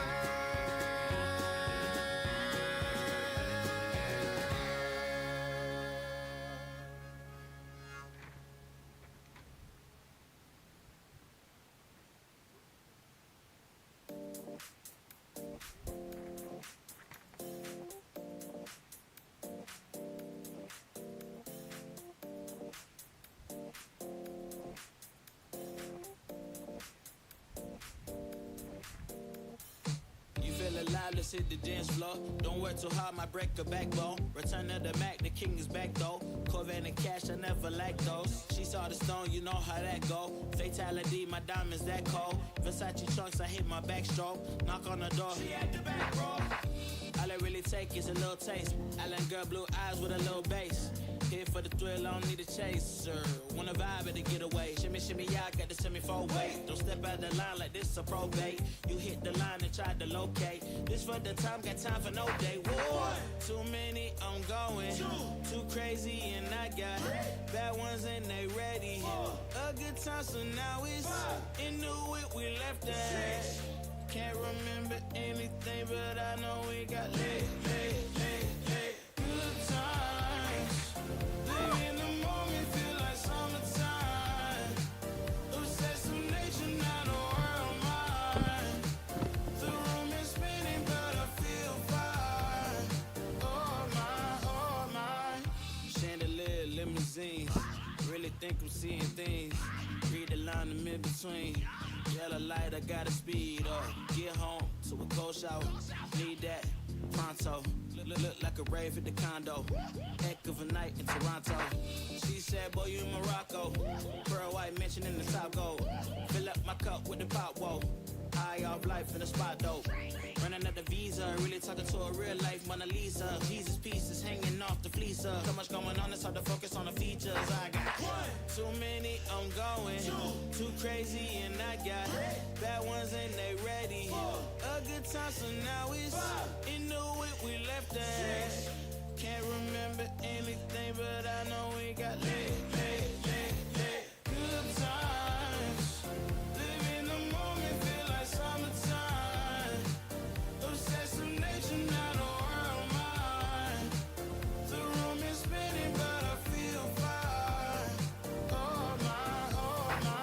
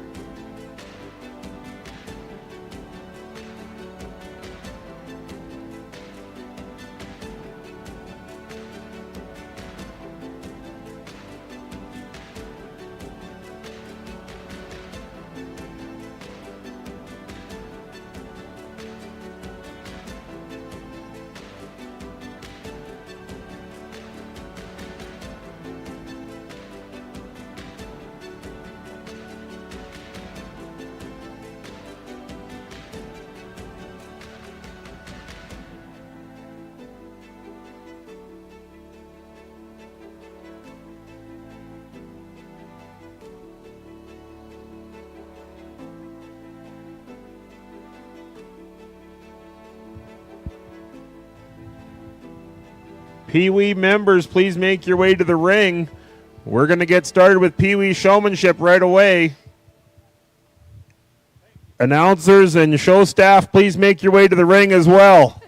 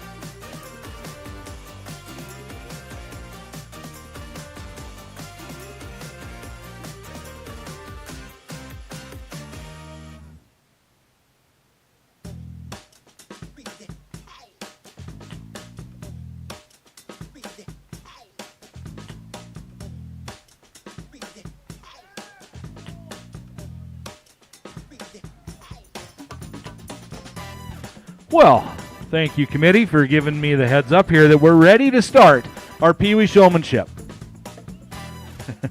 We've got the Marshal of the Century sitting back there, the Mr. Rhett Jones. I don't have a program for the showmanship. Sorry, kids. Pee Wees, I will get you announced. Just head in there. I don't have a program.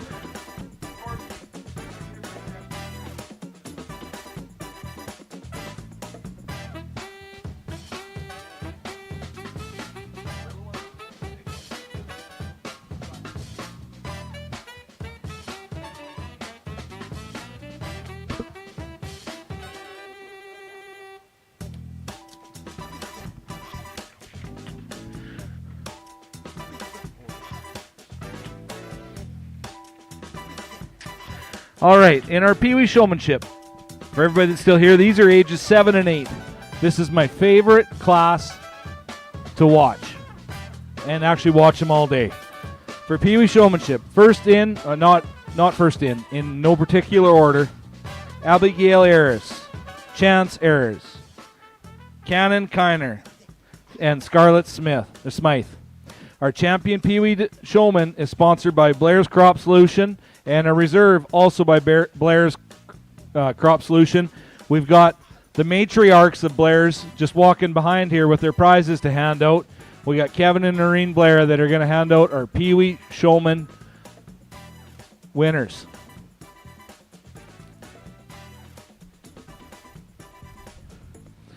If you qualified, juniors, make your way to the pole shed and get ready to marshal. We shouldn't have to tell you if it's showmanship. I shouldn't have to call for you. You should be here. That's the first thing about showmanship.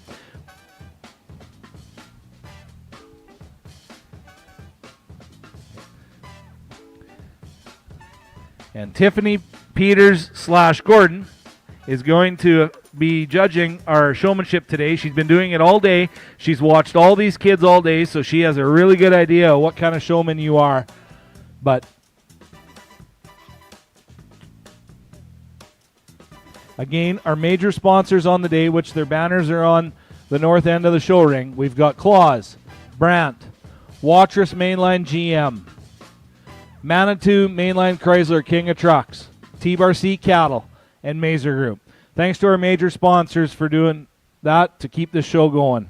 And again, we have Tiffany Peters as our judge for our showmanship all day. She's been up in the sound truck here watching everybody and picking her showman. So juniors, intermediates, and seniors, there is 2 splits in each age group. There's 2 splits.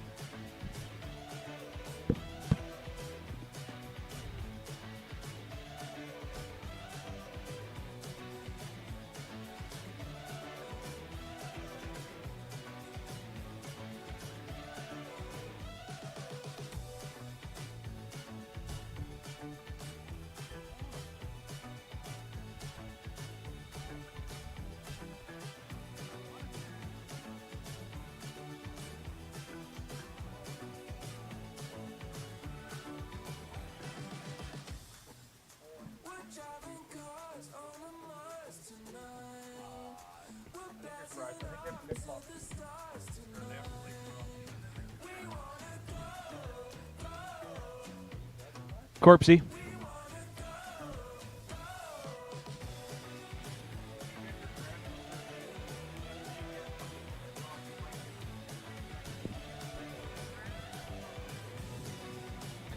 Tiffany. Grand and reserve. The other 2 don't have to be placed. Okay.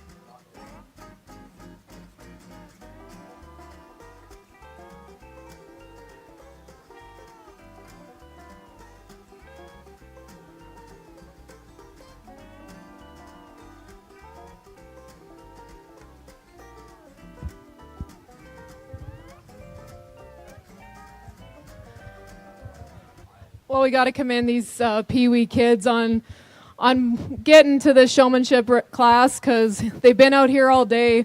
The calves are still acting pretty good for being out in the warm and the heat and being in the ring. I know some of these calves have been to a show before and some probably haven't, but these kids are like pros, and I think once they get into the junior and the intermediates, those kids are going to have to be a little afraid of these kids because they're acting pretty good out here and they're acting like pros. So we've got to congratulate these kids on acting pretty good all day, and I've been watching you in your classes and your steers and your heifers, and got to commend you guys on a heck of a day. So congratulations to all of you.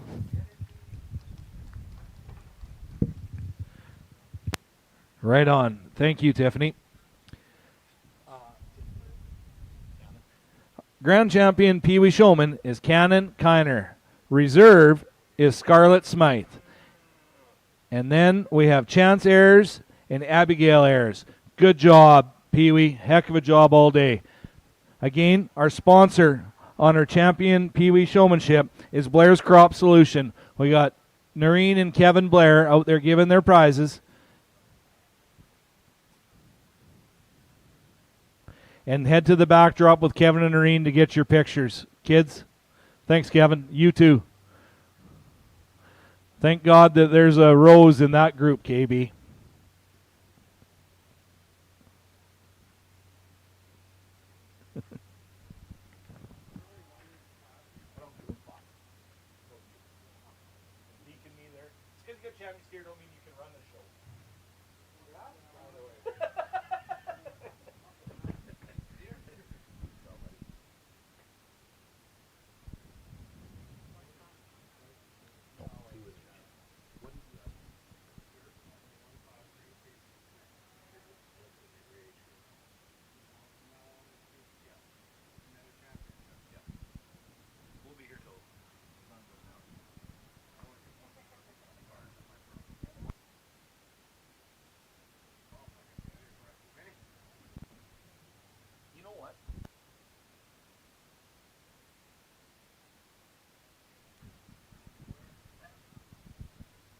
I don't have a program. Sorry, Bev.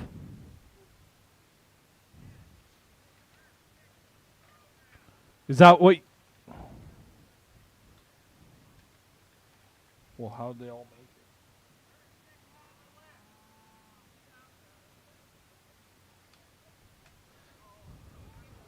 I don't have the list. Sorry. Who made it?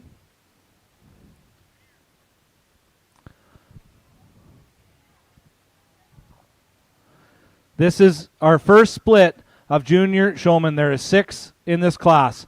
We will, get the list. I don't have the list of everybody that's in first split.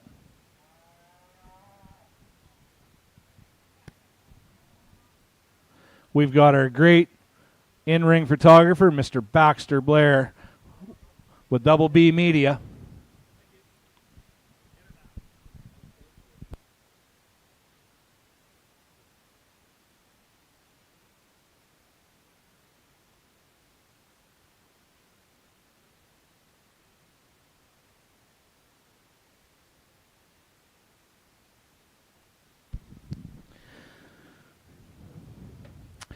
The first split of junior showman is Ty Ayers, entry number 115. Number 116, Ava Mackey. Number 119, Kenzie Ayers. 133, Jordan Luther. 155, Dawson McLean. And rounding out the first split is entry number 157, Teslin Kiner. There will be 2 splits of junior showmanship.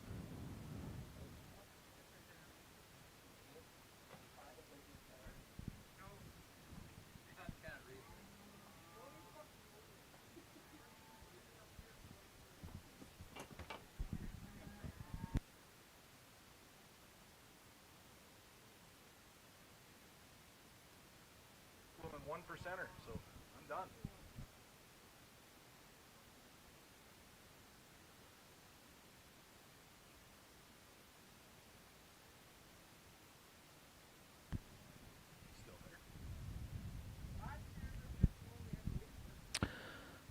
the Junior Showperson Award. Page Vet Services, Dr. Chad Page out of Munster, sponsored the Grand and Reserve Junior Showman.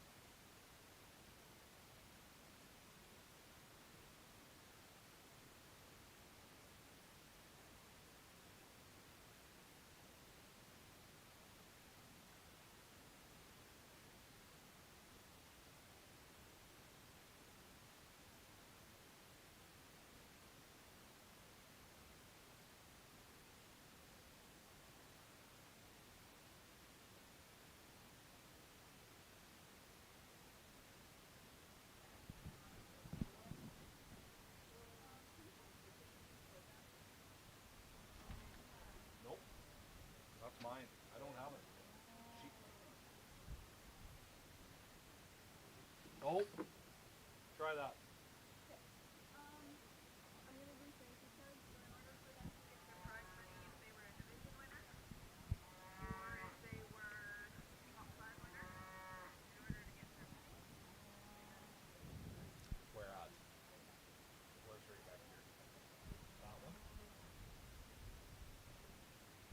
If you were top 5 or division winner and you want your prize money, you got to come see Allison. She is sitting on the picnic table right behind the sound truck.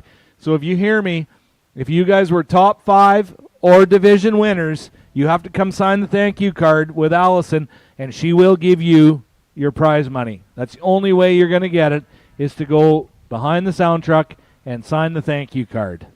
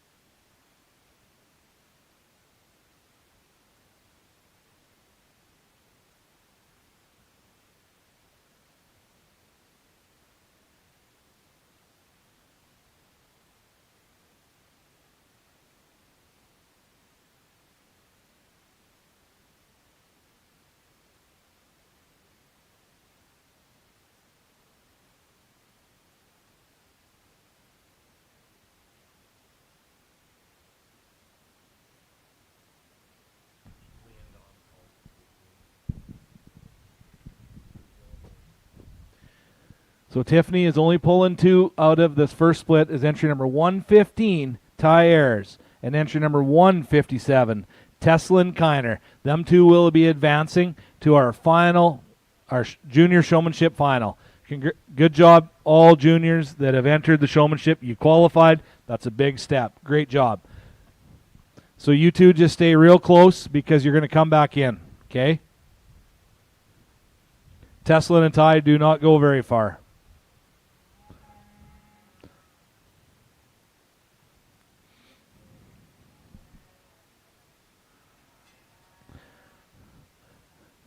We have 6 more juniors vying to go into the championship drive.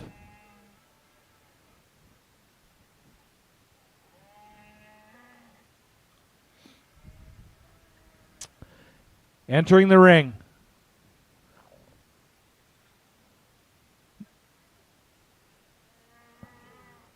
We can let him in.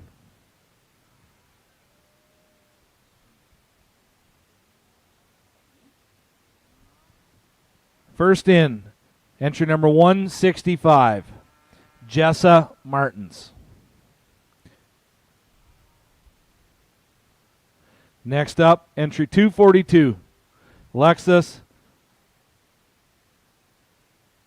Zegelberger. And I'm sorry, Lexus. Entry number 208, Grace Galen. Entry number 221, Lexi Martins. Entry number 230, Cooper Smythe. And rounding out the second split, entry number 211, Cheyenne Hallberg.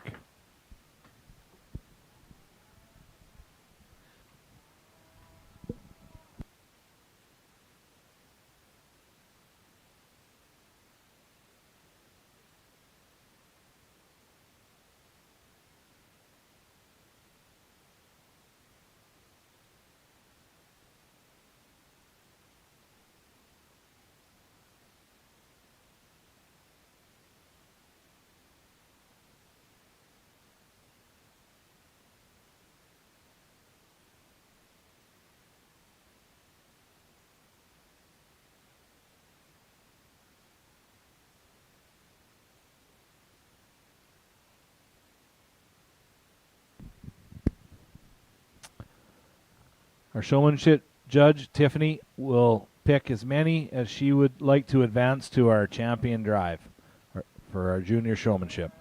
Again, junior showmanship sponsor, Page Vet Services, Dr. Chad Page, and reserve champion junior showman is Young's Equipment.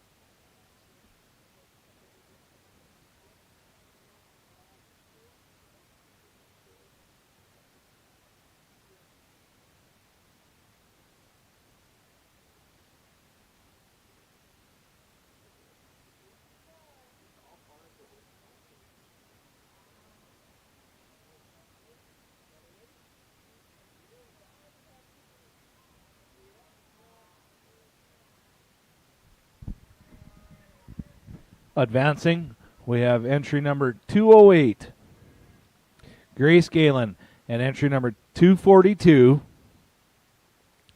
Lexus. And also advancing entry number 211, Cheyenne Hallberg. We have 3 advancing out of split number 2.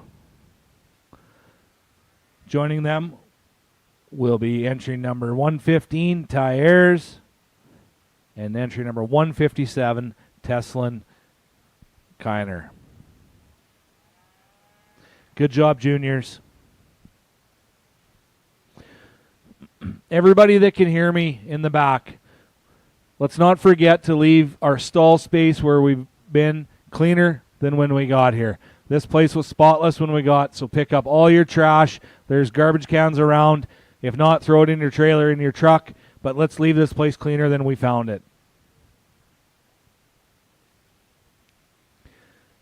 Joining our 3 out of split number 2 is entry number 115, Ty Ayers, and entry number 157, Teslin Kiner. Along with her, entry number 208, Grace Galen, entry number 242, Lexus, and entry number 211, Cheyenne.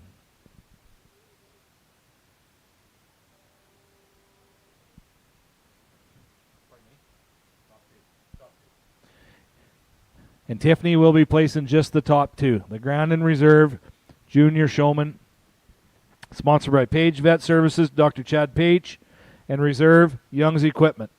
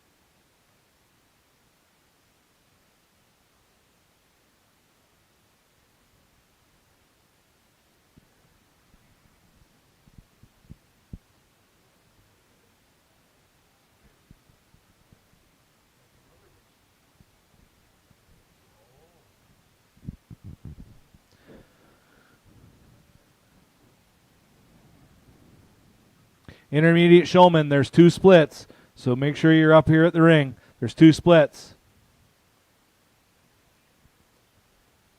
Not a boy, Jonesy. No, there's not three. Don't keep looking. There's only two. Two splits.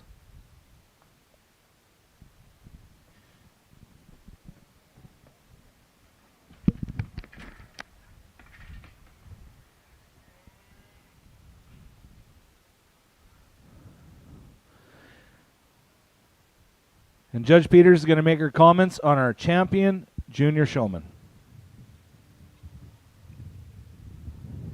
I'll just make a few comments and then I'll pick my top two juniors. Again, what a strong set of junior showmen out here.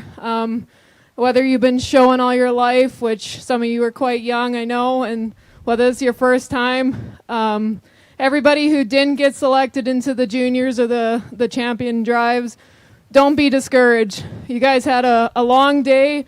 It's a warm day. These calves are, they're tired. Heifers maybe are in heat. Steers, they're getting to be where the point where they're getting heavy and don't want to be in this heat anymore either. And these young kids, I know they're getting tired. Been there, done that. Even at my age, I'm still have a long day, and you're still tired when you come out of the rings. So I do commend you guys on sticking it out, coming back for these final drives and qualifying for these classes. Showmanship, like I said, was never my favorite class, but you always went in with a smile on your face and you always had fun doing it because, it's something you got to do if you show in the fall, down in the summer shows. You never know who you're going to show for one day. So if you can show your talent at this point of age, you guys are going to go far. So congratulations to your juniors. At the end of the day, if you guys have any questions on how you can improve or anything of how you maybe did in the day, just come and ask me. I'll stick around for a little bit, so just come and ask. But I'm not scary, I trust me, I'm not scary. You guys can come and ask. So I'll pick my top two junior showmen.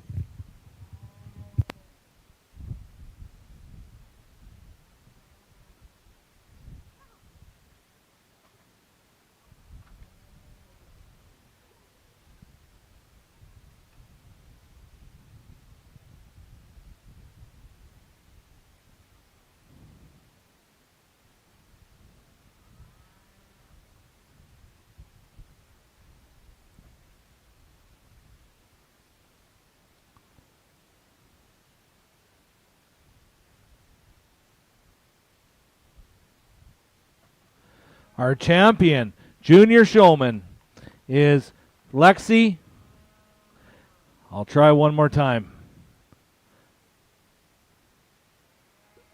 Zeglensberger, and I'm sorry. Good job, Lexi.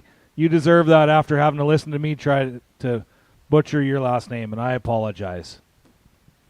Great job showing today. And our reserve out of split number 1 is entry number 157, Teslin Kiner. Great job, juniors. Heck of a job showing today.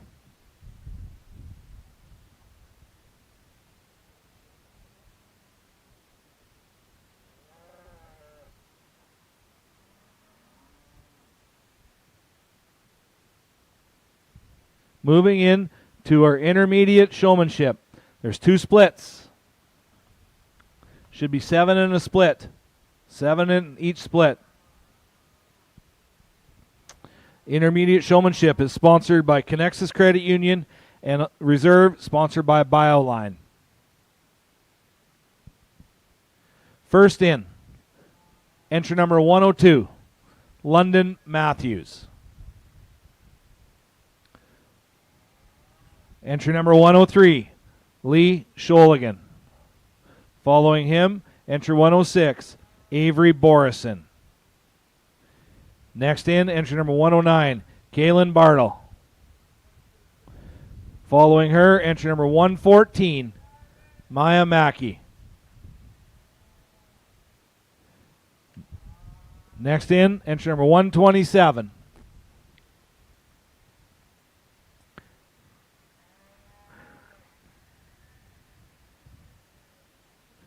Taylor Mackey. And rounding out the class, entry number 129, Jaden Luther. There are 7 in this first split. 7 in the next split too, Jonesy.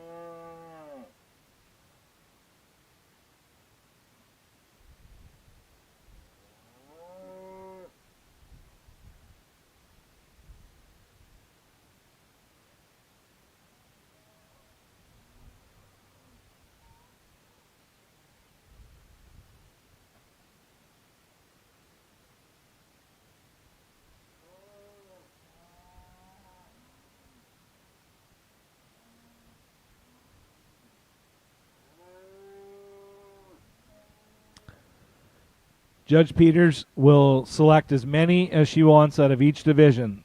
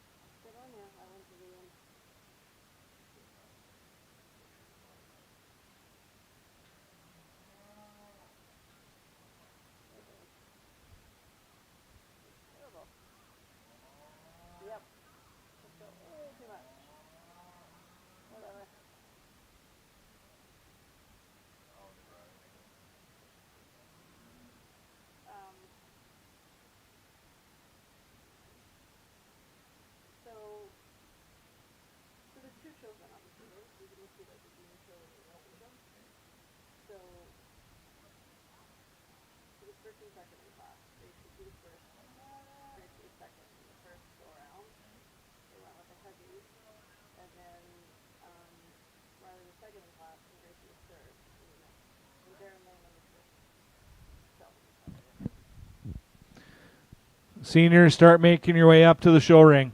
Seniors, start making your way up to the show ring.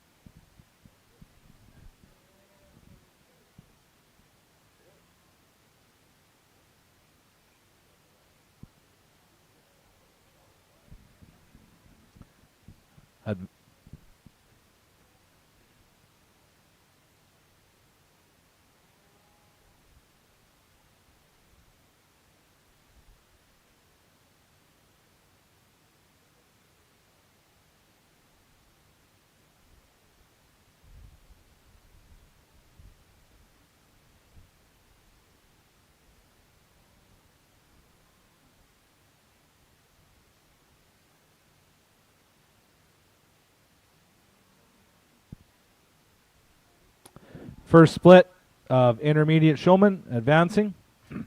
Taylor Mackey, London Matthews, Mr. Lee Sholigan, and we have Kaylin Bartle.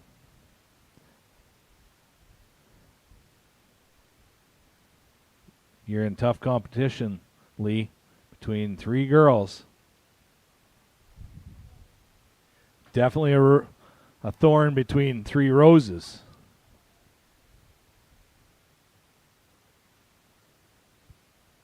I noticed his dad was focusing that camera on his son when he was out there in showmanship. I was watching him.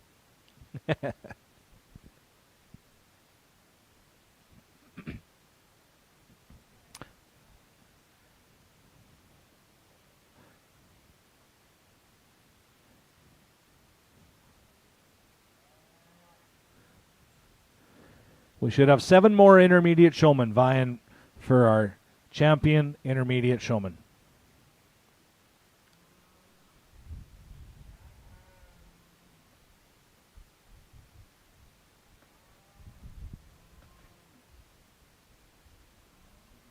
Good job. First split of intermediates. Moving in to split number 2.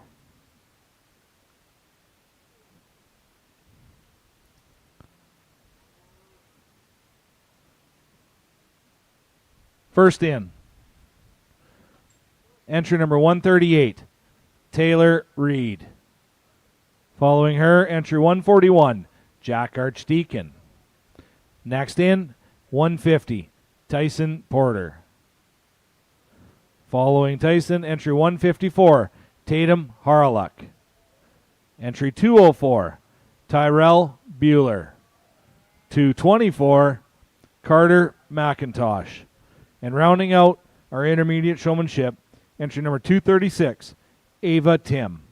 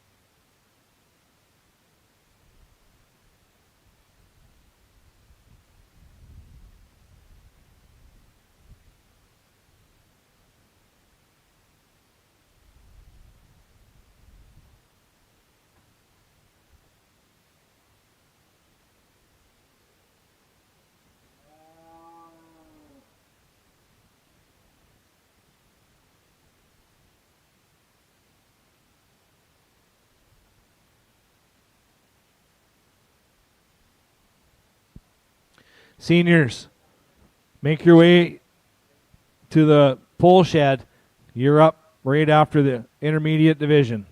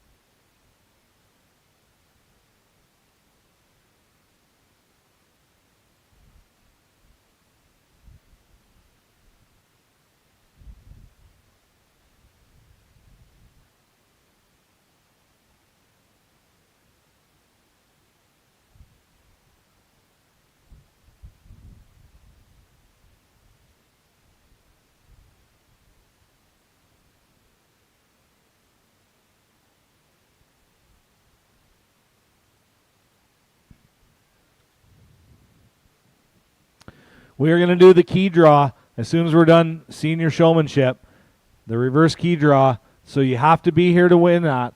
So every senior, intermediate, and junior and peewees, once you're done, you have to come into the show ring, and we're going to do a reverse key draw for the prizes.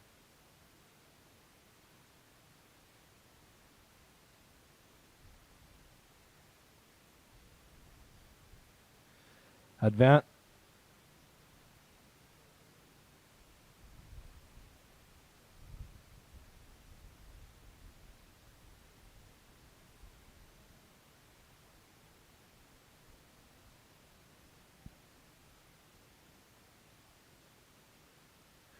Advancing out of split number 2, entry number 138, Taylor Reed.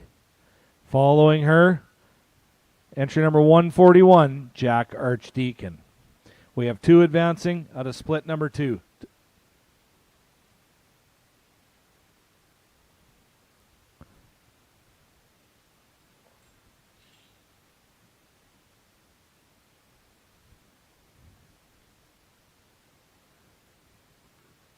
All right, split 1.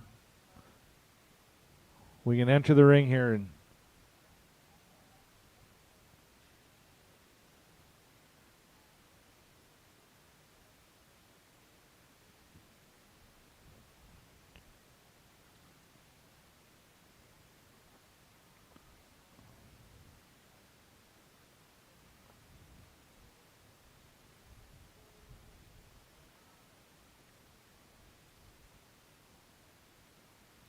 coming in out of split number 1, Taylor Mackey.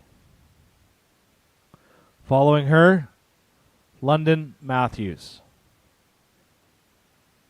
Next in, Lee Sholigan.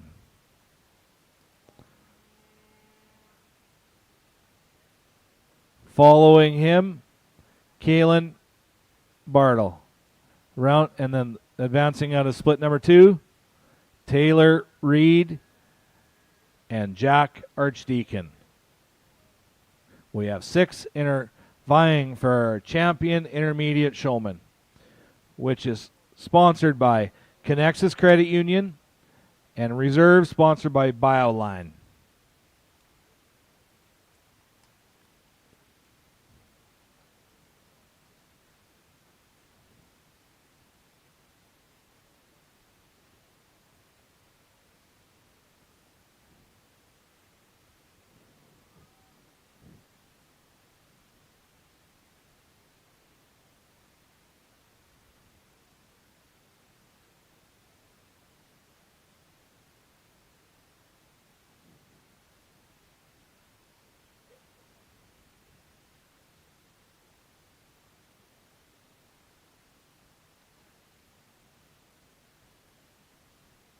Good to see Show Mom of the Year just come to the show ring.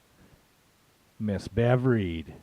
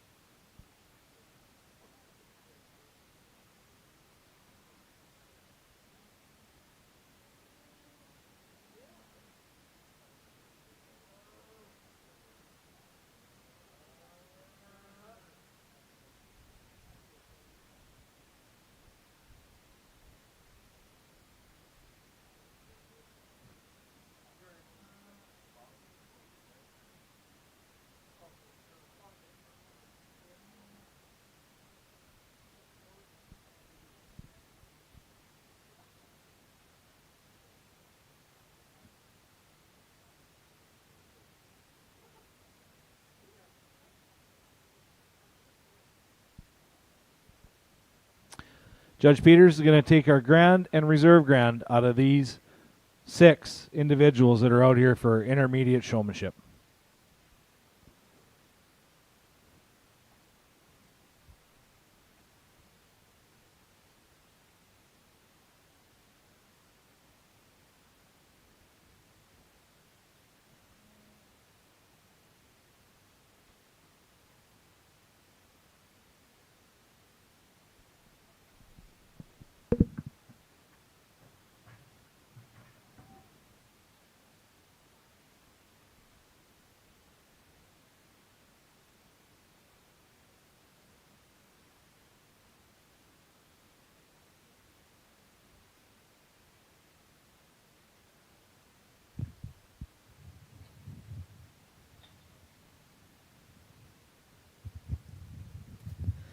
Well, when I was picking kids out of the earlier classes, I just kept picking kids and then realizing, oh crap, they're all intermediates. This is a very, very, very strong group of intermediates, and it has been all day. And to pick certain kids to come back for these classes, it's a difficult job. I know some of these kids have been doing it for a long time. They've been doing a lot of work at home, and you can tell the calves are set up perfect. They're set up, their heads are up. They've just been doing all the work at home, and it helps coming to these shows, and the work's done at home, and their calves are acting good, and they can come into the ring and just show their animals off. So got to commend this very, very, very strong group of intermediates. And I know some of these kids, the age split's a little different than some of the other shows we go to, but it doesn't matter. All these kids are pretty much like peas in a pod. They've all qualified to get back to this championship drive for a reason. And like I said, when you went back to the barns, don't be discouraged. This class of intermediates is probably the toughest one. I mean, I'm saying that before the seniors, but this is a very, very strong group of intermediate showmen, so you guys should all be proud of how you did today. I'll go pick my champion and my reserve.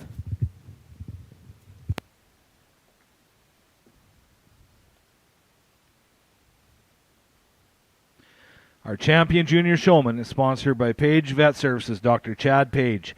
And our reserve champion is sponsored by Young's Equipment. Intermediates.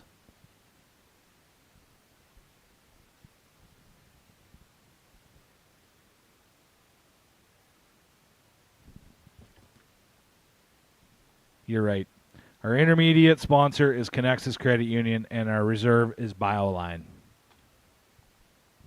Good job.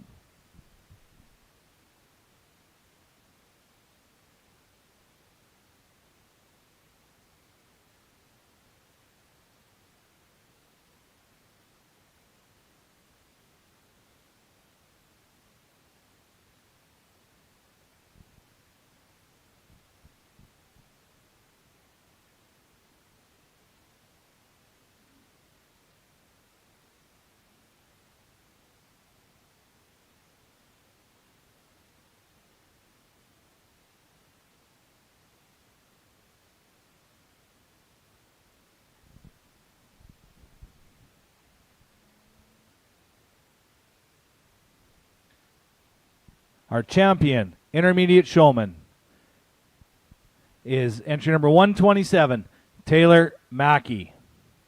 And a reserve intermediate showman, also another Taylor, Taylor Reed. The two Taylors take the intermediate showmanship. Congratulations, girls. Good job. Good job to everybody that made the intermediate final. Again, sponsors for champion intermediate is Connexus Credit Union, and reserve champion is BioLine.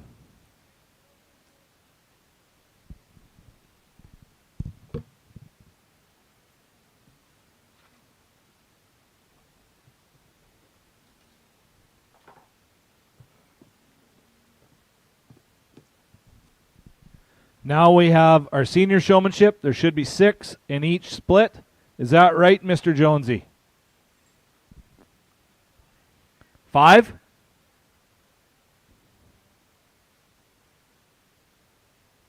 Five in each split. All right, first in. Entry number 105, Abigail Tomlin. Following her, entry number 111, Kate Webb. Next in, entry number 122, Cody Koppelchuk. Following her, entry number 124, Lane Steen. And next in, entry number 135, Chase Bruno. Should be 5 in this, and there'll be 5 in split number 2. Our champion senior showmanship is sponsored by Watrous Animal Hospital, Dr. Allison Bartle. And our reserve is sponsored by Farm Credit Canada.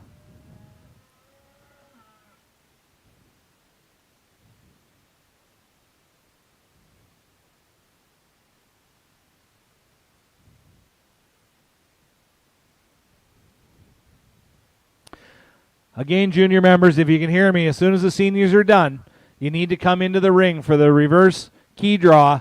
So come into the ring as soon as the senior showmanship is over. All members come to the ring. If you're not in the ring, you can't win the prizes.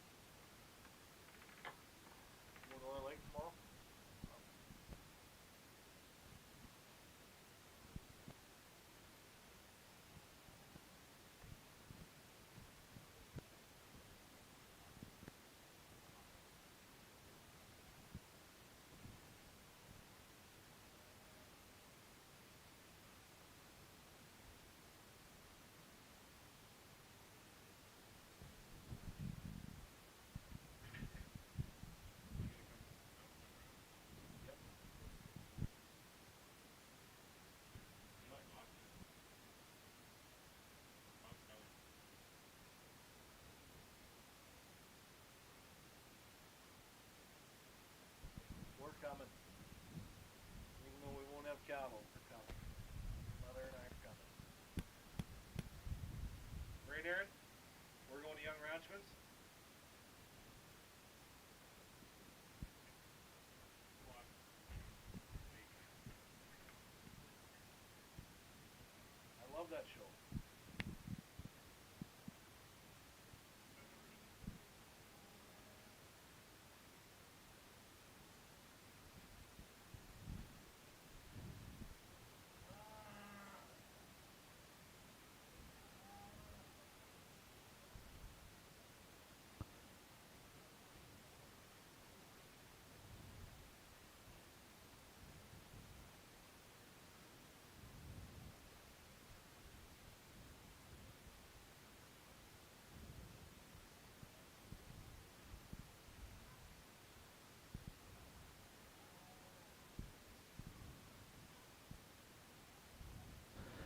Advancing out of our first split of senior showmanship is Abigail Tomlin and Chase Bruno.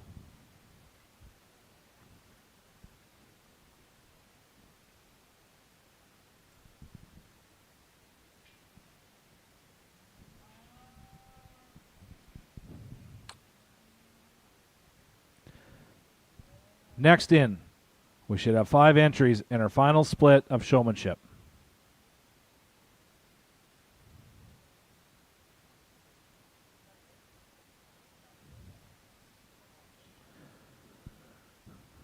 First in, Rebecca Porter. Following her,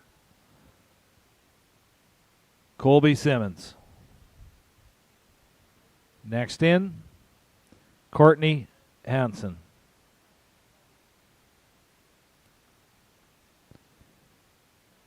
Emma Lees. And rounding out the last split, Caitlin Rotten.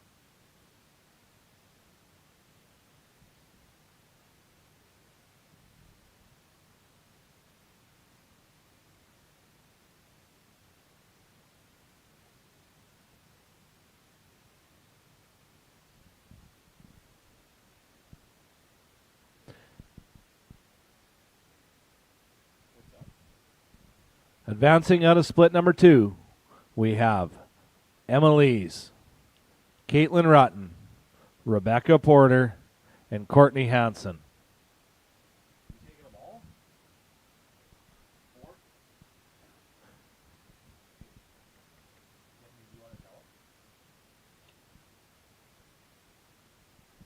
One thing I can say while they're discussing this, that Emma, you are a heck of a lot better showman than your father ever dreamt of. He always stood at the other end of the class, not at the top end when he was the showman. I wish he was standing here today. Did he go? Oh, shoot. Good. Well, your daughter has sure outdone you, I can tell you that.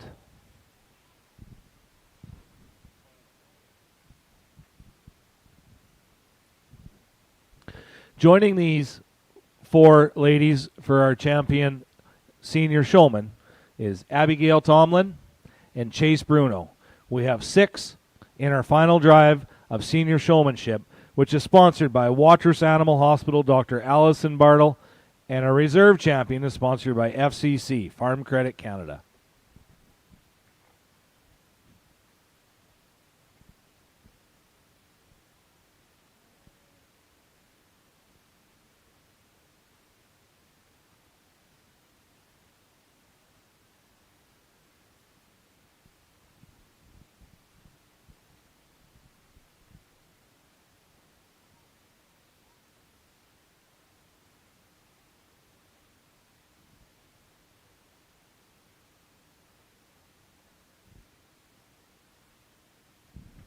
As soon as this is done, we'll let these seniors park their animals back at their trailer, and then we're going to do that reverse key draw. So all members that can hear me, make your way up to the ring right now. I'll be standing around the ring because we're going to do that reverse key draw. So if you can hear my voice, work your way to the ring.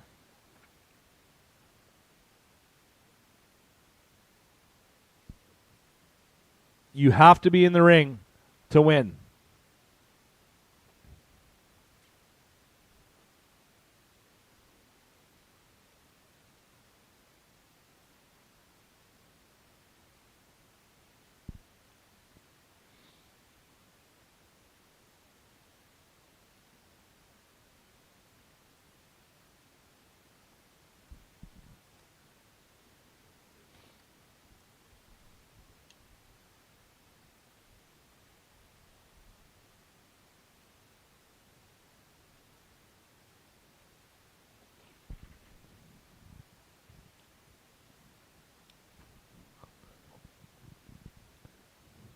Judge Peters has been watching these kids all day, so she has a pretty good idea of what she's going to use here.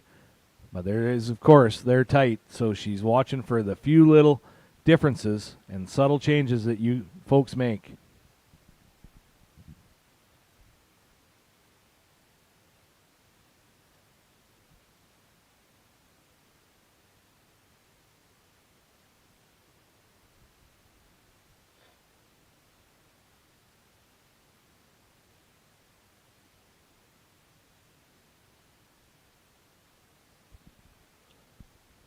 Here's our comments on our senior showmanship.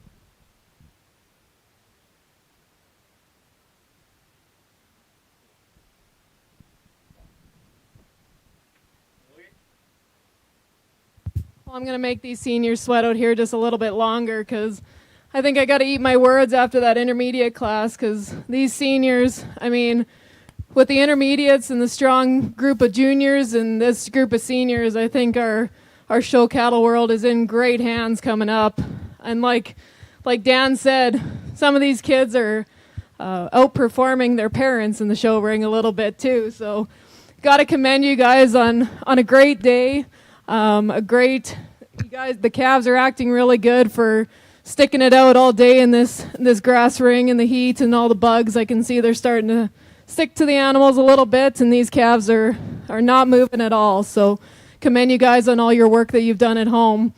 All the juniors and the intermediates that are left out there, make sure you watch these seniors.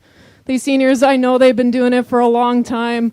They've been in the ring. They've been showing for other people. They've been up and down the road doing junior nationals down the States and all throughout Canada. And these are the kids you got to be watching because they know the ins and outs of what they're doing out here, and just learn some tips and tricks. And if you go to Agribition and watch these kids, because they're all fitting in the back, they're all at Calgary, they're all at shows down the road that you're going to be at. So take the time. The kids that come and help us sometimes at Agribition, I encourage them to go walk through the barns. If they want to go watch these kids fit, that's where you're going to learn, because they're probably not going to listen to me or their parents. So they might as well go learn for some of these kids, because they've been doing it for such a long time.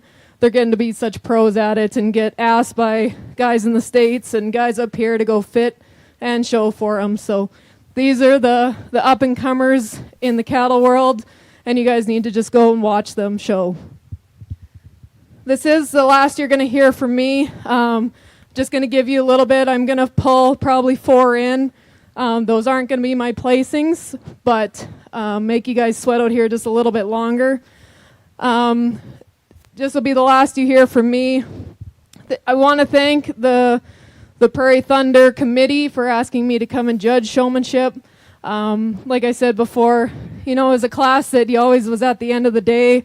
You're always tired to go into, but it's a class that probably made me a better show person in the end, because it was something you just had to put yourself through, get yourself through it, and it made you a better showman. So take these classes as you will, but it'll make you a better showman in years to come. So thank you to the Prairie Thunder Committee for asking me to come. Thank you to the sponsors.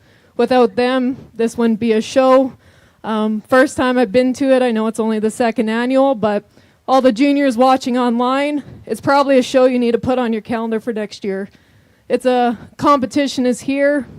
Like Dan said before, probably your top steers maybe going to Calgary and doing well when they get to Calgary. So this is a competition that you need to mark on your calendar and just attend. Even if you don't know if your steer is good enough or your heifer is good enough, just come and meet some of these kids, because they're pretty good kids. So thank you to everybody. I'm going to work my way through the senior final, and we'll pick our champions. Great speech, Tiffany. Good job.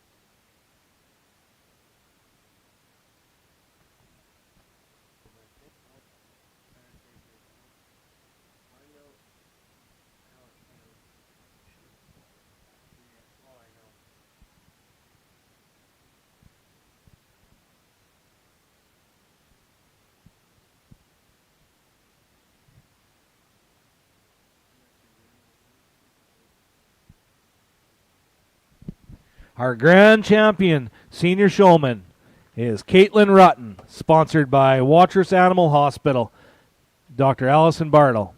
And our reserve grand champion showman was entry number 217, Emma Lees, sponsored by Farm Credit Canada. Congratulations, seniors. Good job. And Emma, don't be afraid to tell your father what I said. You're 10 times better than him. I hope he's listening online. He can stay back in the barns. No more showing for that man because Emma has long passed him. Good job, seniors. Heck of a job showing. Please go get your pictures, tie them back in your trailers, and come back up for the reverse key draw. All showmen today, all entries today, please come up to the show ring. We are going to do this draw right now. As soon as these seniors are able to get back, we're going to do the draw. Little General should have all the keys. He'll be out front here right shortly. And Allison. Everybody come in the ring. Thanks, Sean, for ringing all day. Great job.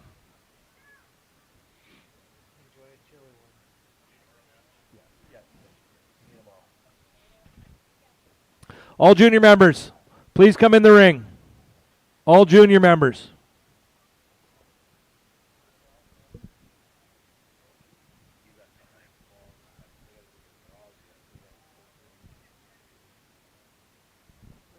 And a big thank you to Tiffany Peters-Gordon for doing a heck of a job on our showmanship today. Thank you, Tiffany. Big round of applause.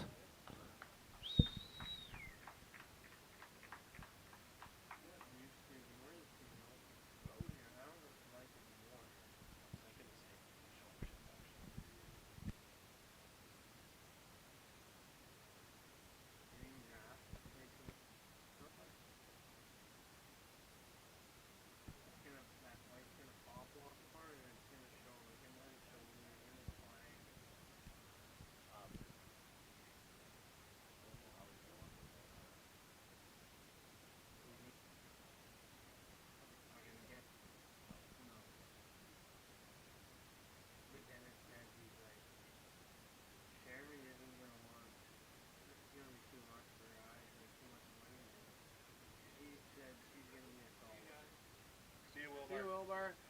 Shiny truck out there. Must have had a good bull sale or something.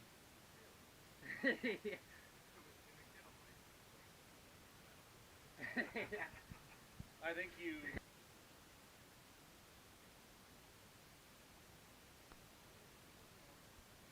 Well, there's a gun. Yeah, you have a loaded gun. Pew, pew. You're gonna go shoot that gun tonight too, aren't you?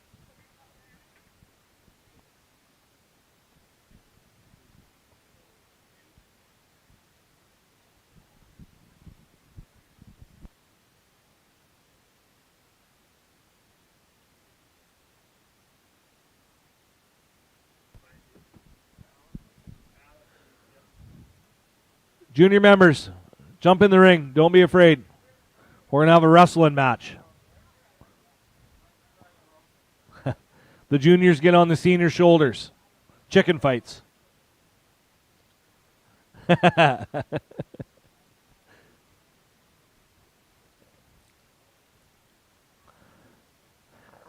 you ready to start? We're doing reverse draw, so just start pulling one out. We got to get down to the last one. All right, first one out, and he can go back to his trailer. Grady Granum. Next. Better shake these up. Kira Harluck. Next one. You've had quite a day. Lane Steen. Following him, Ethan Yaremko. Next out, Chase Bruno. Oh, if you've had, hang on, juniors that have left. Every entry, your name's in there. So, hang on. So you could have your name in twice, 3 times, depends on how many times you entered. Following out, Grace Galen, Ava Mackey, Scarlett Smythe, Ethan Yaremko again.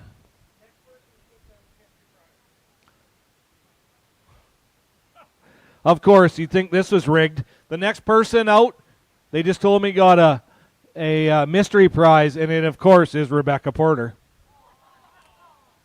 Rebecca Porter got a mystery prize. Next person out, Ava Tim. Grady Grenham. Austin Krieger. So if you've had 2 entries and your name's been called once, you're still in. Chance Ayers. It's okay. Kenzie Ayers. Holy, these were all stuck together. Ty Ayers. Tatum Harlock. Rebecca Porter. I think you're out now, Rebecca. You can give me all them. Taylor Reed.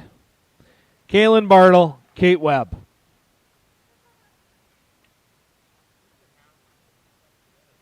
Give that box a good shake. Colt Haremniuk. Jackson Martins.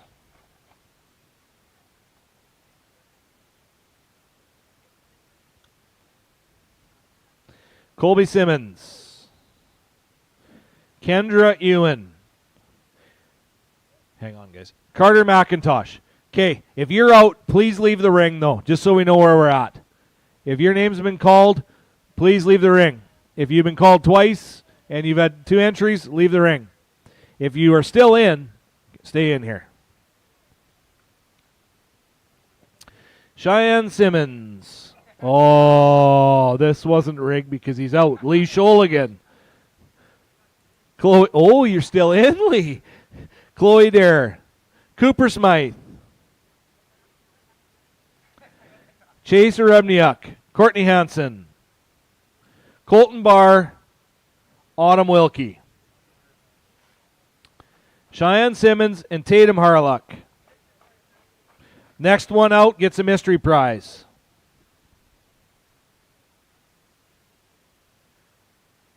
Jack Archdeacon, come get your mystery prize. Jack. Hang on, guys. I got a whole bunch of these out of the way. Okay. Next out. Tyson Porter is out. Taylor Mackey. Colt Haremniuk. Grace Woidas. Caitlin Rutten and Courtney Hansen. You're out. Abigail Tomlin. Kendra Ewan. Abigail Tomlin. Now you're out. Chaz Demansky and Kylie Wilton. Mia Mackey. Mesa Bardall. Emma Lees.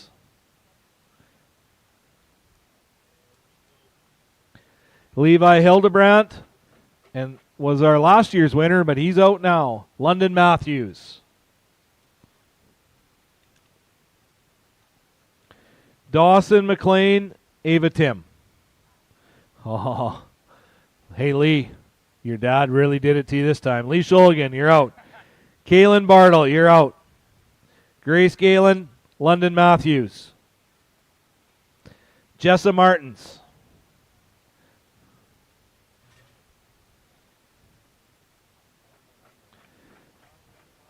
Cannon Kiner.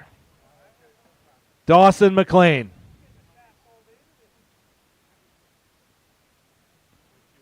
Carter McIntosh. Mia Mackey.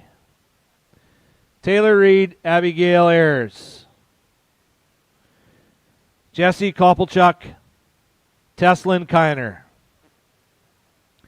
Avery Borison. Tatum Harlock and Colton Barr.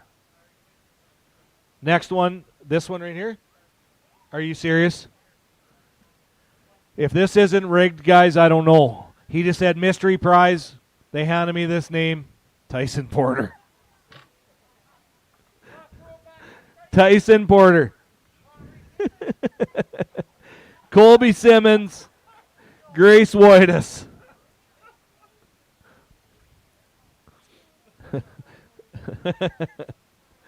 Jack Archdeacon. Teslin Kiner. Jordan Luther, Lane Steen, Rhett Hennefa. I'm sorry. Kylie Hansen. How many are left? Is there a bunch in there or not? Okay. If your name is still in there, come up front here. We got 15 left.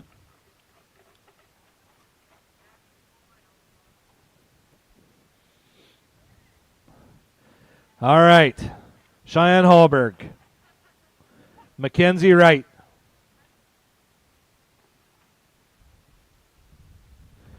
Calder Jones. Kira Harlock. Okay, don't pull anymore. Gavin Wright. Georgia Fox. Oh, you still got another one in this. You're down to the final strokes here. Yeah. Does it look like, hang on. The amount you got in there, does this look like the right amount of kids?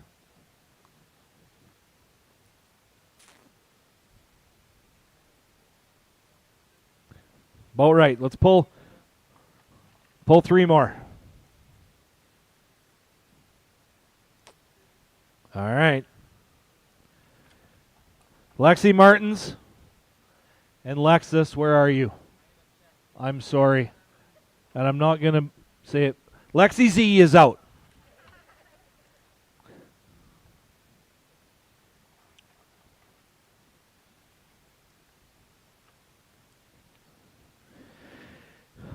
Gibby Granum. Calder Jones, how many times did you put your name in here? Georgia Fox, you too. How many times did you put your name in? All right. Chaz Demansky, you're out. Hang on. How many are we down to?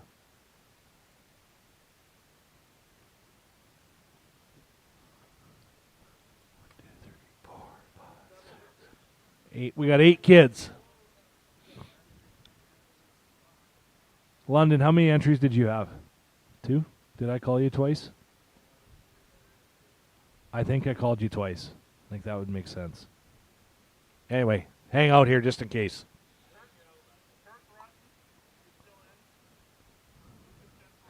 Kirk Rutten, Lucas Tetzlaff, Owen Moore, Jackson Martins, Jaden Luther, Tyler Bueller. He's up front. He's ready to get his prize. And Cody Kopelchuk. That's who's left in here. All right, first one out. Owen Moore, Kirk Rutten.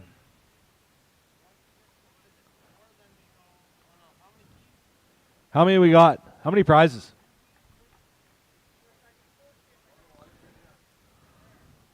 Okay, we're down to the final 4.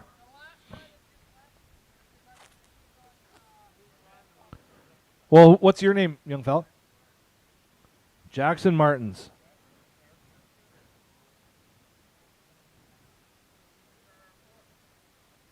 Okay, well, we got 4 here, so who are we missing? No, but there's 4 kids here. Who's out?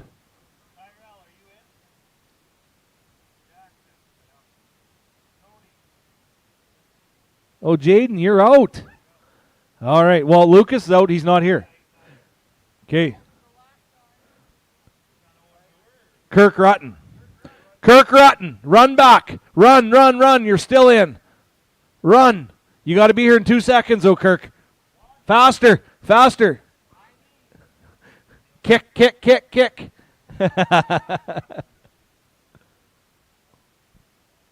Yeah.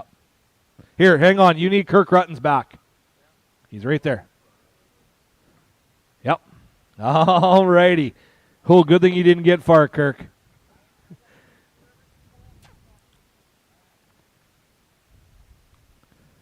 All right, we're down to the final 4.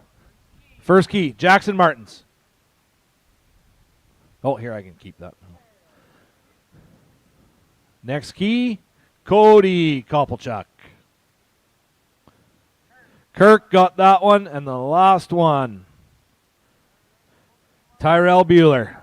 Got the last key. Okay, 2 prizes, 4 keys. Let's see if they open. Who wants to go first? Yep, ladies first. Cody Kopelchuk's up. You got to try them both. No go on the first.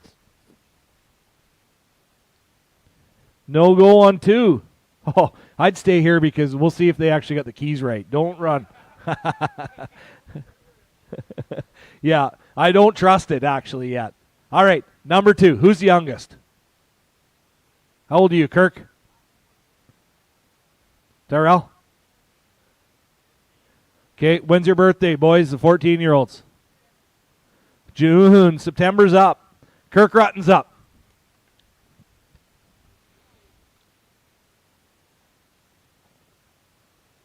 Don't tell me it's going to be the last 2. Oh, Kirk Rutten got one. Good job, Kirk. Again, turn that around just for 1 second for me, Kirk. Sponsors on them the other way. Blair's West, Wheatland Cattle, and in memory of Roy Jones, which is Rhett Jones, who's down front here, Mrs. Jones, who's sitting standing right beside Chris. You guys go give them a big round of applause. And Vaughn Jones, he's not here, but in memory of Roy Jones, these 2 have sponsored these. Okay? Big round of applause to the Jones family. Thank you. Oh, okay. Well, now the next youngest, I guess, is how we got to do it. Tyrell Bueller, he's up. No go? Oh, just hang on. We'll see if this one actually works. Oh! Sorry, what was your name again? Jackson Martins won the other one. What did we get? Clippers. No, sorry, I'm wrong. What's in there, guys? Oh, Combs. Oh, guards. Right on. Again. And of course that fancy Clipper box. They're great. Nothing gets wrecked in them. Carry them with pride, boys. Good job today. Don't smile, but I'd go shake these sponsors' hands up here if I were you two.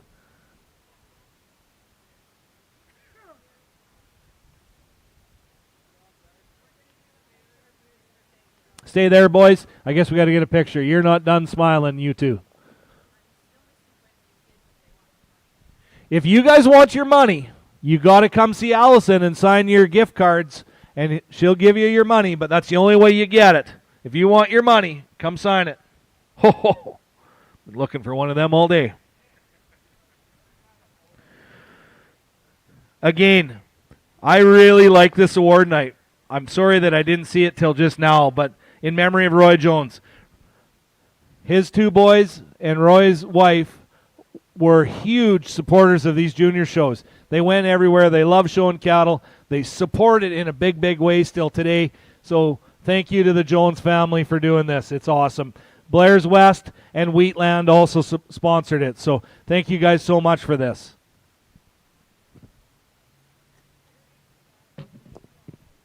I do feel bad for Mrs. Jones because she gave birth to two terrible boys.